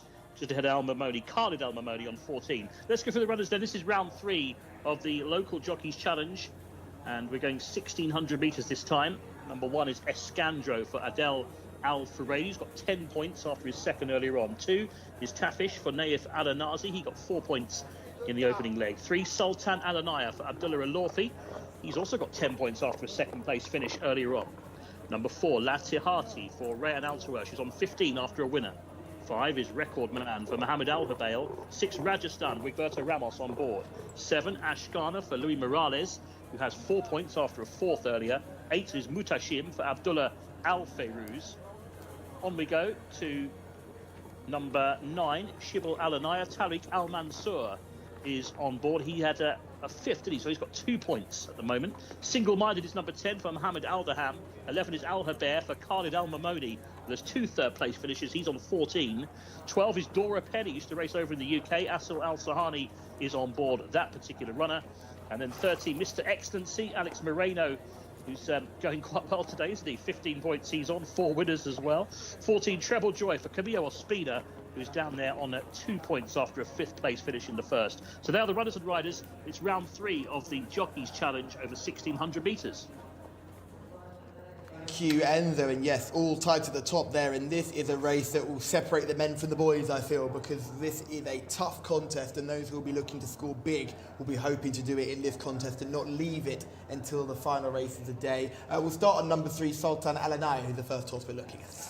Yeah, this is an interesting race for sure. It's very difficult to find the winner because there's only £2 separating all 14 horses, but yes, Sultan Al Anaya very quickly. Career best effort last time, late inroads on winning. After a wide trip in that race. He's another horse who I think wants further. Latiati is horse number 4. Yes, Latihati, another ex-Brit whose only win here comes over 1,400 metres, stepping up in trip today. Recorderman is horse number 5. Wins in the UAE and the UK, but yet to strike here after 3 outings. Seems to be regressing now. Rajasthan is by Dabawi and is a one-time winner, but makes Saudi debut today. Another ex-Brit makes the debut on these shores, as you say. I'd prefer to see a run under the belt before I typical wager. Dabawi. Look at the head on him. Oh, gorgeous. Lots of headgear though, that's a bit of a concern. Yeah, cross nose band and, yeah. and actual nose band. Yeah. All the gear, no idea. Ashkana is horse number 7. Very consistent until finishing 18th last time when the stamina was quite clearly stretched. Back to a more suitable trip today and shouldn't be overlooked. A third in back-to-back cup races as well before that, so certainly has the form. Mutasim is horse number 8. Successful in a 0 to 80 handicap 2 starts back, but it just wasn't the same form on turf last time out when finishing 8th. Should be helped by the return to dirt, but the overall level of form lacks the same solid look that others have. Yeah, Shibal Al Anaya is horse at number 9. Tariq Al Mansour looking to go 2 places better than last time. Yeah, 3 wins last season, including 2 over this trip, but just hasn't seemed to refine the form this term. Still looking at Shibalanaya there, quite lightly built. Here's horse number 10, Single Minded, has to have a chance. Interesting that the cheek pieces stay on after the last run. Fifth behind some nice horses last time in the Ministry of Culture Cup. Second string for the trainer, I believe, in this race. Yeah, I'm interested in, I'm intrigued by him. Another one that intrigued me is Al Heber, horse number 11, rated 83, a good run last time, finishing fourth. Yeah, it was. I just pin this horse down as consistent without being able to win. Maybe I'm wrong, but likely to finish in the top 5 or 6, unlikely to win. I was speaking to you off camera, and you were keen on Dora Penny last time. Would you be following this one again today? I was here at meeting 100. I thought she had a great chance of winning that race. I'm not keen on her today, but I don't think she'll be too far behind. She's going to be off the speed. She was prolific in the UK, not as much over here so far. Mr. Excellency is 30, Treble Joy is 14. We'll talk about those after we hear from Shamila in the parade ring. Yeah, I don't mean to cut you guys up, but I will be choosing horse number 2 in this contest for our third round of the Local Jockeys Challenge. This is a handicap, and Tarfish is one of the highest rated horses in the race at 85. Naifal Nazi did have a nice winner yesterday as well on Palant, so he's looking to have 2 winners on the weekend. And at Tarfish, I have a bit of a soft spot for him. I really like him throughout the whole season. I think he's a really genuine horse, and I think this is a great team up with Gaith Al Gaith and Naifal Nazi on board as well. So hopefully they can get their heads out in front and give me another winner, of course. Horse number 8 as well also caught my eye, looking to give Abdullah Al Fayrouz some points on the board. So that would be good. But all my fingers and toes are crossed for Alex Moreno to get that title for the Local Jockeys Challenge. But in this race, definitely, I'm going to be sticking with Tarfish. Thank you, Shamila. So Tarfish will be your selection, the colt by a War Command. Let's talk about Mr. Excellency and Treble Joy. Yeah, Mr. Excellency, first run for 15 months today. Probably going to need it, but has 5 wins to the name, and this trainer's already won one of these Local Jockeys Challenges. And obviously, he's on board.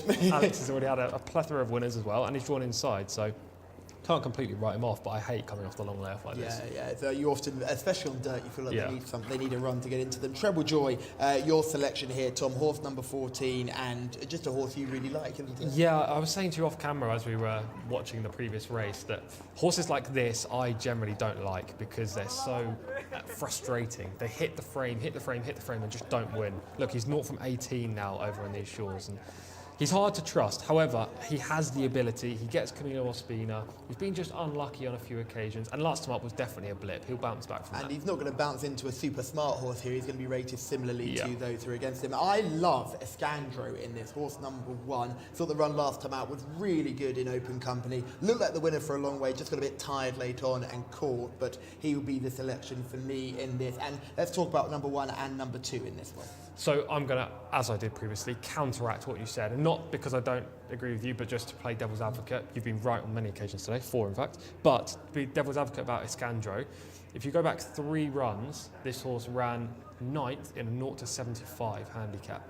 Because he was 3rd in an open race last time, he's been hit with a £10 rise and now faces 0 to 85. So it's whether you trust that form. Yeah, that's it. And for me, the reason why I trust it was the performance rather than the actual bare result. It was clearly a horse that was thriving. He came off the bend and was really enjoying. You know when you sometimes see horses around here, they kick off the bend and they look a bit weak at the top of the straight, and you know they're going to get caught. He never looked like he was going to get caught. He was just relishing every step of it, but then just got a bit tired late on. So I thought it was worthy of the £10 hike in the weights. But you're absolutely right. The back form is shocking. Yeah, it's absolutely diabolical. And you'd be concerned that he had the habit of throwing in a few stinkers in a row. Hopefully he's just found a good level of form. Exactly. If he's turned a corner and you know, really improved from back in meeting 86, and he's a huge player. He also looks superb in the parade ring. Going down to the post looks great. I'm not quite sure if I'm a fan of all the headgear on board, but hopefully he will show his best foot forward. We'll have a look at him running last time. This was a 3rd place effort, but just watch him come off the bend here. He was loving life. Yeah, exactly. He's kicked for home off the front in this race, and he's run very nicely, hasn't he? And look at the horse that beats him. Al Jamani. Al Jamani, who won the very big local handicap on Saturday, on Saudi Cup Day. Yeah. So that form looked very strong. And Al Jamani, who, again, wasn't really well fancied on Saturday because of the strength of this race, who stepped up massively and, again, continued that fine form. So I'm hoping that he can carry on this same thread. 2 more points. 4th home is Tho Al Atlal in this race. Horse has been super consistent. Secondly, no cheap pieces on that day. Cheap pieces fitted today. Weird move. He ran well. You always think that, oh, they've got cheap pieces on. Clearly they want wanted today. But it's like, well, he ran probably his career best race. Yeah. Without them, why you put them on? Single-minded also had cheek pieces on for the first time on this occasion, and I'm not quite sure whether it works or not, because he does run on for fifth, but without cheek pieces, he seemed to be a lot less hangy. Yeah. But they clearly need him to buck his ideas up. Yeah, he just never really got involved. He runs okay.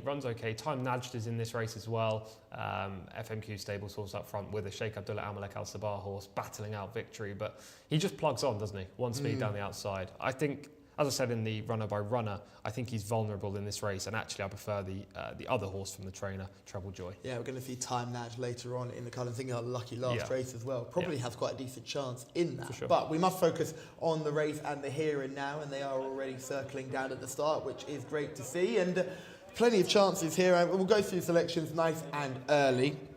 Treble Joy will be Tom's selection, going with his heart rather than his head. Yeah. We'd love to see it. But hey, It's a rare thing, I may be promise an you. analyst, but sometimes we do break through that icy exterior with a nice warm heart in there. I promise you it's a rare occurrence. There is some form there for him. It's not pure heart, but I have to say sticking with him is definitely a heart over head decision. Many would be jumping off the cliff by now. Tarfish is the selection of Shamila. Looked very good in the parade ring. A horse that you've talked about quite a bit being just...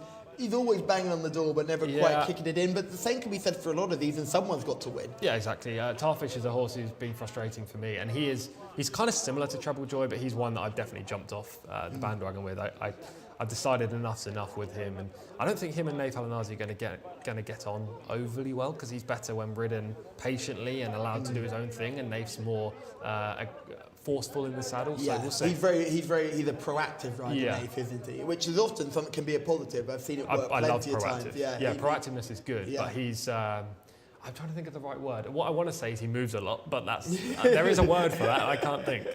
He's very active in the saddle. Yeah, he's not the motionless Adele or Jamie Spencer, if you want to use UK riders, or Ira Ortiz in the US. He's not the guy that's going to sit into contention and then push the button. Nath's always niggling away. He's always asking for a little bit more. He's looking for something. And some horses respond to it really well, others don't. Some can spit the dummy out straight away. But when he gets it right, it can be a real good thing to see, because he'll see him hard at work a long way, and the horse just keeps responding to pressure. He's seen on best. Nath has seen the best effect on Arabian horses. Yeah. I think. Especially the Al Khaladir horses who are ridden from a long way out and stay limitless trips. This horse, I don't think he's going to get on well with. I don't think he's ever ridden him before. I could be wrong in this judgment, but Tarfish is a horse that doesn't find much for pressure, and if he's asked for too much, he could easily just say no thank you. Khalid Al-Mamoni is currently sitting in second in the championship with the two leaders in joint first. He's on Al-Haber. That's a horse who will probably run into a place. He looked like a winner last time out, horse number 11, and you can imagine him still continuing to keep involved in this championship right down to the last race by just getting this horse in the placings, and you can just see him in shot there. Yeah, I wouldn't be surprised if Al-Haber played a part in the race, I have to say. He's been consistent recently without winning. Again, like I said in the runner by runner, a top 5 finish is highly likely, and that's all Khalid Al-Mamoni's kind of asking for with this local jockeys championship right now. If he can get more points on the board, and Alex Moreno, who's joint top right now, is riding a horse in Mr. Excellency that hasn't run for so long, he's probably likely to be out of the frame. Riyadh Touaish, who's also joint tops riding Latahati, who's not been the same in his last few starts, so his chance is probably quite limited. Yeah, suddenly Khalid Al-Mamoni, you'd almost, if he doesn't take advantage of this, it's an opportunity missed. Agreed. Right, so let's talk about some selections finally. Escandro, number 1 for me. Tarfish, number 2 for Shamila. 14 at Treble Joy for Tom. And Anthony Ennis, who do you like here in round 3 of the Local Jockey Challenge? Yeah, this was the one race I didn't find anything that was much of a standout here. But I thought Tarfish might run well for Nath Al-Nazi. Stalled 11. You can see the case for Treble Joy as well, can't you, with a speeder riding out in 14. Some of the fancy runners are drawn quite wide here. Bitola got a pick 1 selection in this race. Single-minded was the other one I was looking at. I'm going to go with number 10 then. Single-minded. I'll pick him. What price is he? International market-wise, been a little bit of money for him as well. He's around 3rd or 4th in the international market. It's Mr. Excellency, Ash Kana and Treble Joy at the top. Yeah, he's the fourth line at the moment of that international market, single-minded. So I'll take a chance on him for Mohammed Al-Dahan. But look, this is tough, isn't it? This is really tough. You can make a good case for about 5 or 6 of these. And the runners are beginning to go behind now, so not too far away, hopefully, from the start. For our next on the card here, which is over the 1,600 metres on the dirt here. First two races, of course, were on the turf for the Jockeys Challenge. This race on the dirt over the mile. Colts and fillies here. 4-year-olds and up. Dora Penny is the filly in the race. Number 12, Asal Al Sahani. So to remind of the jockey standing so far, up the top we've got Rayan Altoesh and Alex Moreno, both on 15 points. They are in front of Khalid Al Mamoni, who's got 14. Adel Al Faradi and Abdullah Al-Lawfi are on 10. So they're the main protagonists at the moment. Of course, everything can change. If you get a 15 or even another 10 here, you're right in the mix going into the fourth leg. So the runners, they're beginning to go behind here. We've already got a few in the stalls. Here's number 3 loading up, Sultan Ananaya for Abdullah Al-Lawfi. One of those on 10 points. Here's number 11, Al Haber. 5 the field, is it? Yeah, 5-1 the field. Yeah. Wide open market, this one. This is number 7 coming forward, Ashkana. And the last couple, 14 will complete the line. Treble Joy for Ospina, and then we're set. Once 14 is in, which he is, we're ready for a start. Here we go, round 3 of the Jockeys Challenge. On the dirt, over a mile, race 9, they're off. Jumped away to a pretty good start. Dora Penny flew out towards the outside, and also showing speed Escandro from the wide draw as well. And it's Escandro is going to try and head them all off here to in second place Shibal Al-Anaya under Tariq Al-Mansour. Handy 2 is single-minded. That's the grey who just drops in behind as they go through the first 250 metres or so. So up front, the yellow and red, that's Escandro with the matching noseband and cheek pieces going on from the grey single-minded, who's going to sit in second place. Then comes Sultan Al-Anaya, now just drops back on the inside. Wider out, that's Shibal Al-Anaya, who's very handy as well with the white cap, just behind the speed in the yellow and blue. Racing a little bit wider out is number 2, Tafish, who's very much on the premises. Then the black and white of Latihati is next in the field. Further back to find Dora Penny, who's wide after that good beginning. Back towards the inside, then we have Mr. Excellency in the blue cap, who's hugging the rails, followed by the green and white colours Al Haber as they come around the turn. Ridden along is Ashkana, who's got a bit to do from there. And also towards the rear at this stage is Treble Joy with work on. The leader's going well. Escandro. Adel Al Faradi says, catch me if you can, boys. Top of the home run. He leads by an ever-increasing margin. 3 or 4 lengths now for Escandro. Number 1 has a good lead. The grey is single-minded in second position. Where are the closers? Dora Penny down the outside starts to pick up, and very wide indeed. Here comes Mutashim as well in the blue and white colours. It's Mutashim who's the closer. Can Mutashim catch Escandro? Escandro still leads by 2, but Mutashim is flying for Abdullah Al Fayrouz right down the outside, and is going to get there. Mutashim runs down Escandro. Tight third, single-minded or Shibal Al-Anaya. What a finish that was. Mutashim, Abdullah Al Fayrouz takes to 15 points. Second place will go to Escandro, who looked all over the winner for 90% of that race. Adel Al Faradi, though, will get a nice 10. We'll put him on 20 with 2 second places. Adel, it might be in front after this leg. We will confirm all of that, of course, when we crunch the numbers.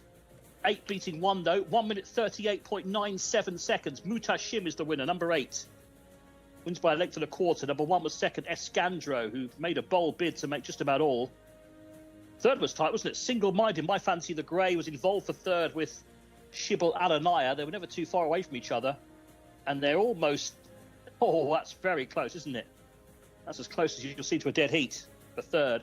Back in 5th was Ashkana, who will pick up a couple of points for Morales. So we're waiting on the 3rd and 4th to be decided here. This is very close for third. But Mutashim it is who wins it. Abdullah Al Fayrouz gets the 15. Second place will go to Escandro. Adel Al Faradi, that will be his second place, if you like. So I think he's going to be top of the leaderboard in a few moments on 20. Once we confirm the third, though, waiting for that to be called to see if it was either Shibal Al-Anaya, Tariq Al-Mansour, or was it single-minded on Mohammed Aldahan? This could take a while, couldn't it? So, yeah, this could be a dead heat, so I'm not sure. 8 beat 1 anyway. We're waiting on the third to be called, but it's a good winner. Mutashim. We're looking at the second horse there, Escandro, who got rammed down late under Adel Al-Faradi.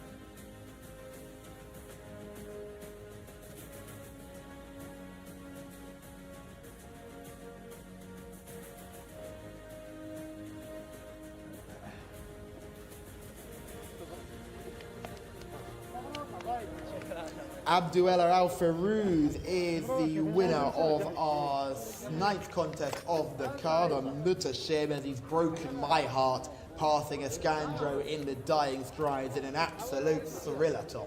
Yeah, really good race. Unlucky with Escandro. He kind of ran exactly like he did last time. Yeah. I think that's his style, and hopefully he won't get caught one day. Yeah, just one horse managed to pick him up this time. It looked like all the closers were coming through, but Escandro did keep galloping all the way to the line. And that closer that ended up coming out on top was Mutashim. And to be fair, Mutashim had good recent form in the book, winning at meeting 92, second at meeting 75. Last time up was a little disappointing, but it's good to see a horse bounce back like this. Look at that, you've got 8 basically across the track following Escandro at this stage. Mutashim was the only one to push through late. Yeah, it was very tight in the end, and Escandro, you could just see he was out on his feet at this point, and it was just a matter of whether the line would come soon enough. And it didn't, as Mutashim came home to victory and bounces right back to form. In third, and a very tight third as well, Sultan Alanea just got up, beating Single-Minded, who again has run well without winning. And then in behind, in 5th, the final points scorer with Ashkana for Louis Morales. Yeah, it was a very good race. I enjoyed this one. Horses that are quite closely matched. You can just see the start there. Escandro jumped a little left and caused some interference. I think the horse worse off there was Tarfish in the yellow silks, but he was quickly able to re-find his stride. Right out of the back was Treble Joy. He ran no kind of race and was very disappointing. I am well and truly off the cliff now. You're off the cliff now? Never again. Yeah, never again. Oh, it's Never heartbreaking. again. It's a heartbreaking decision when you do that. Yeah, loyalty is unfortunately gone. It only goes so far, and with him, I think I'm done. With Treble Joy, he was disappointing. Of the others, they all kind of ran their race.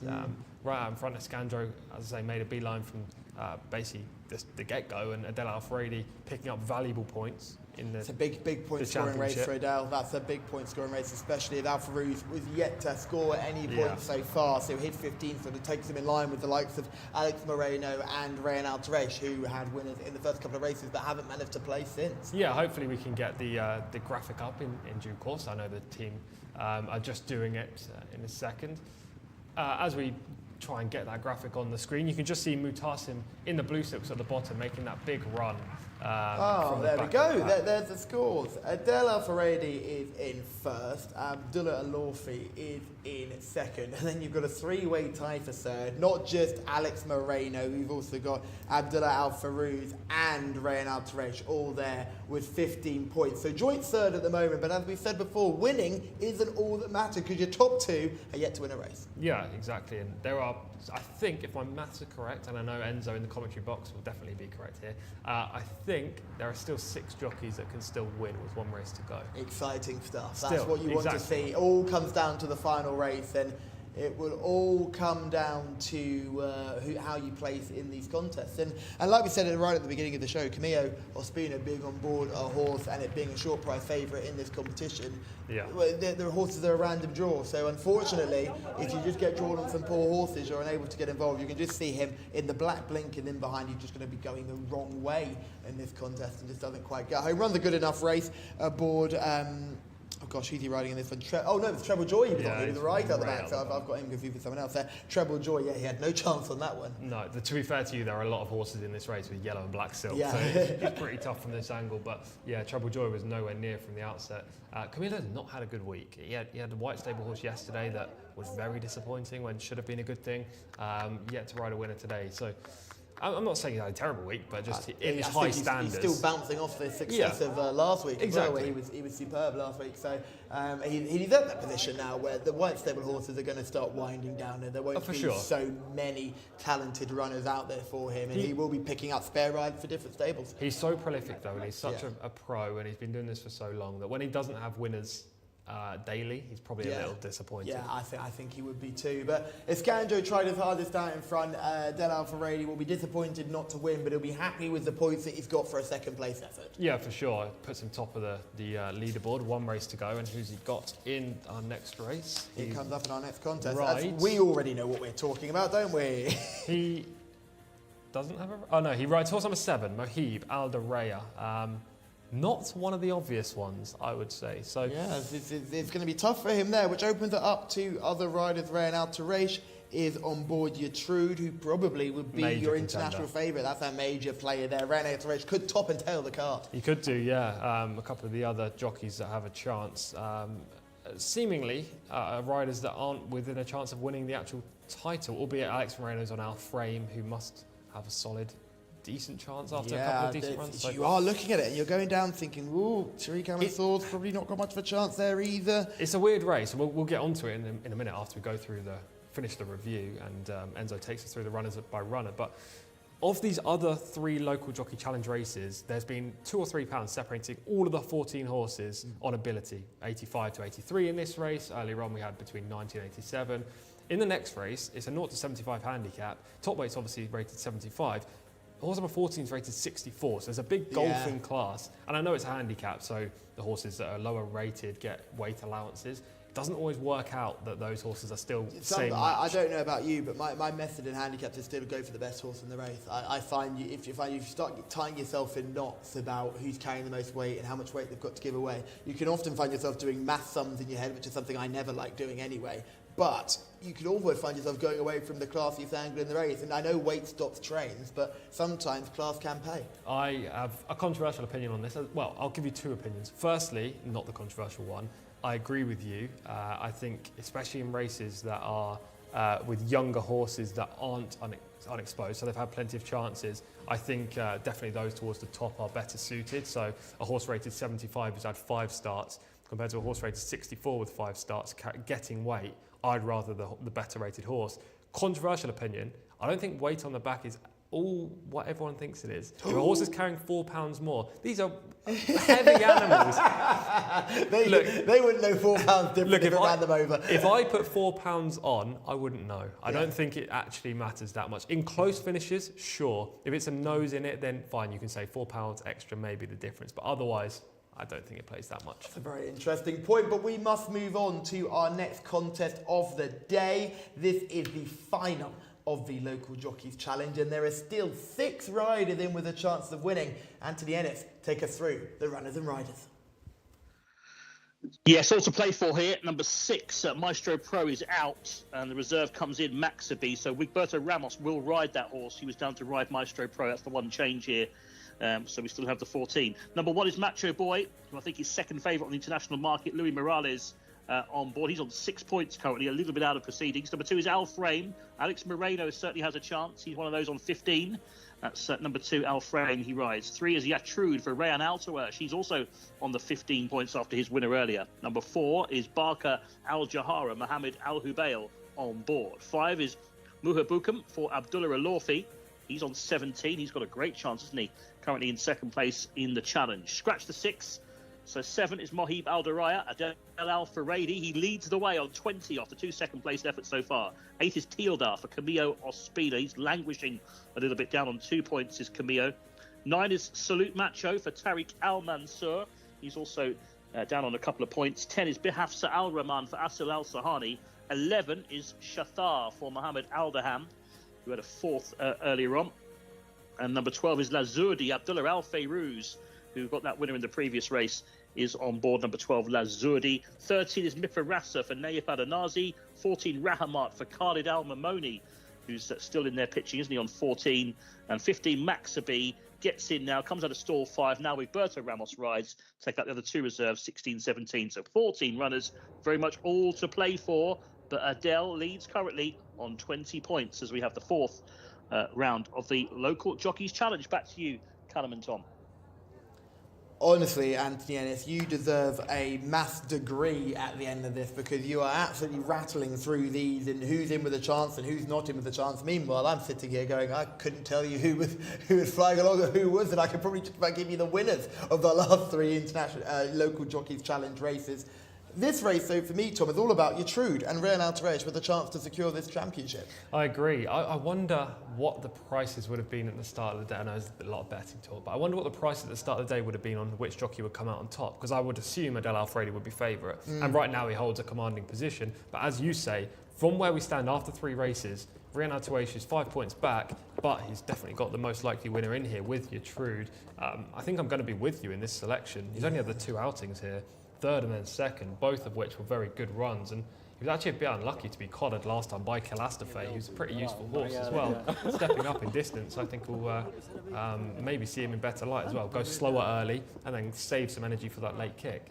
Yeah, I'm almost convinced myself that he's got this one in the bag. Barker Al Jahora, horse number 4, is a horse who's come here in some fairly decent form as well. Would have to be a danger. Mohammed Al Hubail on board. Yeah, for sure. He's interesting. I mean, you could say this about all of these horses. They're interesting and some of them are in form. Let's start from top, work our way through. Okay, Macho good. Boy number 1. Speed horse, wasn't able to get right on the front end last week, which was the be-all and end-all for him. If he can lead from the inside gate, gate 4, he's got a good chance in this race. If he doesn't lead, he won't win. Al Frame is number 2. Alex Moreno on board. He's still in there with a chance. Lightly raced type, the horse, not Moreno, who again ran very well recently. Wasn't overly enamoured with the 1200 metres last time, so the step up will definitely suit. Here is Yatrud, horse number 3, coming up next. We'll have a good look at him as soon as the camera pans around, but Rayan Altarej on board looking to secure this, and he's a gorgeous horse. Look at him. Best looking horse in the race, no doubt about that. Maybe the second best horse we're looking at in terms of physical of the day. Wait to Excel. I'm going to keep mentioning him all the way through. I tell you what, if Way to Excel doesn't look good in the parade ring, we're already panicking. I promise you he will look good. Wait to Excel. I think he's in the next race or is he in the last? No, he's in the last. Look forward to him. But yeah, this horse is similarly good looking. He's got plenty of early speed. I think he'll probably sit 2nd in the early stages behind Macho Boy. Here is Barker Al Jahora, horse number 4. Yeah, 2nd in a 1200 metre apprentice handicap last time up. Similar kind of race to this in terms of talent, but took a while to break through at maiden level, so whether he'll bounce back and win again, I don't know. One of my favourite names in racing, Mubi Bukum. Yes, another winner last time that took a few runs to get off the mark. Won a scrap with a red stable horse last time, who hadn't previously shown much form. Mohib Aldaraya is horse number 7 here. Adel Al-Faradi on board, the current leader. Just really tough to like in this spot. I'm sure Adele would wish he was on any other horse in the race. Yes, Tilda is horse number 8, a horse that's having to come back off a poor run last time out. Camille Spina on board, just looking to get some respect here in the last race. Yeah, just wants to put some points on the board, I'm sure, as the jockeys take their photo, which will definitely go down in the memory books. I think more will be smiling than frowning. I wish they did it before the first race, really, wouldn't you? Definitely. Before the last, but you know you haven't got a hope. Yeah. Oh, great. Yes, I'll pay for the photo. Tielda's ran over 200 metres, 2,000 metres, sorry, last time. 200 metres would be a short race. 2,000 metres last time, so the cutback definitely suits. Salute Macho is a horse we've seen plenty of, horse number 9. Finished 5th in a cup race last time up. This is much weaker opposition. 2nd the time before in handicap company. Probably a player in here under Tariq Al-Mansour. Yeah, has to have a chance here. Number 10, Behaf Al-Rahman is this one. 3rd on the penultimate outing, 1 place behind Barker Al-Jahara, who's also reopposing, horse number 4. Didn't want the extra distance last time, now drops back. Shatar is horse number 11. Solid recent runs, but it's still a maiden. I think there are stronger competitors in here, though some people will be enticed by the form figures. Yeah, they certainly read well, don't they? Number 12, 13, 14 and 15 we'll talk about after hearing from Shamila, who's cast her eye over these. Thank you very much, Callum. Yeah, it's all just a bit up in the air here in the parade ring at the moment as the jockeys have been made to take a group picture. But I have been looking at the horses in this race and it's all to play for. I mean, this is a really good contest that we have in front of us. And a lot of the jockeys that are on the higher points, they all have a fantastic chance of winning still. There isn't a clear standout. Now, the horse that I have chosen is still a while to come. It's horse number 6, Muhabbakum, who will be ridden by Abdullah Al-Awfi, rated 73, so up there in the ratings. Just a really generally nice looking gelding by Scorpion, jumps out of stall number 6, and Abdullah Al-Awfi is on 17 points, so I mean it is all still to play for. Adil Al-Fredi is on 20 points, Alex Moreno is on 15 points as well. Oh god, my maths is definitely going to improve after this. But very best of luck. But here is my selection. We can just walk beside him here now, just so you can see him. And Abdullah Al-Awfi has just been given the leg up onto him as well. And all the horses are being really well behaved for this race. No one is particularly on toes or very, and I've spoken too soon. But no one is getting very worked up or hot and sweaty behind the saddle. So no negatives for you in this race. But I do have 2 more positives. It's horse number 1, Macho Boy, who I have a super soft spots for. So best of luck for Louis Morales on board him, and horse number 3 as well, Yatrude, looking a picture in the parade ring for Thamar Dehani. So Tom Collins will be delighted to hear about that. Thank you, Shamila. Yes, Tom will be delighted to hear about that. So will I, because we're both teaming up with Yatrud in this contest. You've gone with Yatrud rather than Yatrude. There's no wow. E. Okay, I like it. I like it. It's like Al Nafud in Dubai. I wasn't anticipating it, So, though. yeah, so Al Nafud in Dubai is Okay. ALNFUD. There's no E, because everyone was calling it Al Nafud, and the owner was getting very frustrated, and it's Yatrud. Hey, look, I'm more than happy to go with it. I just wasn't expecting it. That's it. Yeah, it's Yatrud. Okay. Like Al Nafud. Yatrud it is. Shatar we've spoken about. Lazerdi is horse number 12. Yes, had a huge break between the first 2 runs this season. Well, after the first 2 runs, sorry. Ran at meeting 3, meeting 5, so very early in the title season, first week, second week, and then wasn't seen to meeting 102. So I don't know what happened in the interim. I presume something went amiss. Came back and ran actually okay considering. Yeah, I was about to say that was my notes on it. The run back after such a long break wasn't too negative and could possibly be built on. Yeah, it was okay. You would need a big leap forward to win this, but with a horse who's inexperienced and obviously had an issue, you kind of hope that at least they're going to come back and be sound. Yes, now we've got Mifarasa, who's number 13, but let's have a look at number 5. This is Muhibukum, just going down to post. This is Shamila's paddock pick, and we'll have a look at Muhibukum in action. And this is a very good effort the last time we saw. It was a win at the end of January. Yeah, proper scrap with the Red Stable horse, and they kind of have it for 300 metres, 250 metres all the way up the home straight. Only a neck in it at the line, I believe. The Red Stable horse... Sawab was the horse he beat there. Yeah, I think had form figures of 5 and 7 going into the race. So he wasn't the most obvious horse going in, the Red Stable runner, and to match that horse in the latter stages, I don't know. I don't think the form's worth a lot, is what I'm trying to say. not possibly the strongest race, and we've seen a few horses in weaker races Yeah. be made to look poor. This is Macho Boy going down to the start. A horse that's often quite hard to catch, right? We're going to look at his win at the beginning of January. This is what happens when he gets the lead. Sometimes he can be very hard to catch. Yeah, needs to get on the front. As I say, cannot win if he's not on the lead. He probably will get to the front today from a good draw. He's got lots of early speed. And when he gets to the front like this, he's hard to pass. He's pure 1,200 metre speed though, isn't he? Yeah, That's he the is. problem. Stepping up to 1,400, he'll give him an even easier chance of getting the lead, but he'll be waving the white flag sooner than he is in this race because he just holds on. Alex Moreno's on board this day, and Alex kind of knows this horse very well. You can see just the final stride. Basically, that's crying enough in terms of stamina. Yeah. There is Rebuken going down. You can see why Shamila picked him as her paddock selection, a good-looking horse. Macho Boy, for all those people who love a flashy chestnut, is certainly going to be the selection for you guys too. Please let us know who you like in the comments in this finale of the Jockeys Championship, and let us know who you think will win, as we can see Mifarasa being attended to by the vets at the start. So this will be a check on him. Naif Alanazi's mount. Now this is always something you'd be concerned about. If you were right up there with a chance and your horse gets withdrawn at the last minute. Yeah, for sure. They should just get one of the reserves in to give them a chance. Tack them up and have them wait. Yeah, but obviously that's not going to happen. We haven't spoken about Mifarasa. Hopefully No. this horse runs. Let's hear about him. Yeah, to be honest, I don't have much to say about 13, 14 or 15, so I'm glad we don't have too much time to cover them. I think they're all outclassed in this race. I understand they get weight because they're lowly rated, but Mifaraz has had 11 attempts and very rarely got close. Back in meeting 56 in a terrible race right at the start of the Riyadh He's a bit of a season. type horse, wasn't he? I remember seeing quite a bit of the exactly. type season. Yeah, just that was the only good run at meeting 56. Otherwise, it's just been mid-division efforts. Rahamat Khalid Al-Mamoni, who's right up there with a chance to win this. He'll have to be at his absolute best to get this horse involved. And Max Sabi as well, the reserve that sneaks in off a mark of 60, with Berta Ramos still looking to get on the board. Yeah, both of those are outclassed. Max Sabi probably will finish last in this race, I believe. Rahamat has some chance of getting the top 5, and Khalid Al-Mamoni be after that. But a win looks too optimistic, I think, for this horse. A horse has just not ever got close to troubling the judge. Yeah, we're just seeing you try to get the tack adjusted. Still seeing Muhi Bukum is just getting attended to beyond the tape as well by the vet. So in fact, he's actually just being walked around. They've probably just been kept separate from everybody else before the loading process begins. I think it's crucial to remember that if you look at this from a European, American standpoint, you see 3-year-old and you think mature horses, these are still babies. Well, they're still 2-year-olds, They're still basically, 2-year-olds. They're in their 2-year-old season. And I think it's crucial to remember that. A lot of these horses will improve leaps and bounds in time, and some of these horses won't step forward either. So it's crucial to kind of make sure that you're looking at this with a view to the future. And I think Jcsa is a horse that will certainly be a horse to keep on the right side of. Absolutely. There are 4 or 5 in here that have plausible winning chances. Macho Boy, if he goes straight to the front, otherwise won't win.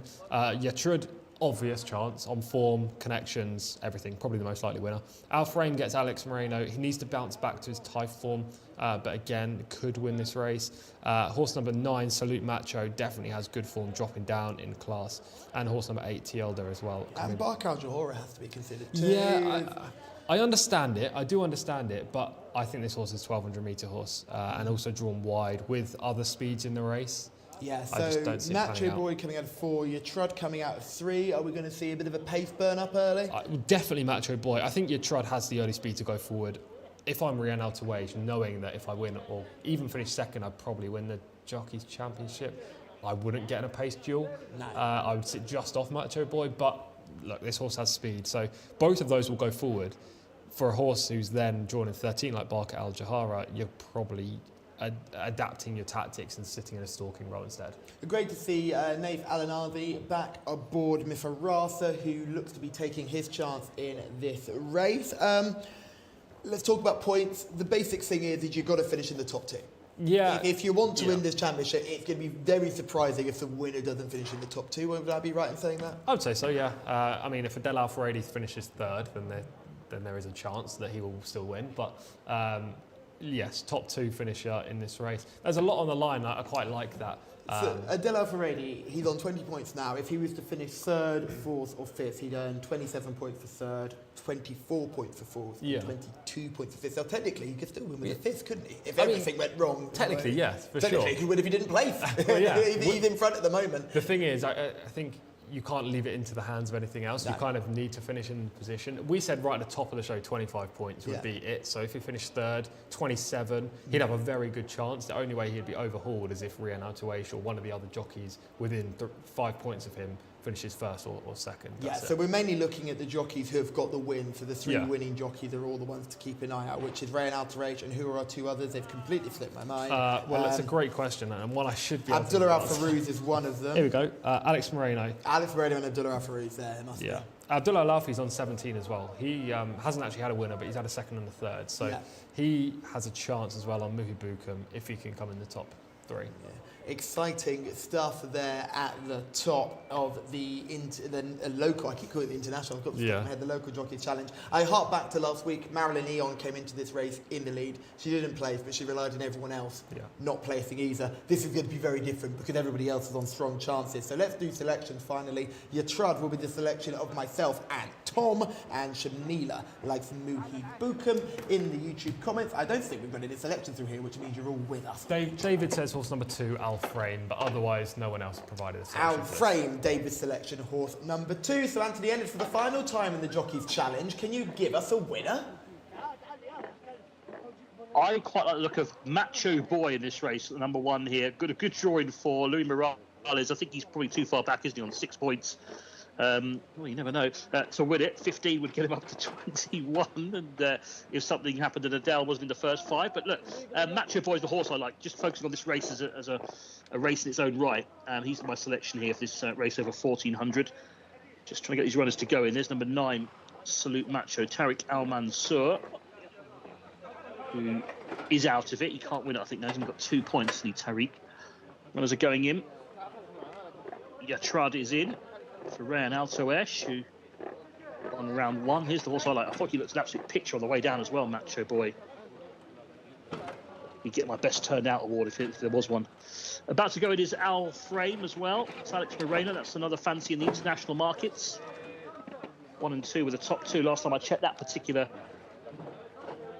sample. They were both towards the top of the betting. Macho Boy and Al Frame, and they're heading the international market still as they load the runners up. 15 is about to come forward now. And we're getting closer to a start. 5 is Muhi Bukum. 10 going in. The Hafs Al Rahman. Salal Sahani. And we're just about ready for a start. The starter has his finger poised, and they're off.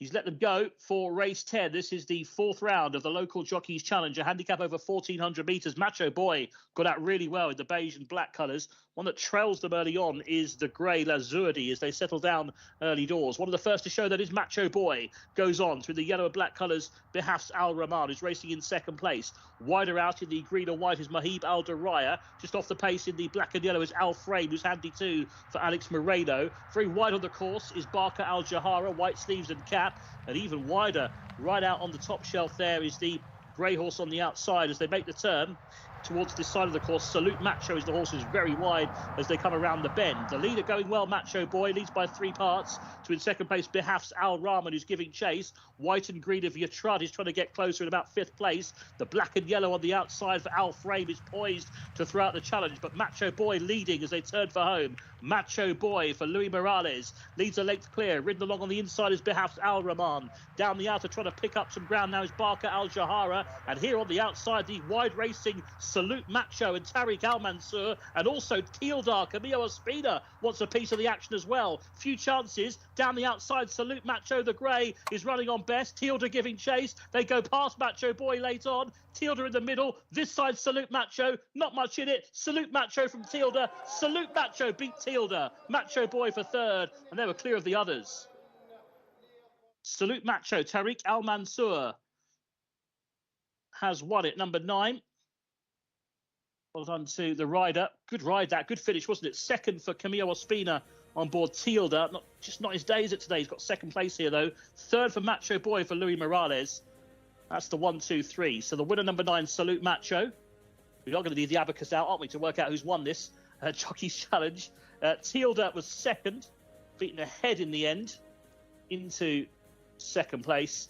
3rd was number 1, Macho Boy. Not going to need the 4th and 5th here. 1 minute 27.5, the winning time. 9.81, the first 3 home. In a great finish. Salute Macho, Tilda, Macho Boy. 4th place. Oh, that's the centre, isn't it? 4th.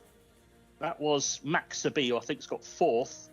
And then 5th is either the Grey, Lazurdi, or Muhabukum and Abdullah Alorfi. We don't know who's won this. This is close. Wigberto's got 4th. He wasn't really a player in the Jockeys Challenge. He's finished 4th on Maxabi. Abdullah Alorfi, 5th place, gets 2. That takes him on to 19. I think Adele's won this without coming in the first 5 with 20. So although he was unplaced on board Mohib Al-Dareya, Adel Al-Faradi, without... we think he finishes on 20 because he was on 20 before the race. Oh, I think Abdullah Alorfi has lost by 1 point, we reckon, because he's finished 5th there, isn't he? Alorfi, yeah, he'll be on 19. Oh, it was close. Just seeing who else was in the race. Yeah, the front 3, just confirmed the winner. Salute Macho. Tariq Al-Mansour, I think, was only on 2, wasn't he? Just checking that. Going into the race. And Tariq Al-Mansour is on 17, isn't he, after... Yeah, I think he might have just... Or Abdullah Alorfi had 17 as well. There could be a tie for 3rd. Sorry, Abdullah Alorfi's on 19, so he's finished 2nd. Tariq Al-Mansour looks like he's going to be 3rd on 17. That's what we think. Anyway, Salute Macho has won. Let's confirm that from Teal's from Macho Boy. I think Adel Al-Faradi has won the local Jockeys Challenge by a point. Back to the lads. We think, with our abacuses, with steam coming off of them now, that Adel Al-Faradi has landed the local Jockeys Challenge by scoring 20 points when the 2nd place has scored 19 and the 3rd place has scored 17. We think that's right. That is scraping it, isn't it? I mean, he has absolutely scraped it. There are so many stories to take away from that race, most notably Yatrad and Real Altaresh, who broke poorly, was never able to really get into the race and didn't really have the horse underneath him. I think I dropped back to 1,200 metres on the card. Yeah, Rihanna will be very disappointed. Before we get into Yatrad and more about the race itself, what I will say is the final stride, Abdullah Alorfi lost 4th and finished 5th on Muhibukum, and that cost him the title. Oh, that's heartbreaking. I think, was it 100,000 Saudi Riyal to the winner of the... It was, yes, it did 100,000 to the winner, do you remember what was for 2nd? I will have a look right now. I'll talk while you have a look. Looking at it, it's just disappeared on me. So it was 100,000 for 1st, 50 grand for 2nd, and 25 grand for 3rd. So, by our estimations, Abdullah Al-Alfi lost 50 grand's worth of prize money. When you say it like that, that's despicable, isn't it? On the final stride, literally the final step. The question is, would he have, because they would have been level on points there, wouldn't they? No, 4 points for 4th and 2 for 5th, so he would have won by a point. Yes. Oh, that is heartbreaking. We'll have to watch the replay. We'll see, did he give up? Did he think it was all over? I don't know. We'll have to watch again on Muhibukum. Who are we looking for here? Muhibukum is in the blue silk, horse number 5, with the green saddle cloth, blue noseband, right in the centre shot. He goes to the inside, Abdullah Al-Alfi. Oh, there he is there, yeah. And he's looking across. He's like, how many horses are ahead of me? Who is it ahead of me? And in the final, we can't really see from this angle. We'll see it more in the full race replay when we get the side on. But just close to the line, in the final step, he gets past for 4th. How big a race did Macho Boy run under Louis Morales? Yeah, so that is almost a career best effort, I'd say. He didn't even get straight to the front either. He had to sit kind of 2nd in the early stages. Obviously, he usurped the Thumb Al-Dahani horse around the turn, so was in the lead then, but didn't get everything his own way, is what I'm trying to say. And Salute Macho has continued to build on what looks to be quite a promising career as well. He was 5th in a cup race last time, and he's now out of cup company into a handicap and has done it well. We gave a good shout out to that horse. Yeah, certainly you did. And you saw from this moment, you tried to miss the kick. It is right now, you can just see in the 2nd wave of horses and is unable really to get into a rhythm. Macho Boy's got out very well, but isn't able to get to the rail immediately. Yeah, Louis should have moved across. I don't know why you wouldn't at this stage. You know there's potential speed horses inside. Both your Trud was, who obviously missed the kick, so wasn't up there, but he's a speed horse. And the other horse, Behas Al Rahman, they both have natural pace. So he should have moved across, but he didn't. He was happy to sit on the shoulder, and Macho Boy ran very well from this point onwards. Yeah, Behas Al Rahman is just beginning to fade here, and Macho Boy's going to ease across to the rail, which probably helps. He didn't have to get asked any questions to go ahead. No, exactly. Just kind of eased there, as you say. And at this point onwards, he's a length clear, and now Lou Morales is thinking, where are the challengers? Where are the challengers? Well, that's Mui Bukum in the middle, just pinballing around in the middle there, and then that's the horse to watch. Currently in 4th place. So at this moment, if the race finished here, Abdullah Al-Orfi would be the champion. At this moment, he's in 3rd, he's about to go into 2nd, and now the other challengers are coming. So at this point, he's in 4th, he's still in 4th, he's still in 4th. It's literally the final stride, he gets overhauled. A horse coming down the outside, you can just see... it's something from nowhere, he's not even going to see it, is he? No, literally the final step. From the side on, we would have been able to see, but yeah, he gets chinned late. That is heartbreaking for Abdullah Al-Orfi, who I must admit, I'm sure he'll be fine bank balance wise with the association he has with Aslan Al-Kaladir, but that will still hurt there. And we can see this is Tariq Al-Mansour getting his prize for winning our final race, and again, a real jockey to follow Tariq. He had a close 3rd in our previous contest. Talented young man, but here we see the 3rd place award is just being handed out here, so we'll see who gets that. And currently, everyone in the Arabic studio and the English studio doesn't quite know who's getting it. We think it's probably going to be, correct me if I'm wrong. Tariq. Yes, we are seeing Tariq is going to get it. Okay, so the abacus was correct. Thank you very much to everyone involved behind the scenes there. Yeah, Adele knows he's won just about, and Abdullah Al-Orfi is going to get 2nd. And heartbreaking for Abdullah. There he is, and that is a man who knows he was touched off in the dying strides from a horse that came from a blind spot there. 19 points for Abdullah Al-Orfi. It would have been 21 had he held on, and it would have been a win. But unfortunately, he's unable to get that victory. And he does give the victory to Adel Al-Faradi, who is down the field in our final contest. But look at him, that's congratulations, yes.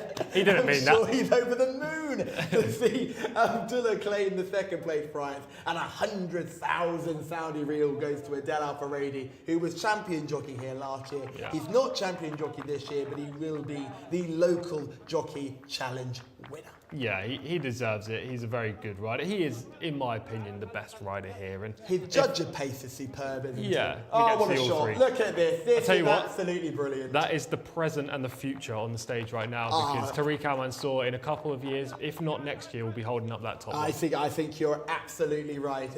You are watching a future star there on the far right of your screen there in the shape of Tariq Al-Mansour, but he's still got a long way to go to wrench the grip from Adel Al-Faradi, who is still the jockey to follow here, and it all happens in the middle of this race. But watch Macho Boy still swinging along in front.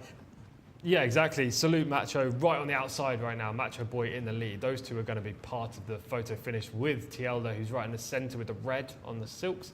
They all play the big part in the photo finish. The eventual 5th place finisher, which is Abdullah Al-Orfi, heartbreak in the blue and white silks, just in behind, in 3rd or 4th right now. And then there's a close-up right down the outside. It's Wigberto Ramos, I believe, that puts the nail in the coffin for Abdullah Al-Orfi. He was on the reserve Max Sabi, so not only did Al-Orfi lose by a point, not only was it the final step, but I think it was the reserve that actually beat him. So, yeah, heartbreak for all. Heartbreaking. Wigberto breaking hearts left, right and centre. I think it's wonderful to note that all 3 jockeys are Saudi-born and bred riders here. It is the local jockeys challenge, but all the jockeys who are now permanently based over here have an opportunity to ride. So you see Camilla Ospina involved and Lou Morales involved too. But it's good to see that we've got the 3 jockeys who are top 3. So it's wonderful to see. Yes, exactly. Alex Moreno's had a phenomenal day, but only one of those wins came in the Jockey Championship. Yeah. So he's probably a touch disappointed despite having a phenomenal afternoon and evening. A really good competition. I enjoyed it a lot. I wouldn't say we need these all that often across the world, but the odd Jockeys Championship like this and the international one the other day, the Shergar Cup in the UK, they're all great if you just have them as one-off events. Yeah, I think they offer quite a lot, and it's a different angle. Like you say, you're looking down at 5th place in these sorts of races, which is great to see. So yes, wonderful occasion here, and congratulations to Adel Al-Faradi, who is the winner of the local Jockey Challenge 2024. We must move on though to our penultimate contest on the card. It is race 11, and Anthony Ennis can take us through the runners and riders for this award contest. Thank you, Caleb. Yeah, well done to Adel Al-Faradi, scrabbling her with 20 points. I can throw the calculator away and we can focus on race number 11. This is over the 1,800 metres here, so 9 furlongs for our next on the main track. Number 1 is Narwan for Adel Al-Faradi. Number 2 is Alawagi. for Asal Al Sahani, who I think is second in line in the international market. Number 3, Al Sayyik for Tariq Al Mansour. Number 4 is Aishq Baladi for Wigberto Ramos. 5 is Fonda, Alex Moreno, looking for a 5th winner of the card. 6 is Madar, who is now ridden, I believe, by Naif Al Anazi. Is that a change? I think it is. 7 is Al Rajay for Abdullah Al Rashid. 8 is North, Khalid Al Mamoni. 9 is Al Azif for Ayad Al Tarisi, who had a winner earlier. 10 is Kawa Allah for Abdullah Alofi. 11 is Sam Tawake for Turkey Alofi. 12 is Min Bariyar for Eddie Castro. 13 is Yabahom for Abdulaziz Al Musa. On we go to 14, which is Yatafel for Camille Ospina, who is favourite on the international market. And 15, Al Masih Mohammed Al Hubayl, I believe, will be on board that runner. And confirming in this race is now Naif Al Anazi on the 6th. Madar replacing Jose Rodriguez. So we have a full field of 15 to go to post here. Fillies, Colts and Geldings in this one. Tough race to try and solve, but the favourite, I'd imagine, will be Yatafel. Let's go back to Callum and Tom once again. Thank you very much, Anthony Ennis. And yes, and you can take a breather now, put that calculator down, put the abacus away. You've done a magnificent job there with the local jockey challenge. We move on to the Abdullah bin Ibrahim Abba Al Khail Award. A good contest here for the 3-year-olds, over 1,800 metres. We've got horses with very different profiles here. Yeah. I think the key thing is that we should probably go through from top to bottom and wait till they come on screen. But before that, who jumped off the page to you form-wise? Yeah, it's an interesting race, isn't it? One of the better races we had today, but there's a huge disparity between the class and some horses. You've got Yartafel, for example, rated 92, the top rated horse in the race. Then you have horses that don't have marks yet, North and Narwan. As well as Kawa Allah, and then you've got horses that are rated in the 60s. So there's a big discrepancy between the best in here and the worst. I don't think we're going to see a hugely thrilling finish because there's only 2 or 3 that have possible winning chances, but it's an interesting race because there are different types of profiles on show.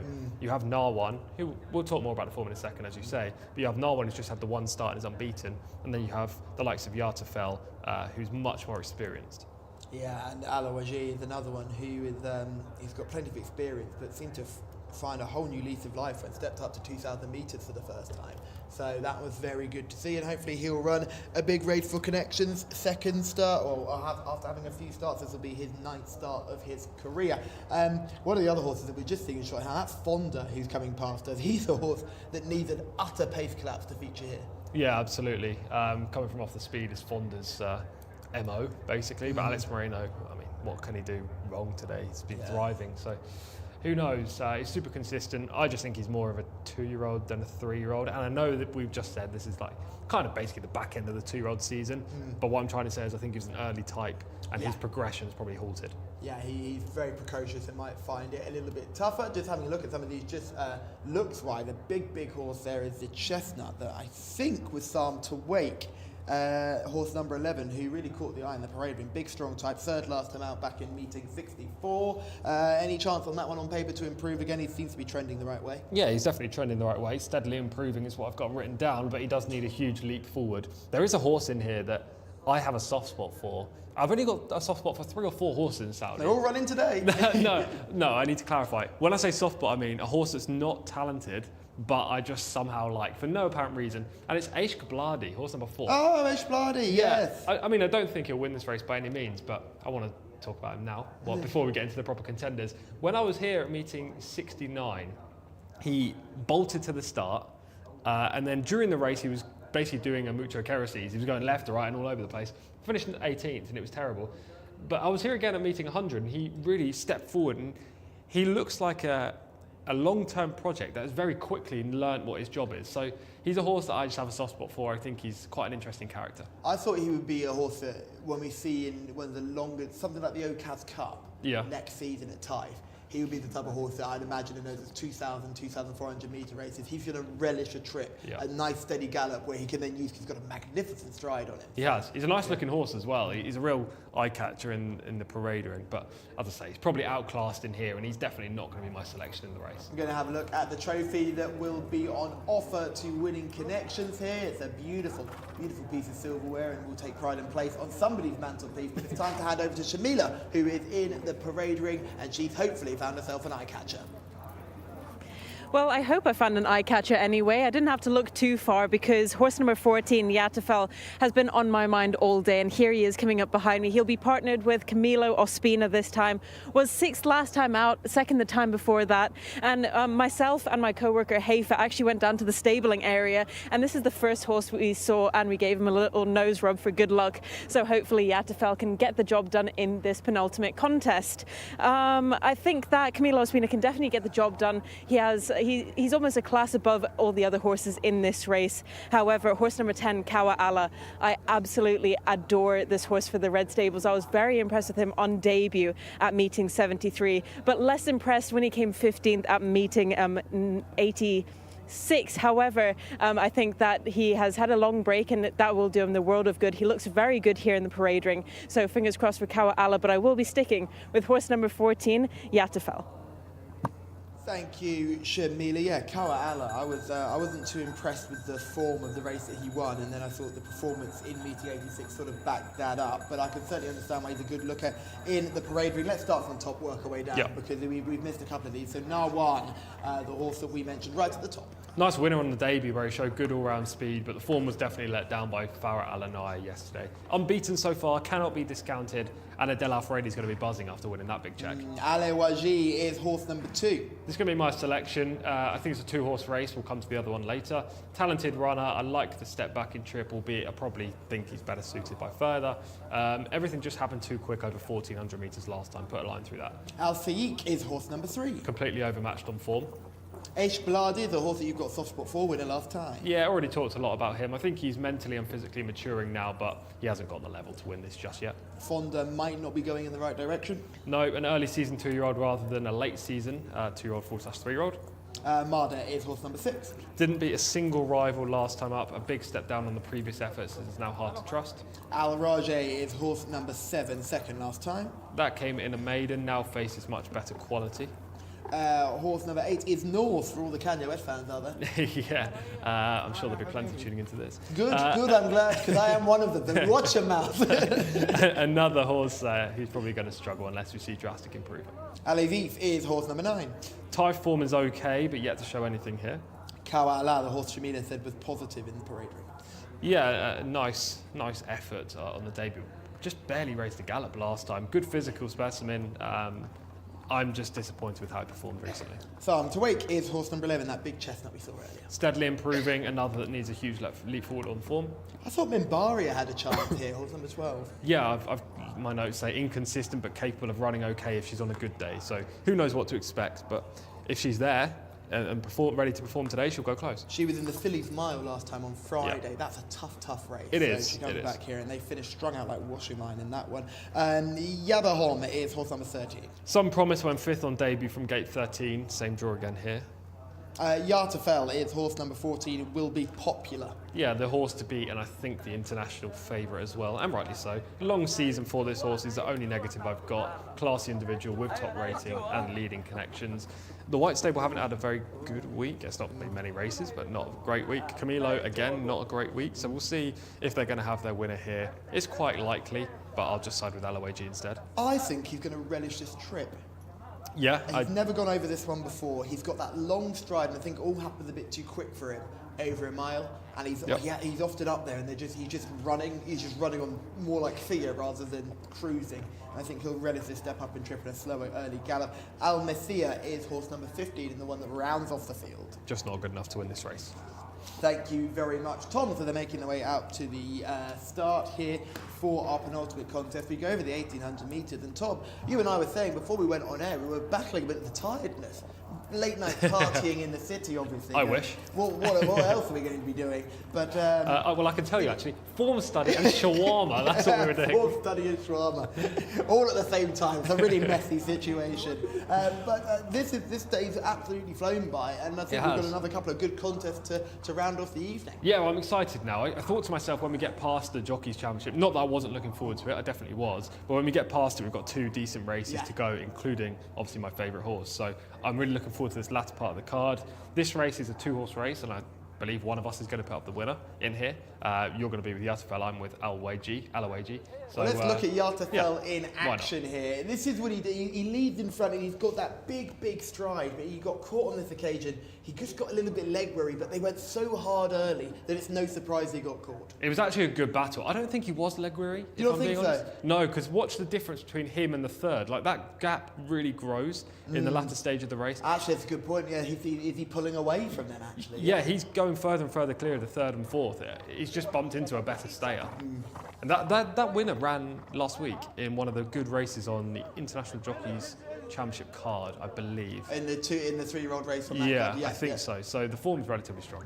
Yeah, here we are looking at Nawan here on debut, and again, this was a good performance, but the form has been majorly let down by the performance of the horse that eventually finishes second. Farah Al-Anai came out yesterday and ran in a maiden race. I said, I'm going to give this horse one last chance, and again, finished second. And she was a well-beaten second as well. It wasn't even that she was in a battle. Just not a horse that wants to win. Now, when you get horses like that, it's very tough to assess the form around them because who knows how good she is. Farah Al-Anai could be a 90 horse, but only performs to a 75 when she faces a 75, if that makes sense. Runs down to their level. Exactly. Narwan, for example, if Narwan is rated 90, Farah Al-Anai could have run to a mark of 90 there, but has just been beaten. It's very hard to assess her.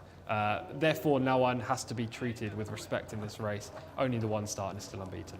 The video form guys have been doing well all day, so hopefully they can continue their good form, and they've got Narwan and Yatafel in this contest. Tom Aloagi, explain why the trip for me is a concern, having done his most impressive win over 2,000 metres. Granted, that is true. However, I was impressed with the victory back at meeting 99 when successful in the race. I thought the way the horse powered through the race was taking visually, and this event isn't strong, so it's basically a match between Aloagi and Yatafel if we go on form. I'm willing to put a line through the recent run for Aloagi. I'm sure everyone should be willing to do it because it was over 1,400 and the horse and in a very good race. Yeah, and in a good race. So put a line through that, and actually the level of form for Aloagi is probably better than Yatafel. Oh, yeah. Maybe the distance is a slight concern, but I still think 1,800 should be fine. It's just that Aloagi is going to be further back than Yatafel. Can he outrun Yatafel? Remember, we had this in our contest earlier on in the card. One horse stepping down, having shown previous form at a higher trip. The other horse stepping up. It was the horse stepping down that did the best. So certainly Aloagi makes sense on that side of things. If I'm being honest, though, it's a 51-49% decision. I wouldn't be surprised if Yatafel won. I think they've both got very similar claims. They're different horses, but similar shape claims and similar level of talent. Yeah, it'll be interesting to see. I'm excited to see Yatafel's big long stride be able to really take advantage of a contest like this.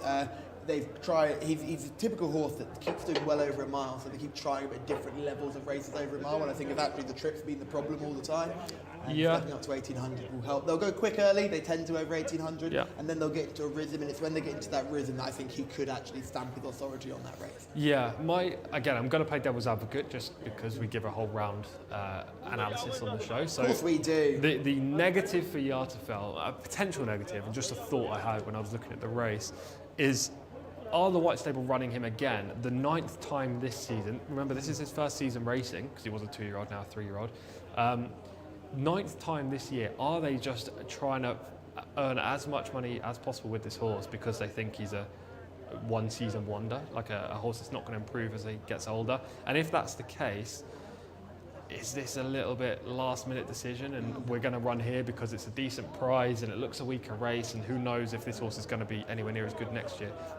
But that could be the other way around. They've found a weaker race, a good prize, and thought, hang on a minute, all the good horses just ran last week. This is true. We've kept our cards close to our chest. How about we just stick them in here and just get another couple of winners? This is true. These are the two options for Yatafel. You kind of got to work out which side you're on with that, and then obviously if you're with Callum's opinion, then obviously you think Yatafel should win this race, and it's probably a reasonable bet. If you're with my opinion, then Aloagi is the way to go. And it would certainly also be a reasonable bet too.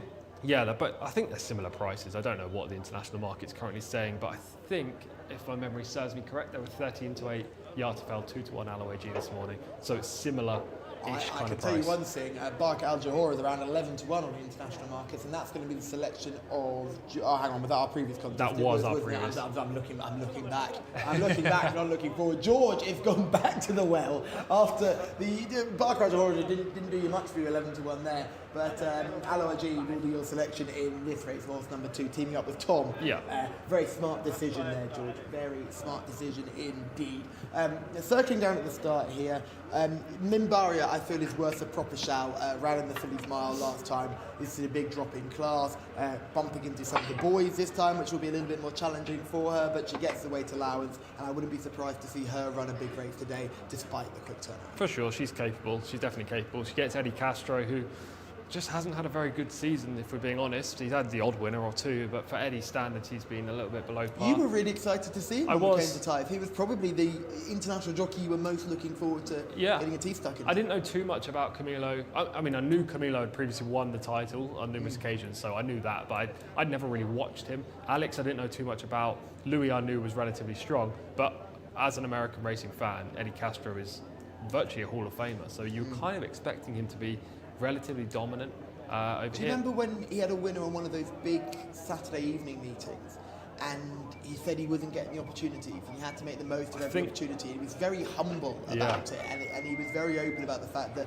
look, it's not gone the way I thought it was going to go, but these jockeys here are good, and I'm just trying to take advantage of what I can. Yeah, I think that winner was on a date, actually, for the Woodruffs, and that horse is probably the best horse he's ridden all season. So he's just not getting the rides. It's nothing to do with his talent by any means. I'm just saying that I was expecting him to have more opportunities, and that's not really come about.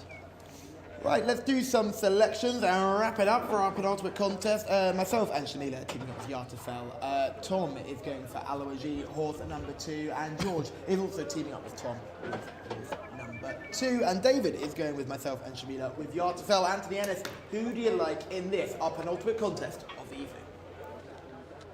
Well, I'm quite a fickle character, Callum. I was with you obviously earlier on, but now jumping on board with Tom with this Aloaji number 2. I think the draw looks good, and I think might just get first jump on Yartafel. We shall see. It's an interesting matchup, and not just a 2-horse race, as you say, 1 or 2 others with chances as well.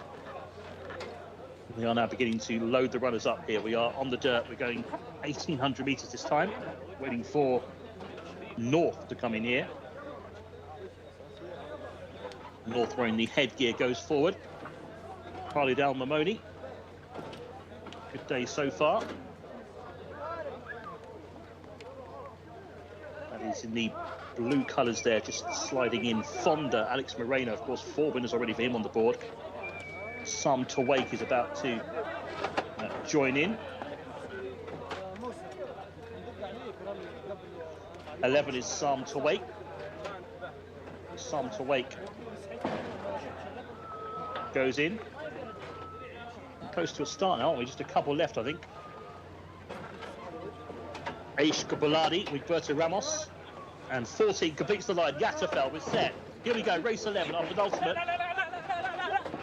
1 or 2 shouts, still 13 edgy.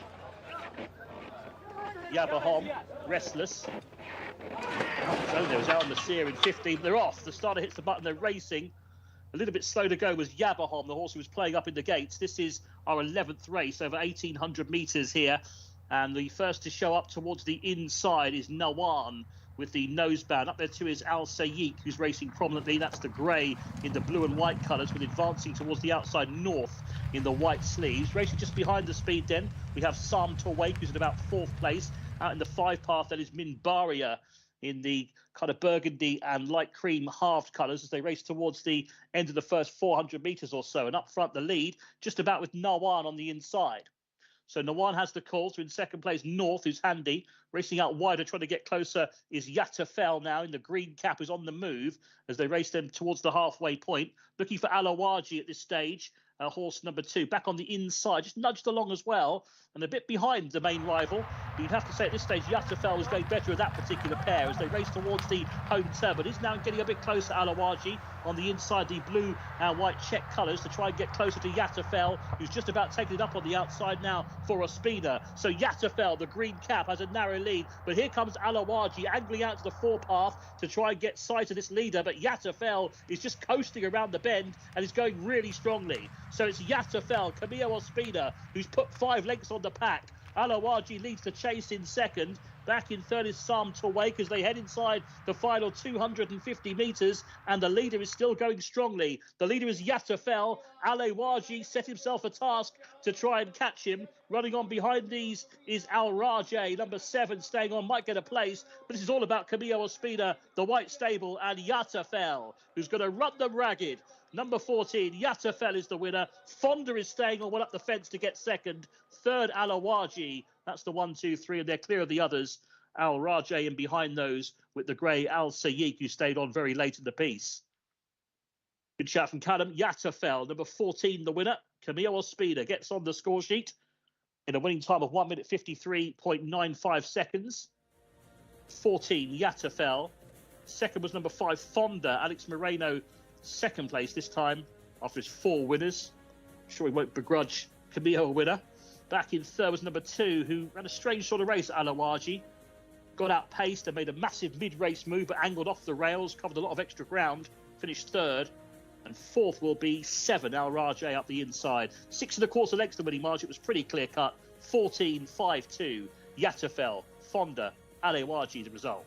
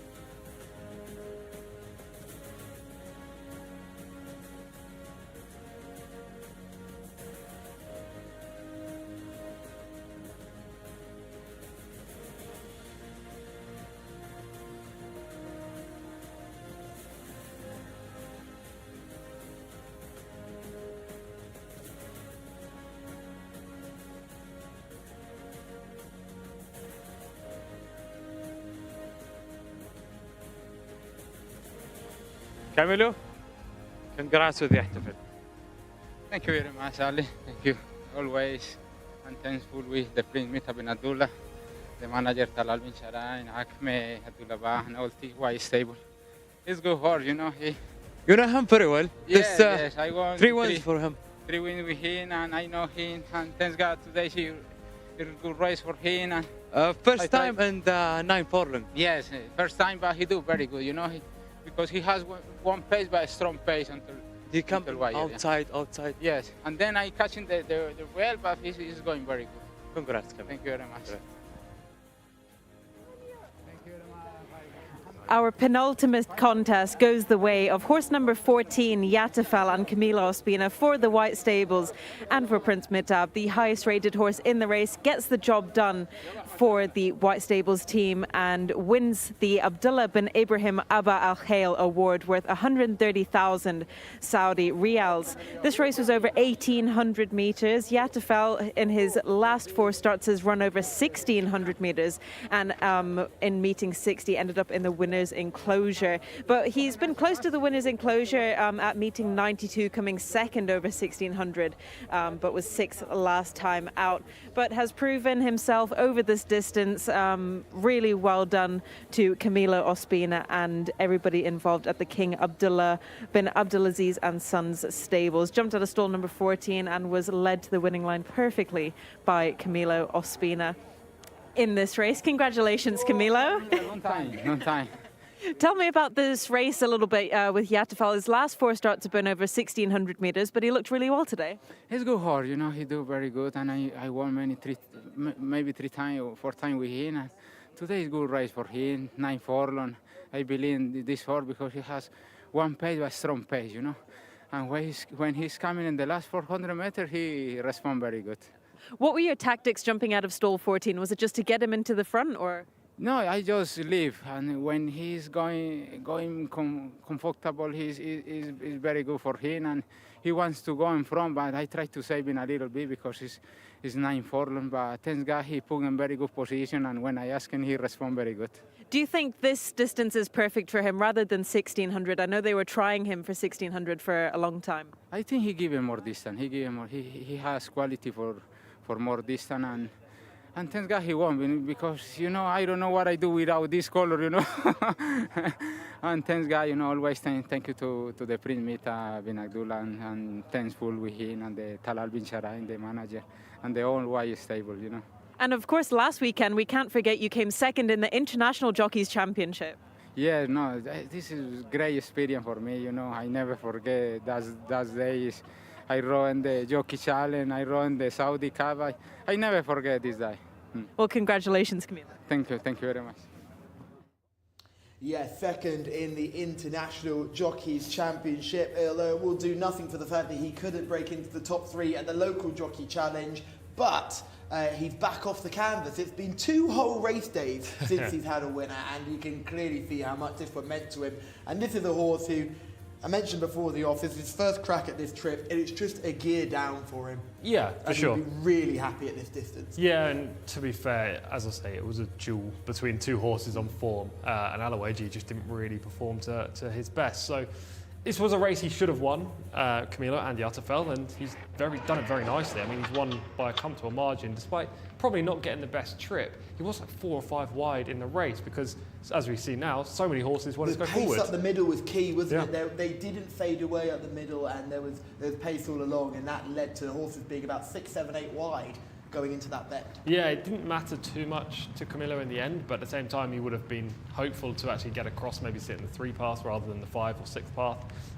But yeah, as you can see, there's currently 7 horses a breadth at the top, 6 horses, and then that doesn't even. I'd say 6 or 7, isn't he? Yeah, and that doesn't even really reduce as they go into the first turn or the only turn. But the key thing is he's comfortable. Yeah, exactly. Like, if you look at him over a mile, he always seemed a bit behind the bridle and a bit rushed. And I think he was falling connections with the way he was finishing his races. Almost credit to him that he was still trying at the end and not blowing up. But this is just, he's enjoyed this. He's been able to go along at his own tempo, despite the fact that he's in a not positive position. He's got Mimbaria on the inside, who's a speed horse. He's got Narwan, who's run very well for a long way, considering it's only his second start. He's just about to cry enough. But just when he presses go here, it's over. And Alawaji has to try and follow him through, but has to come off the rail. Yeah, at this point, I thought it was going to be a proper duel. The duel we kind of build it up to be with Yatafel and Alawaji. Alawaji at this point moves into second about now, and I'm thinking, right, where's his stamina then? Yeah, you've got to chase him now, haven't you? And then there was nothing there.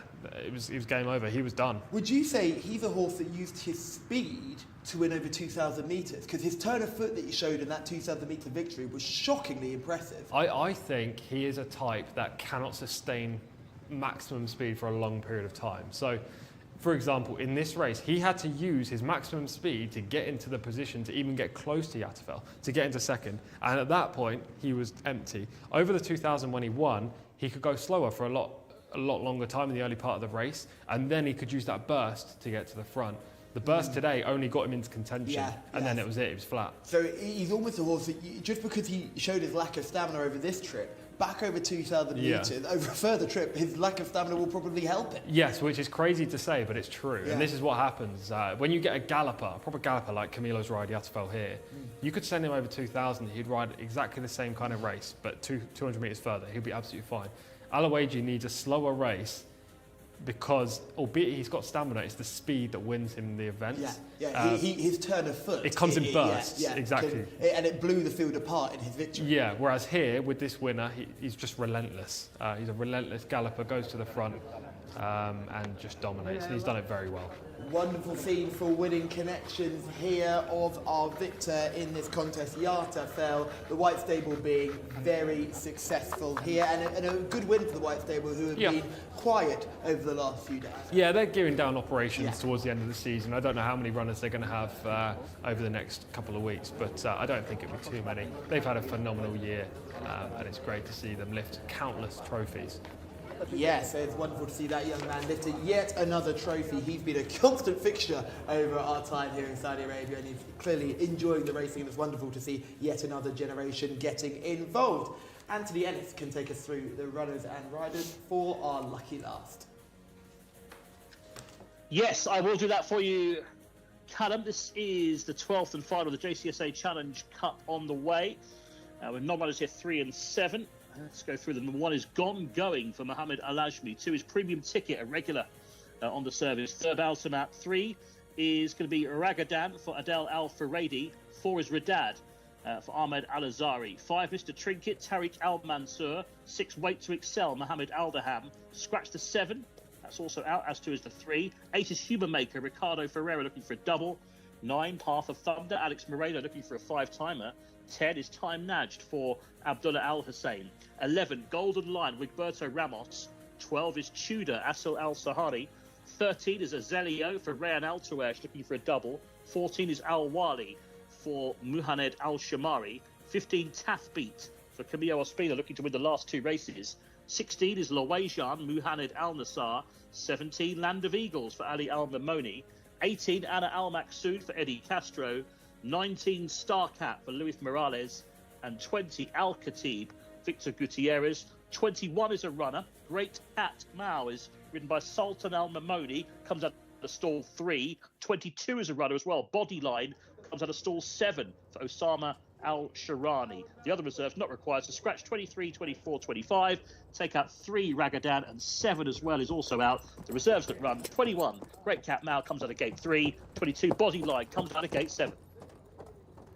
Thank you very much, Anthony Ennis. We've kept you on your toes right the way through to the last race. 2 non-runners, reserves sneaking in. You've been brilliant all the way through. Tom, let's go through this final contest, and I think the perfect way to start is with number 1, Gone Going, who stepped up massively from his opening season performance. Yeah, big improvement from that first to second run. We see that all too often here. First run always tends to be the icebreaker, and then from then you can really start to perform. That being said, Gone Going is way below the standard required to win this. Premium Ticket is another one who seems below the standard. He was behind Human Maker last time out. He's a grinder. This might be a bit tough. Yeah, to be fair, I think he is the standard, but his win record just puts you off. His trip as well. Yeah, the sharp side for him. Exactly. He'll be staying on late at the 1 speed. No Ragadan here, so we go straight to Radad, the US bred type, 71, rated 6 last time out. Just going to struggle in this race. He's overmatched against this field. Mr. Trinket is Rory's favourite, but his form has fallen off a cliff recently. Yeah, all of his best form has come over further than this, from trips ranging between 2,000 and 2,400 metres. He was outclassed in a cup race last time up, but he's generally well matched against these sorts. It's just, this is too short a trip. He needs a little bit further. If he's there with 100 metres to go, he'll probably win. I just don't think he'll be there. Flying from the back. It's a traffic problem for him, isn't it? Wait to Excel, your selection. Go on, Tom, give us a reason why he wins today. I just love this horse. I think he's spectacular. He's got a hood on in the parade ring, which kind of just gets rid of the angle of how well he looks. The red hood just the big strong type though, isn't he? Yeah, he's a big, catches the eye. Big horse. He's 2 from 2 in Saudi. A son of postponed, so the trip's absolutely fine. You can see him there in shot. I was here when he won on first time up, and he was very impressive. And then second time I was also here, meeting 101, and wow. He just scooted around the turn. He destroyed them. Yeah, he put 4 lengths between him and the rest of the field in about 10 strides. It was a ridiculous turn of foot for a horse on dirt. You don't see it all that often. He's everything that you need to be a champion in Saudi. Now, the question is he going to take that step forward at the end of the season? If this horse runs to his best, I'd be surprised if he's beaten. Yeah, we're running for the Jcsa trophy. Here is Human Maker, the horse in shot, horse number 8. Yeah, it just brings waiting form to the table, despite not being very well fancied in either of the recent victory races, meeting 68 and meeting 102. Shamila is in the parade ring. Tom and myself are going nice and early. We like Wait to Excel. Are you with us or are you against us? Well, I am with you, and Wait to Excel is just coming up behind me here, going onto the track under Mohammed Ad-Daham. And when me and Hafer went down to the stabling area and saw Yatafel, we also saw Wait to Excel in his stable, and Tharmar Dihani stood next to him, and he practically said this horse is his baby. He cannot wait to see him run and to see what he can do today. So Tharmar Dihani himself is very keen on this horse in this race. So I think I'm going to jump on the bandwagon and go for Wait to Excel, because he's also a stunner as well on and off the track. Won his last 2 starts, and I think he's definitely the horse to beat in this race. I do also like the look of Premium Ticket. I don't think he'll win this race. I think this race is quite strong for him, but I just love the look of them. Really nice looker. And one of the reserves caught my eye as well, horse number 21, Great Cat Meow, under Sultan Al Mamoni. But essentially, we're all on the Tharmar Dihani train. Yes, Shamila, we are Choo all choo. on the That's what Salma train. Choo choo indeed, and this is the performance of Wait to Excel last time out. Tom, talk us through it. Yeah, we just picked this up after he makes that lung-bursting move to the front. Immediately put 3 or 4 lengths between himself and the rest of the field. Burst clear. I love how he strides out in the straight. And yes, this winning margin does get eroded 100 metres from the line. The horse that come second won today? The horse that's come second won today. And he put so much energy into that move around the turn. He blew the race apart. In the shot right now, there's 6 horses, about to become 5 horses. I mean, it was a very good performance. The form's been boosted. I think he's a very good horse. Exciting stuff. Let's have a look at Time Naj, who we're just seeing making his way down to the start here with a very majestic looking Abduella Al Hussein on board. This was a good effort coming from well off the pace. He's by time test. He's come from miles back to end up finishing in a good position late in this contest. He gets second, which is a great effort from him. Yeah, you can barely see the blue on the silks. He's taken so much kickback. This was a day where it was heavily raining earlier on in the morning, and therefore there was a lot of kickback, which is why you can't really see the silks. But he makes a big late run, as you say, to pick up a minor place. The horse on the yellow on the outside is Single-Minded, finished 5th, disappointed earlier on. Yes, he wasn't disappointed. He sort of ran to his level, didn't he? He didn't boost the form anyway. Yeah, that's what I mean. Disappointed in terms of a form boost. Yeah. And this is a good look at Human Maker, I think, and he's going to finish in front of Premium Ticket, who you can just see with the yellow colours as well. Another day where it's a bit damp on track and there's plenty of kickback. Yeah, it was the same day, in fact, which is why. But yeah, both of these horses were near the speed.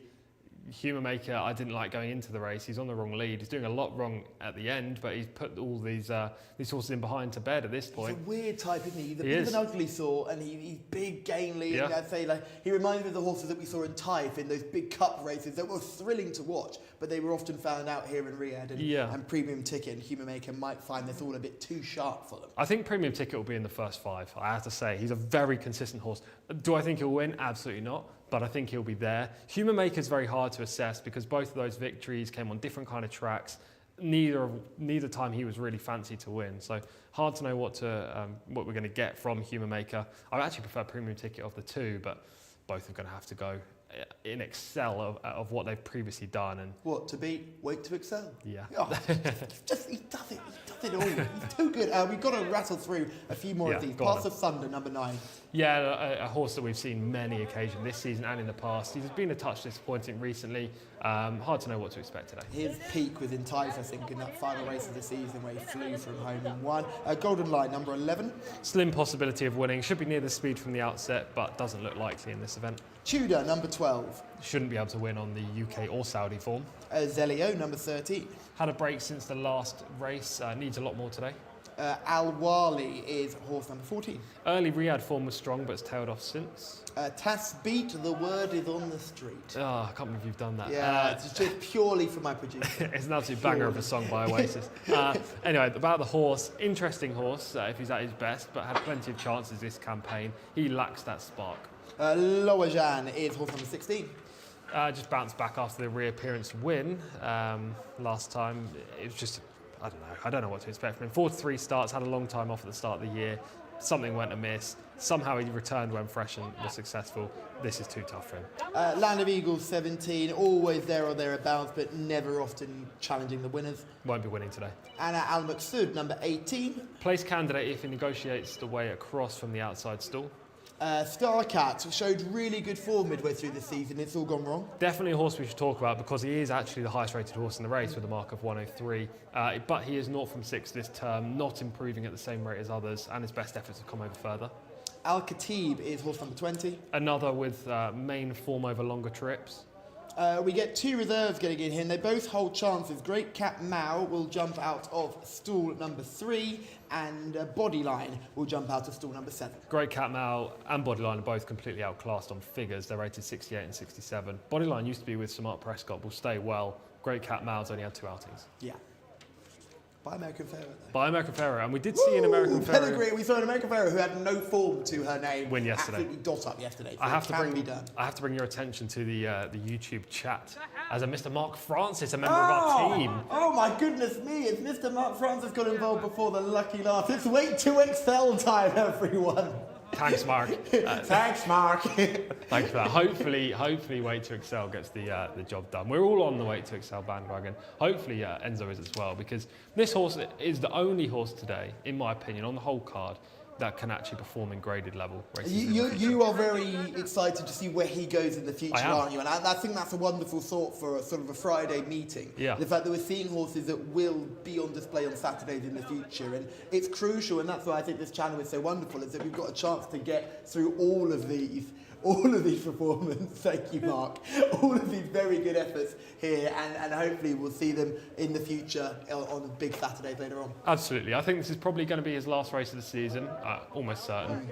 If he is, and he's 3 from 3, and he wins this, then he will be 3 from 3, and he'd go into next campaign as a potential horse that could make his way up to Saudi Cup level. We'll find out. Maybe I'm overhyping him, but from what we've seen so far, he's extremely promising. He's exciting. There is Mr. Trinket, Rory Delagy's favourite horse in the Fateful Stall 5. Time to go through selections. Everyone is with Wait to Excel. Best of luck to Wait to Excel in this unlucky last. Anthony Ennis, I presume you're with us as well. I'm going to go with, Wait to Excel for me as well. Rated up to 6 all aboard. The good ship, Wait to Excel. Lovely draw. Mohammed Al-Daham riding sort of postponed, one of my favourite horses back in the day for Roger Varian, Sheikh Obaid, and Andrea Atzeni used to get a great tune out of postponed back in the day. The sire of this horse. Right, they're loading up for the JCSA Challenge Cup. Fillies, Colts, Geldings, Scratch 3, Scratch 7. Don't forget the 2 reserves that getting Great Cat Mao we had to look at. And Bodyline is Thomas saying, ex-Samart Prescott. I think I called him to one of his wins back in the day. Right, we're almost set. A couple of empty stalls. White Cat, you'll see there, that's Path of Thunder. Distinguished from Mr. Trinket. Goes in. Golden Line as well. Coming forward. Here we go for the 12th and final on the dirt. 1,800 metres. We're just about ready for a start. And they're off. They've jumped away off to a pretty good line. 1 or 2 a little bit slow to go towards the inside as they race over the 1,800 metre distance. Wait to Excel is out towards the mid-pack, towards the inside at this stage. It's actually prominent now in about 3rd or 4th as they race for the first 200 metres. Taff Beat is up there as well, and also towards the outside. That's Azelio, who's showing good speed as well to come and just about take over now. Azelio, it is, number 13 with a big noseband. Rayan Alto Ash, yellow and green colours. Handy to his inside then. That's Tudor in the black and white colours, with racing towards the inside, Golden Line, the white cap. Looking for Wait to Excel, just off the speed. Perfectly positioned in about 5th or 6th place, 1 off the rails. Couple racing wide here. That's Al Khatib in maroon colours, who's also towards the outside of the pack, and also the yellow cap towards the outside as well as they go through the first 600 metres of the contest. Lawajan is trying to get into it as well, and that's Al Khatib, who's wide now, just dropping back a little bit. Here comes Weight to Excel, though. Mohammed Al Daham can wait no longer, decides to push him forward on the inside. He just noses on for the first time to Azelio, who's now racing in second place. Tudor, the black cat, just starts to drop away, with towards the outside Anna Al Maksoud, who's on the move, the yellow cap, as they come around the home turn. Weight to Excel, though, has the rails. Anna Al Maksoud on the outside could be the threat. In between them is Azelio. That's the front three now, and they're clear of the others as they make their way into the home straight. But Weight to Excel, it's all going according to plan so far. Tudor trying to run on again towards the outside. The orange of Star Cat is getting into it. Now it becomes a bit harder work for Weight to Excel. He's only about a half length in front, giving chases Anna Al Maksoud in second. Star Cat running on, but Weight to Excel, he's just doing enough in front here. He's now asserting for Mohammed Al Daham, and Weight to Excel is going on to win. Weight to Excel, the winner. Running off from a good bit back was Taft Beat, who did get second, and then came Anna Al Maksoud in third place. Tom Collins was confident all day. Weight to Excel, and the horse delivers. For the Al Dahani stable, the son of Postponed for Mohammed Al Daham has won it. 6. Weight to Excel is the winner. Second place, Taft Beat. Really ran on well for Camillo Ospina, whose day did get better as the card went on. Second, number 15, Taft Beat, beaten 2 lengths in the end. And third, number 18, as we said, Anna Al Maksoud under Castro. 1 minute 51.84 seconds, 2 lengths the winning margin. 6 the winner, Weight to Excel. 15, Taft Beat for second. Third, 18, Anna Al Maksoud. That's all from me. Great shout from Tom there in the last. Weight to Excel.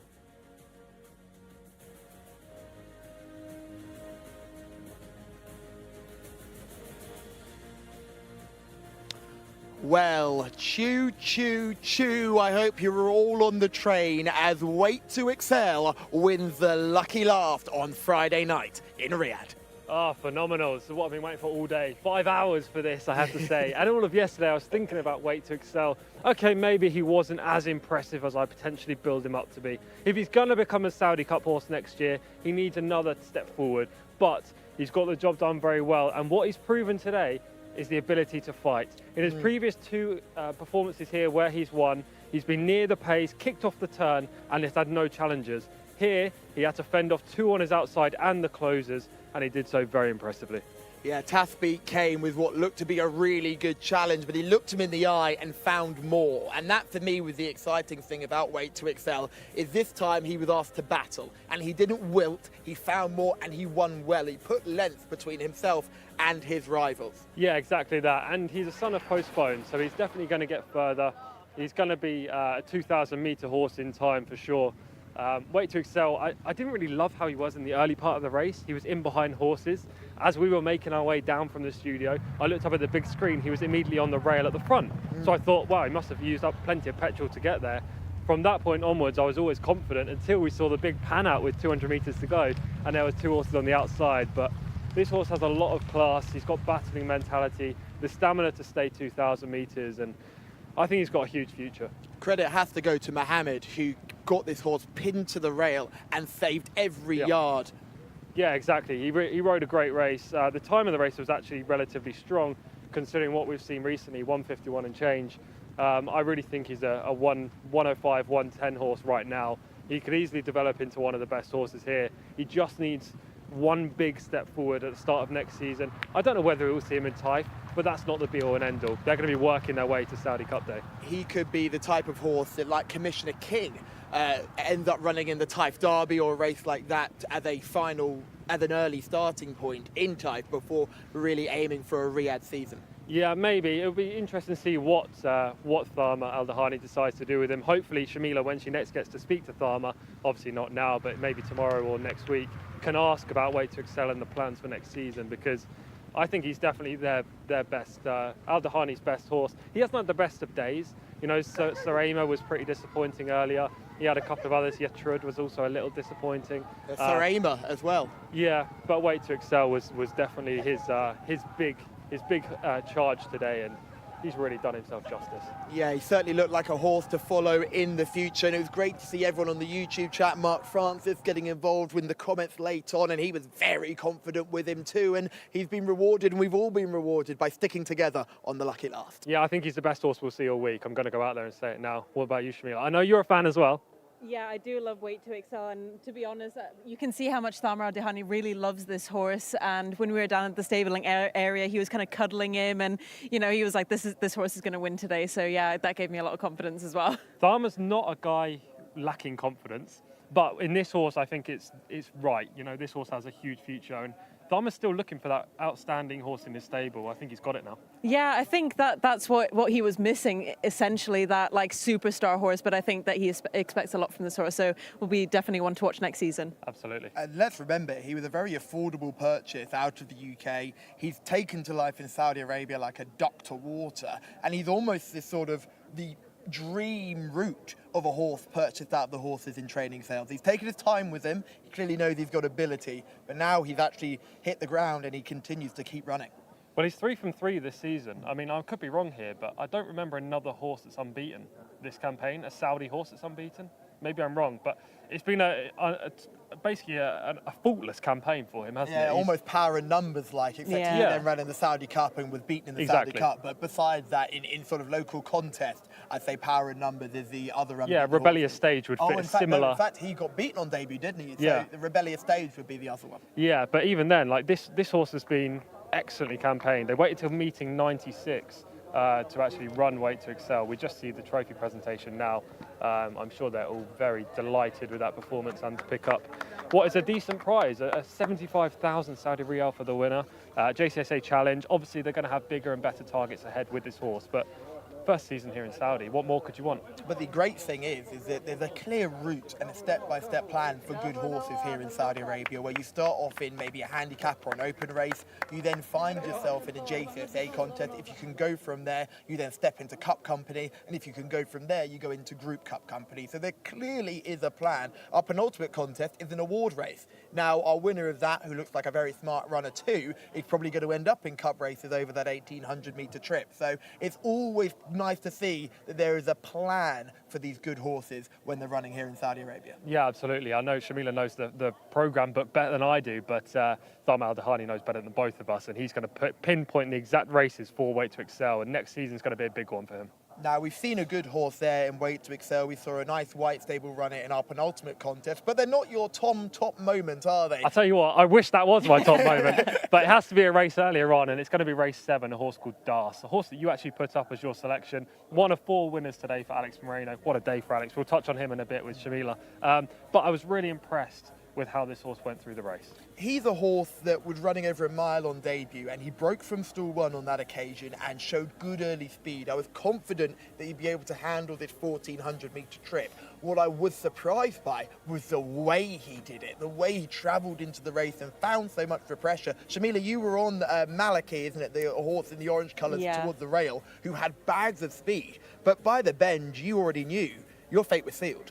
Absolutely, and you've actually taken me by surprise. I didn't think Dahes was going to be your highlight of the day, but it was a really good race. I wish it was Wait to Excel, I keep saying, but producer wouldn't allow me. Can we just take a minute for Dahes, please? Yes. What a horse! But I was like Wait to Excel. Daz has that natural physical specimen, like shine and sparkle about him. He looks like a good horse, and he actually acted like a good horse on the track. I wasn't here for the debut, and if I'm being honest, I didn't watch the race until this morning when I was doing some last-minute form study. And I preferred Adel Al-Faradi's ride in the race, but I was wrong. Das is a nice horse. He won very decisively. He'll get further as well. And yeah, I think he was the other young horse today that we need to take going forward. Yeah, certainly a horse to keep on the right side of, and that trip, 1,400 metres, will suit him down to the ground. Now, one of the key elements of today was the local Jockeys Challenge, 4 races, similar to the international Jockeys Challenge that we saw on Saudi Cup weekend. This one, 2 races on the turf, 2 races on the dirt, and it all came down to the final race. And it all really we have to just say, there is a jockey out here who is probably so upset he missed out on £50,000 because Rigberto Ramos got a reserve to come up on the outside and nab 4th place. Yeah, Abdullah Al-Alfi's the man. He lost out by 1 point at the end to Adel Al-Faradi, the leading rider here in Saudi Arabia. But I'm sure Abdullah thought he was probably going to cash in. You were down there, I presume, when they were presenting the checks. It was all smiles, but I think inside he might have been a little bit angry. I think Abdullah Al-Alfi was silently crying behind the camera there. But I had so much fun. I was adding up all the numbers. I was shouting for the jockeys. I was just enjoying myself for the local jockeys challenge. Oh, we should have had you in the studio. I was having an absolute nightmare from race 1 to race 4. It was utterly horrific. Math is not my strong point, Tom. No, we were struggling. Fortunately, we had Enzo at our mercy, but otherwise it was a struggle. We should continue about jockeys and Alex Moreno. What a day. He was on fire. I mean, how many times have we seen this? When he has a few winners and he keeps the ball rolling and he keeps getting in those winners. And when he has a bad day, it's a really bad day. He's a confidence jockey. I was saying this to Rory a lot, and Rory would be an ardent disagreeer on this. He's very much straight down the line. It'll have to be about form, and at the end of the day, it makes a lot of sense. But the way that this man rides when he's in form is frightening. The way he rides when he's out of form is also frightening.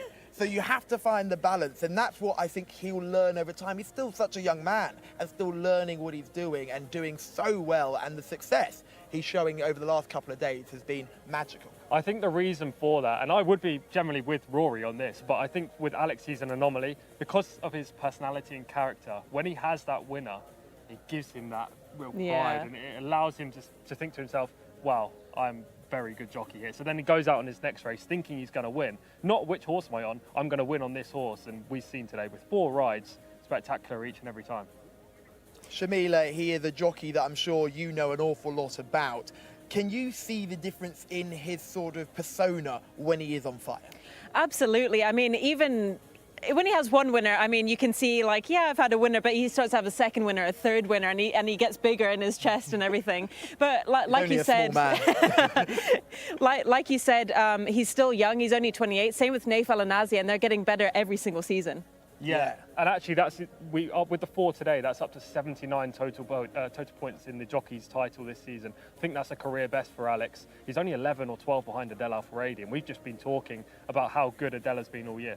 Yeah, he's certainly a jockey to follow, nearly hitting 80 winners for Alex Moreno, who's had a great season. He's trying to catch Adele Alfaredi, who's still trying to catch Kamir Ospina. We're back tomorrow for the Saudi 1,000 guineas. Can't wait to see you there.